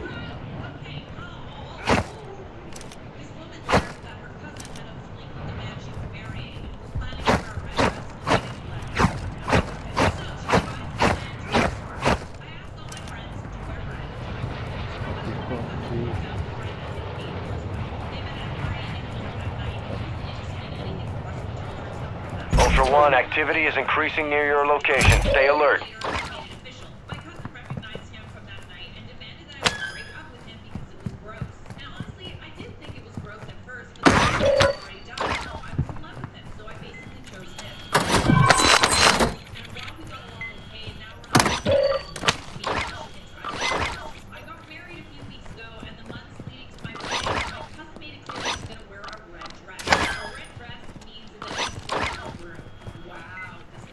Hostile UAV in the area.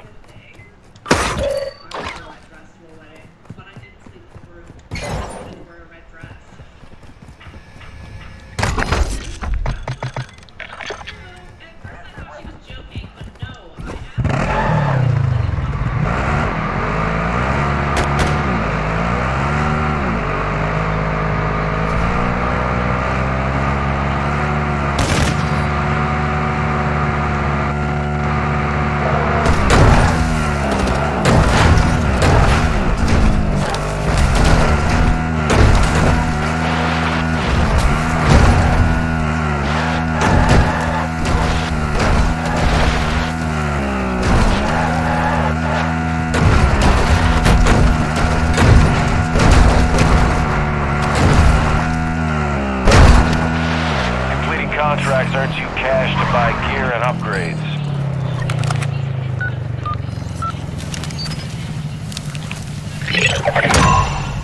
Ultra One, we've marked an enemy stash near your attack map. Secure the contents.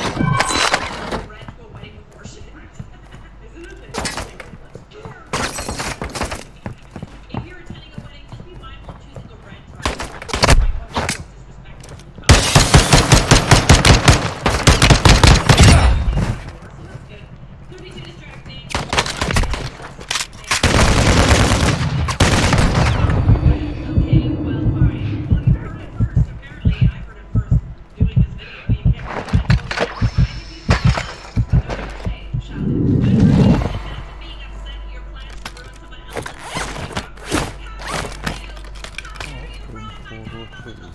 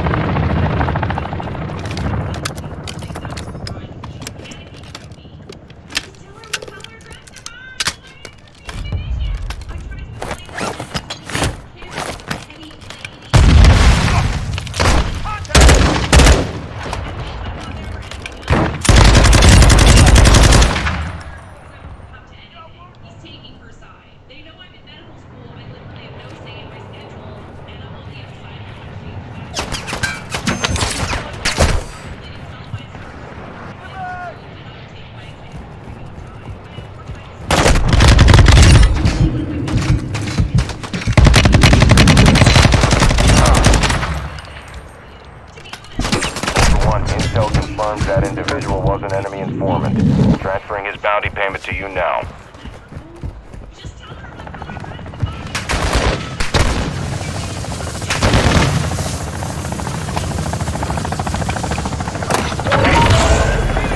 Ultra One, the enemy attack helo is moving in your direction.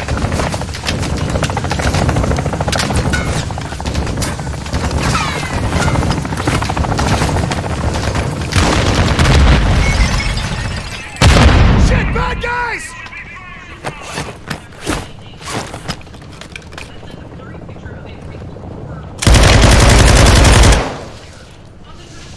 Open it up!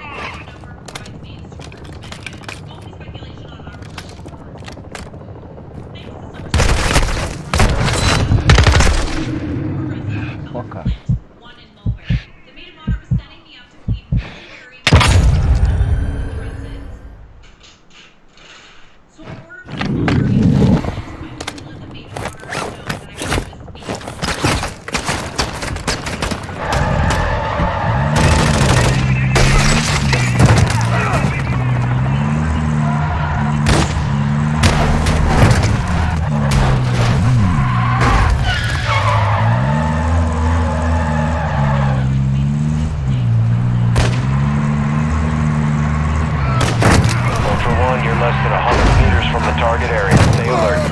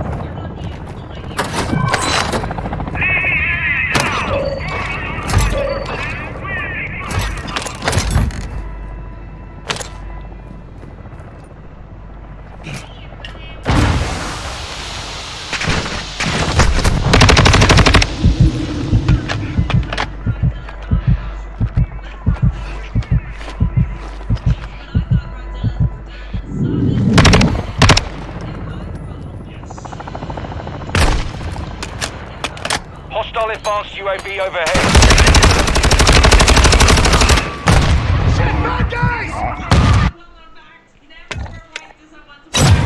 Bastard.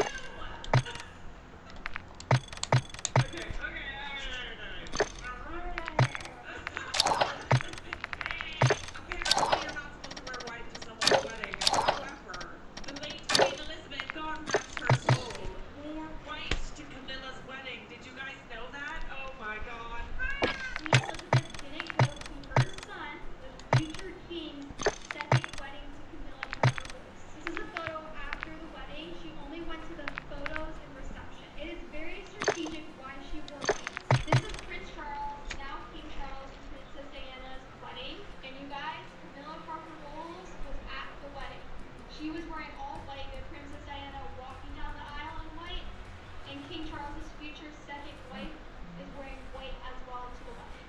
We all know why Queen Elizabeth wore white to the wedding. The tea. That is the tea, my friend. Is it weird that I kind of love that? We shall miss you, Elizabeth. Lizzie! Can I call you Lizzie? I just did so. Brazilla upset florist is having surgery 8 weeks before a very important wedding. My lady's not sure if anyone's had issues with their florist, but I just wanted to point out to go with your gut when you feel something is wrong. So long story short, I have working with one florist that I thought I could trust, and she could help make my visions a reality. However, on the contrary, she actually just didn't want to put the time or effort in to work with me, and I gave her the ultimatum that if she didn't want to do what she promised or work with me, I'm gonna go with someone else. Which of course, she easily said, see ya. Like, I'm not gonna waste my time with someone who clearly doesn't care about my feelings or my wedding day, you know? People are so rude and inconsiderate just to make a quick buck. Just really unfortunate. Thankfully, I knew someone offhand who I could trust with confidence and wholeheartedly. I had 2 events this weekend, so probably not possible. I'm so sorry. I actually have surgery next week, so depending on recovery from that will determine my ability to make a sample. You could take your computer blow-up pic and take it to the venue to get an idea. Gotcha, okay. Your recovery won't interfere with my wedding timeline, right? I'm getting married in less than 8 weeks. If you cannot guarantee that I will have a beautiful wedding and decor I'm desiring with a timeline at hand, I'm afraid I'll have to find someone else on short notice and would like to be refunded the $500 deposit. You know? Welcome to Mazrah. Exploring, looting, and securing intel will open access to missions and targets. Expect resistance from local forces and watch for other operators in the AO.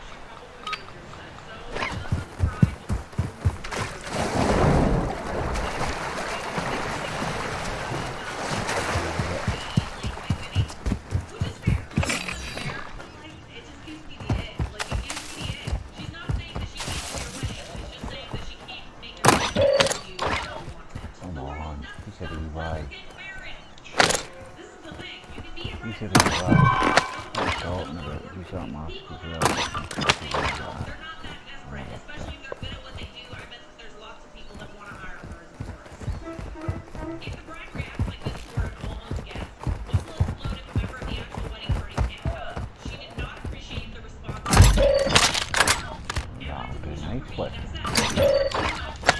Ultra One, we're seeing increased activity in the area. Stay sharp.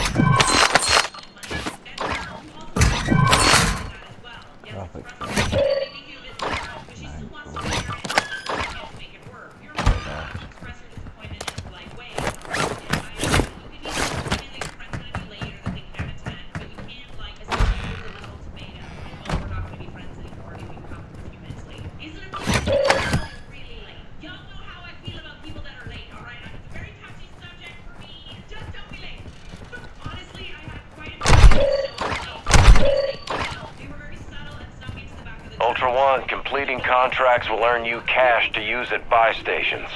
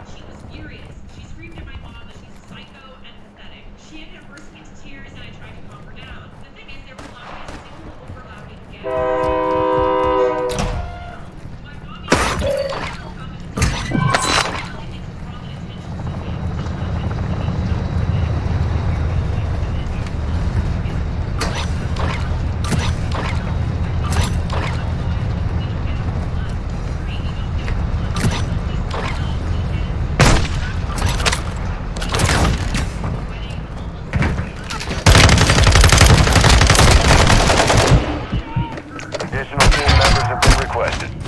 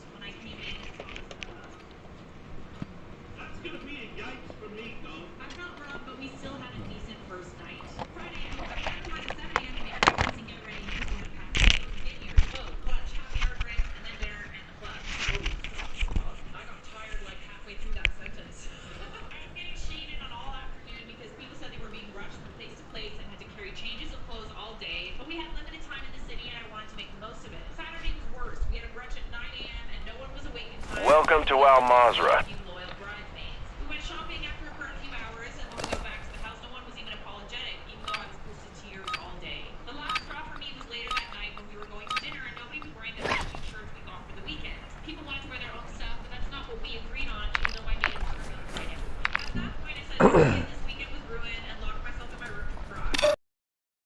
Go marked. No.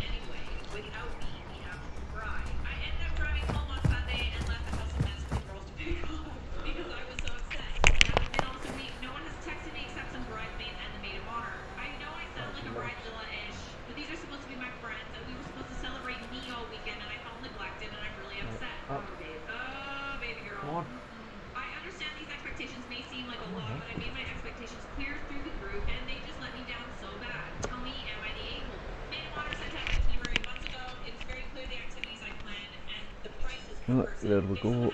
Screen, half the screen disappeared. Turn to that, there it's back.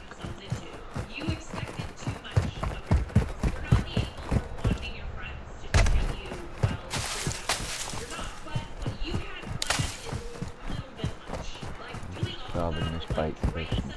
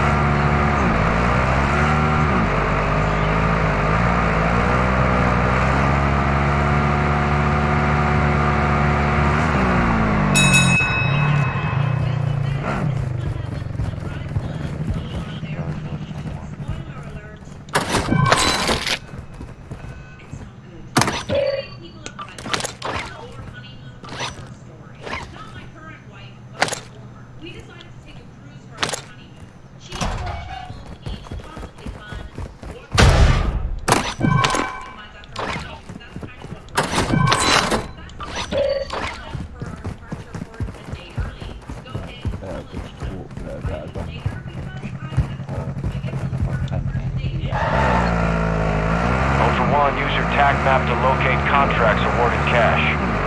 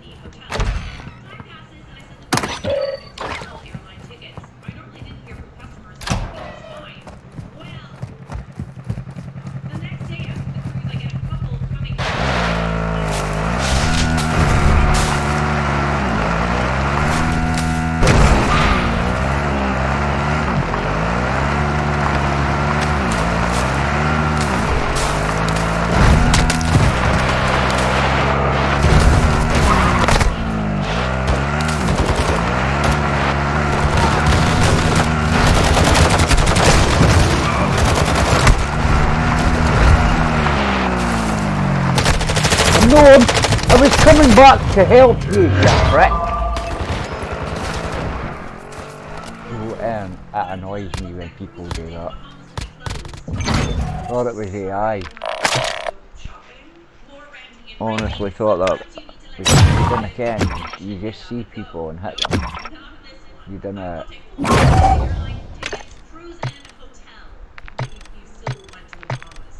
It's not until later you realise. I seen the red mark on that guy, and that's when I realised that it was why I didn't jump off my bike and do what I usually do.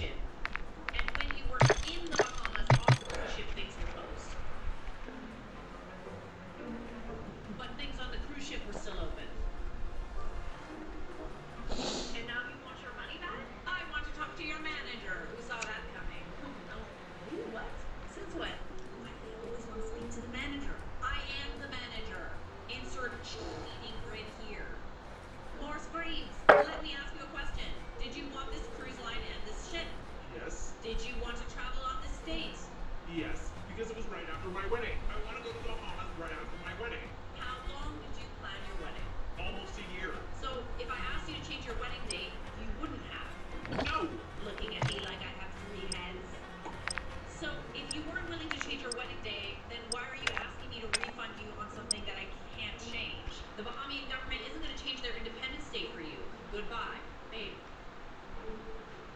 They just wanted money out of me.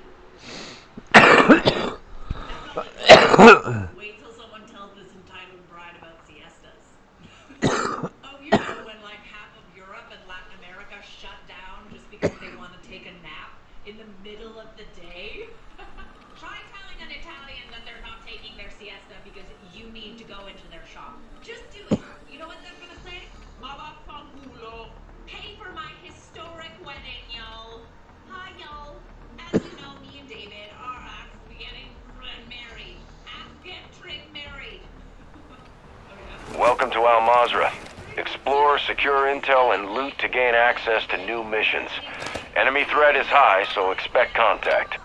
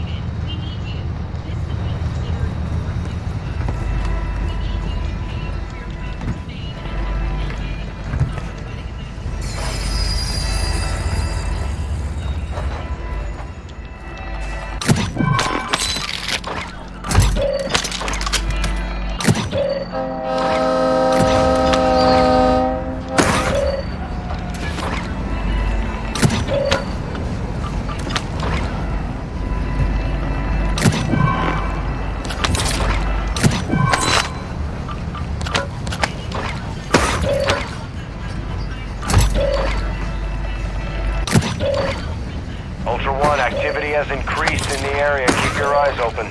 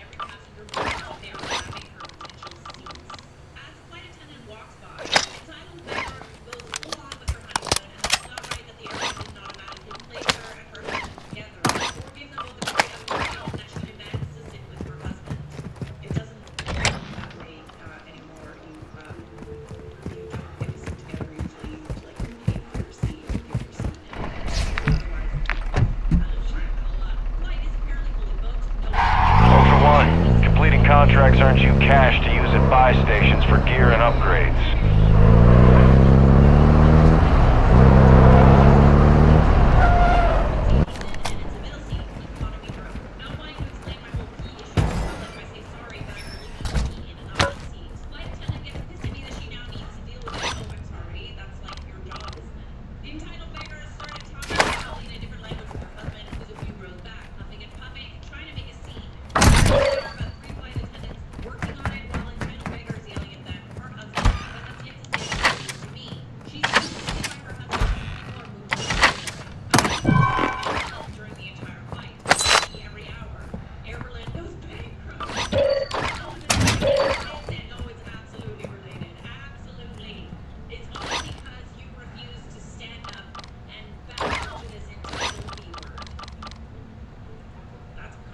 P.S. I wouldn't have minded giving up the premium seat. All I cared about was the damned aisle seat.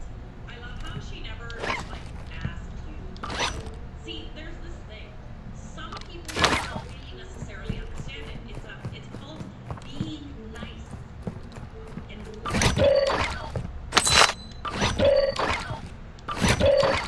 so, usually if you're nice to people and you ask nicely, they don't do what you ask. Shocker, I know. What? Picked off a plane from Oklahoma. This is 6 years ago. I, along with my fiance, now husband, sister, brother-in-law, mom, it was a late flight, so I was already tired and I'm not a night owl and I can't sleep on planes at all. During boarding, there was a young couple that were making out a few miles ahead of me. You can clearly tell that they were honeymooners. I ignored their making out mostly. The person sitting next to them kept complaining to the flight attendants that she was very uncomfortable sitting next to them as she told them many times to stop making out, but they ignored her. Eventually, a flight attendant forced the husband to move to the row in the back. He looked majorly pissed. But I was in love and to annoy others. Love. Could you just like not kiss her?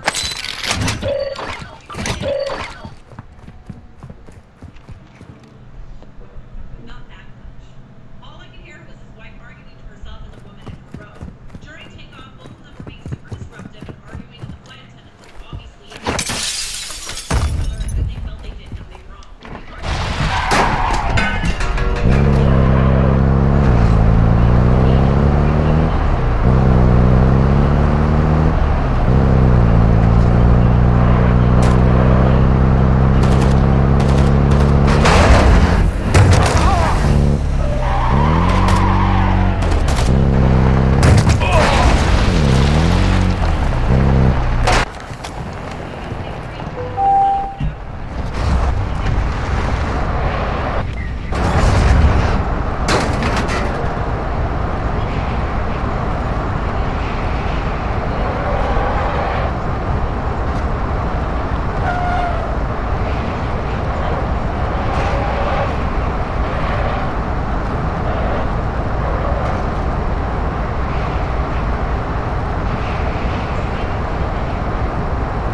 Ultra One, activity is increasing near your location. Stay alert.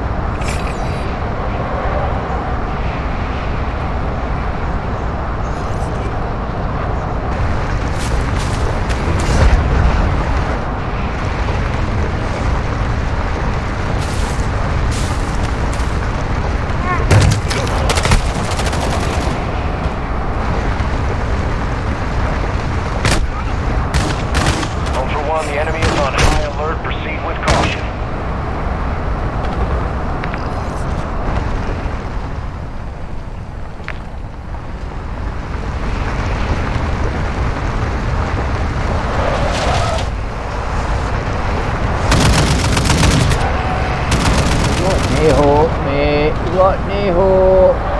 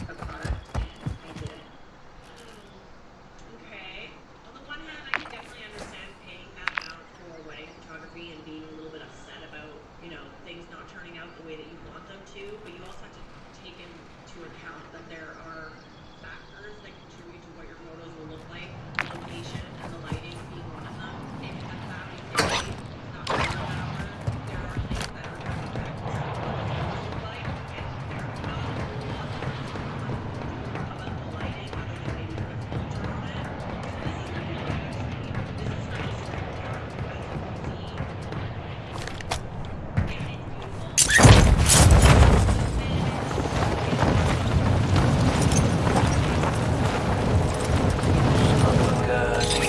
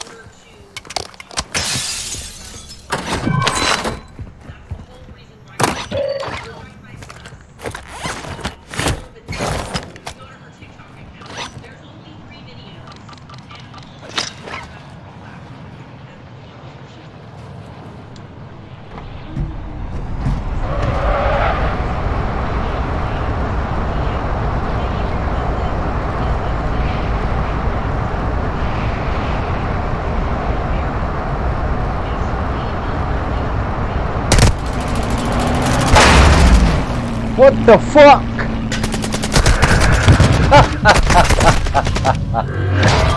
I didn't even try to fight that. What the fuck happened there? Did you see that? Did anybody see that? What? The car wasn't like that. Please look at me and you'll see the way the car was. Come on.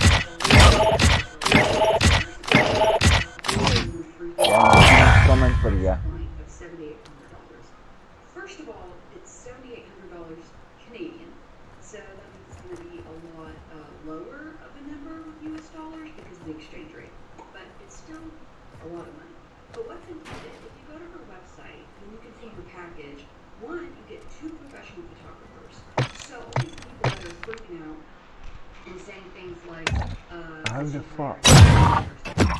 It doesn't seem consistent. First of all, she has a second photographer. So you get Right. double the amount of photos, double the amount of coverage. What a short on car extra. Low-res files, professional services, a fine art album, that's value of $1,600, a slideshow. So inside of this package, you have to hire a second photographer. Now, to hire a second photographer, minimum you're paying them $50 an hour, and this package is a 10-hour day. So just say minimum $50 times 10 hours. That's where some of your cost comes from, is what you're paying for in this package. Now, I'm not going to show the page this is from because I don't want her to already get a lot of attention. I don't want people arguing back and forth on this page's comments. I kind of want to protect some of the other people that are involved. But you can see here, she sent this exact same message to multiple people and posted it. So she said she's seen the video. She was warned to not take this wedding from other vendors that have worked with this bride before. And she's been blocked. Originally, she was using the photos, said she loved them, and then said that she wanted a refund later. But then she had screenshots of her using the photos on her social media profiles and contacted a lawyer for defamation, and she's just baffled as to what's happening. When pressed further, she said, I don't want to engage. That's why she's not reaching out with comments. If you're kind and supportive, she will respond to your DM, but otherwise she's not saying anything. She said she doesn't want to feed into it. Get this, guys. Everyone's saying why the photo's bad. She sent raw files. Proof right here. She sent raws. All she wanted was money, and apparently she threatened to do this if she didn't get her a refund, even though before she enjoyed her photos. So, for all we know, one, there could have been a second photographer, that maybe the work is not something that the bride is happy with, and maybe that was the problem. That happens sometimes. Two, she's been warned to, the photographer's been warned to not work with this bride before, and the bride is not saying she's unhappy, even though she liked her photos before. It just seems so messy. Well, isn't that a interesting turn of events? So this bride wanted essentially a full refund. I'm sorry, you don't get a full refund. That's still hours spent going to the wedding, editing the photos. This is sneaky AF. Not a fan. I can understand if you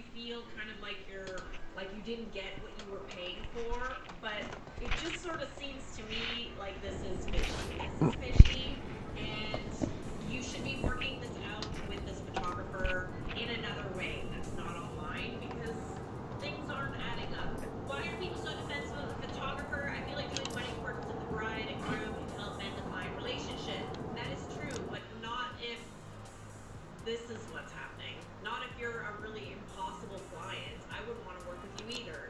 Okay, but I've used this portal.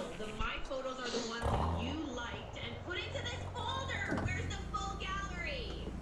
Bro, I'll post. I'll have nothing to hide. Heck, I'll give you my login. This was the only video that you posted. Still waiting for you to post the full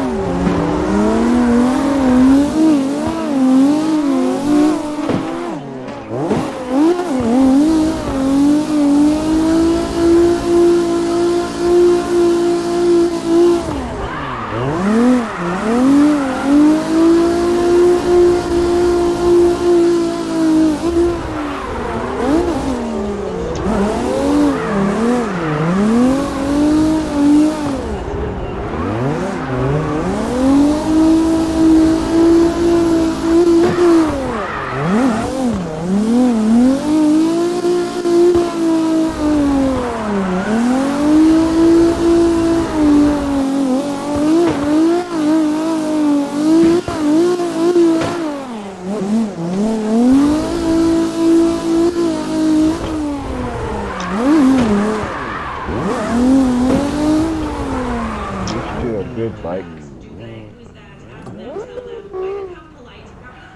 Used to are good.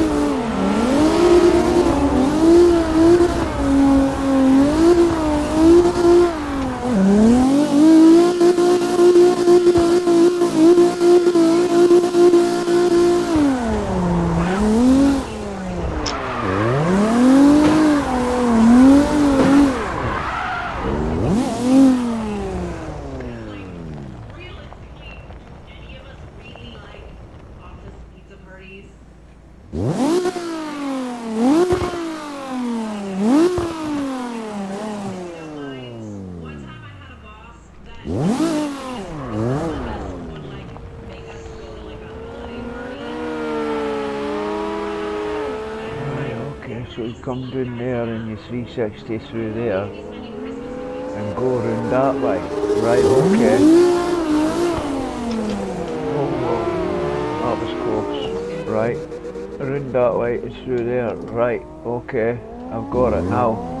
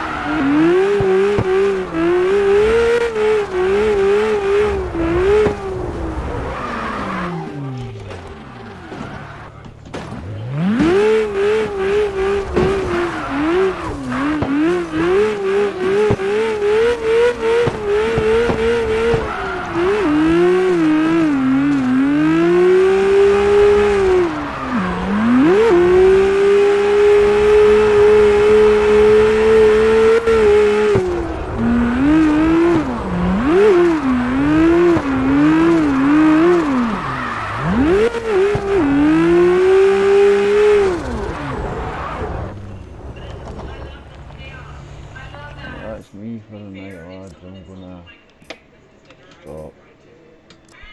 Oh, we'll be back on. Come on. I will be back on one. So, good night. 25 past 1, I'll probably head out again before my bed, but Hey everybody, welcome back. This is thanks what for happens watching, when whoever filters watched, if anybody go watched. wrong. Maxwell Worth, I Good have night. chlamydia. Max is my brother.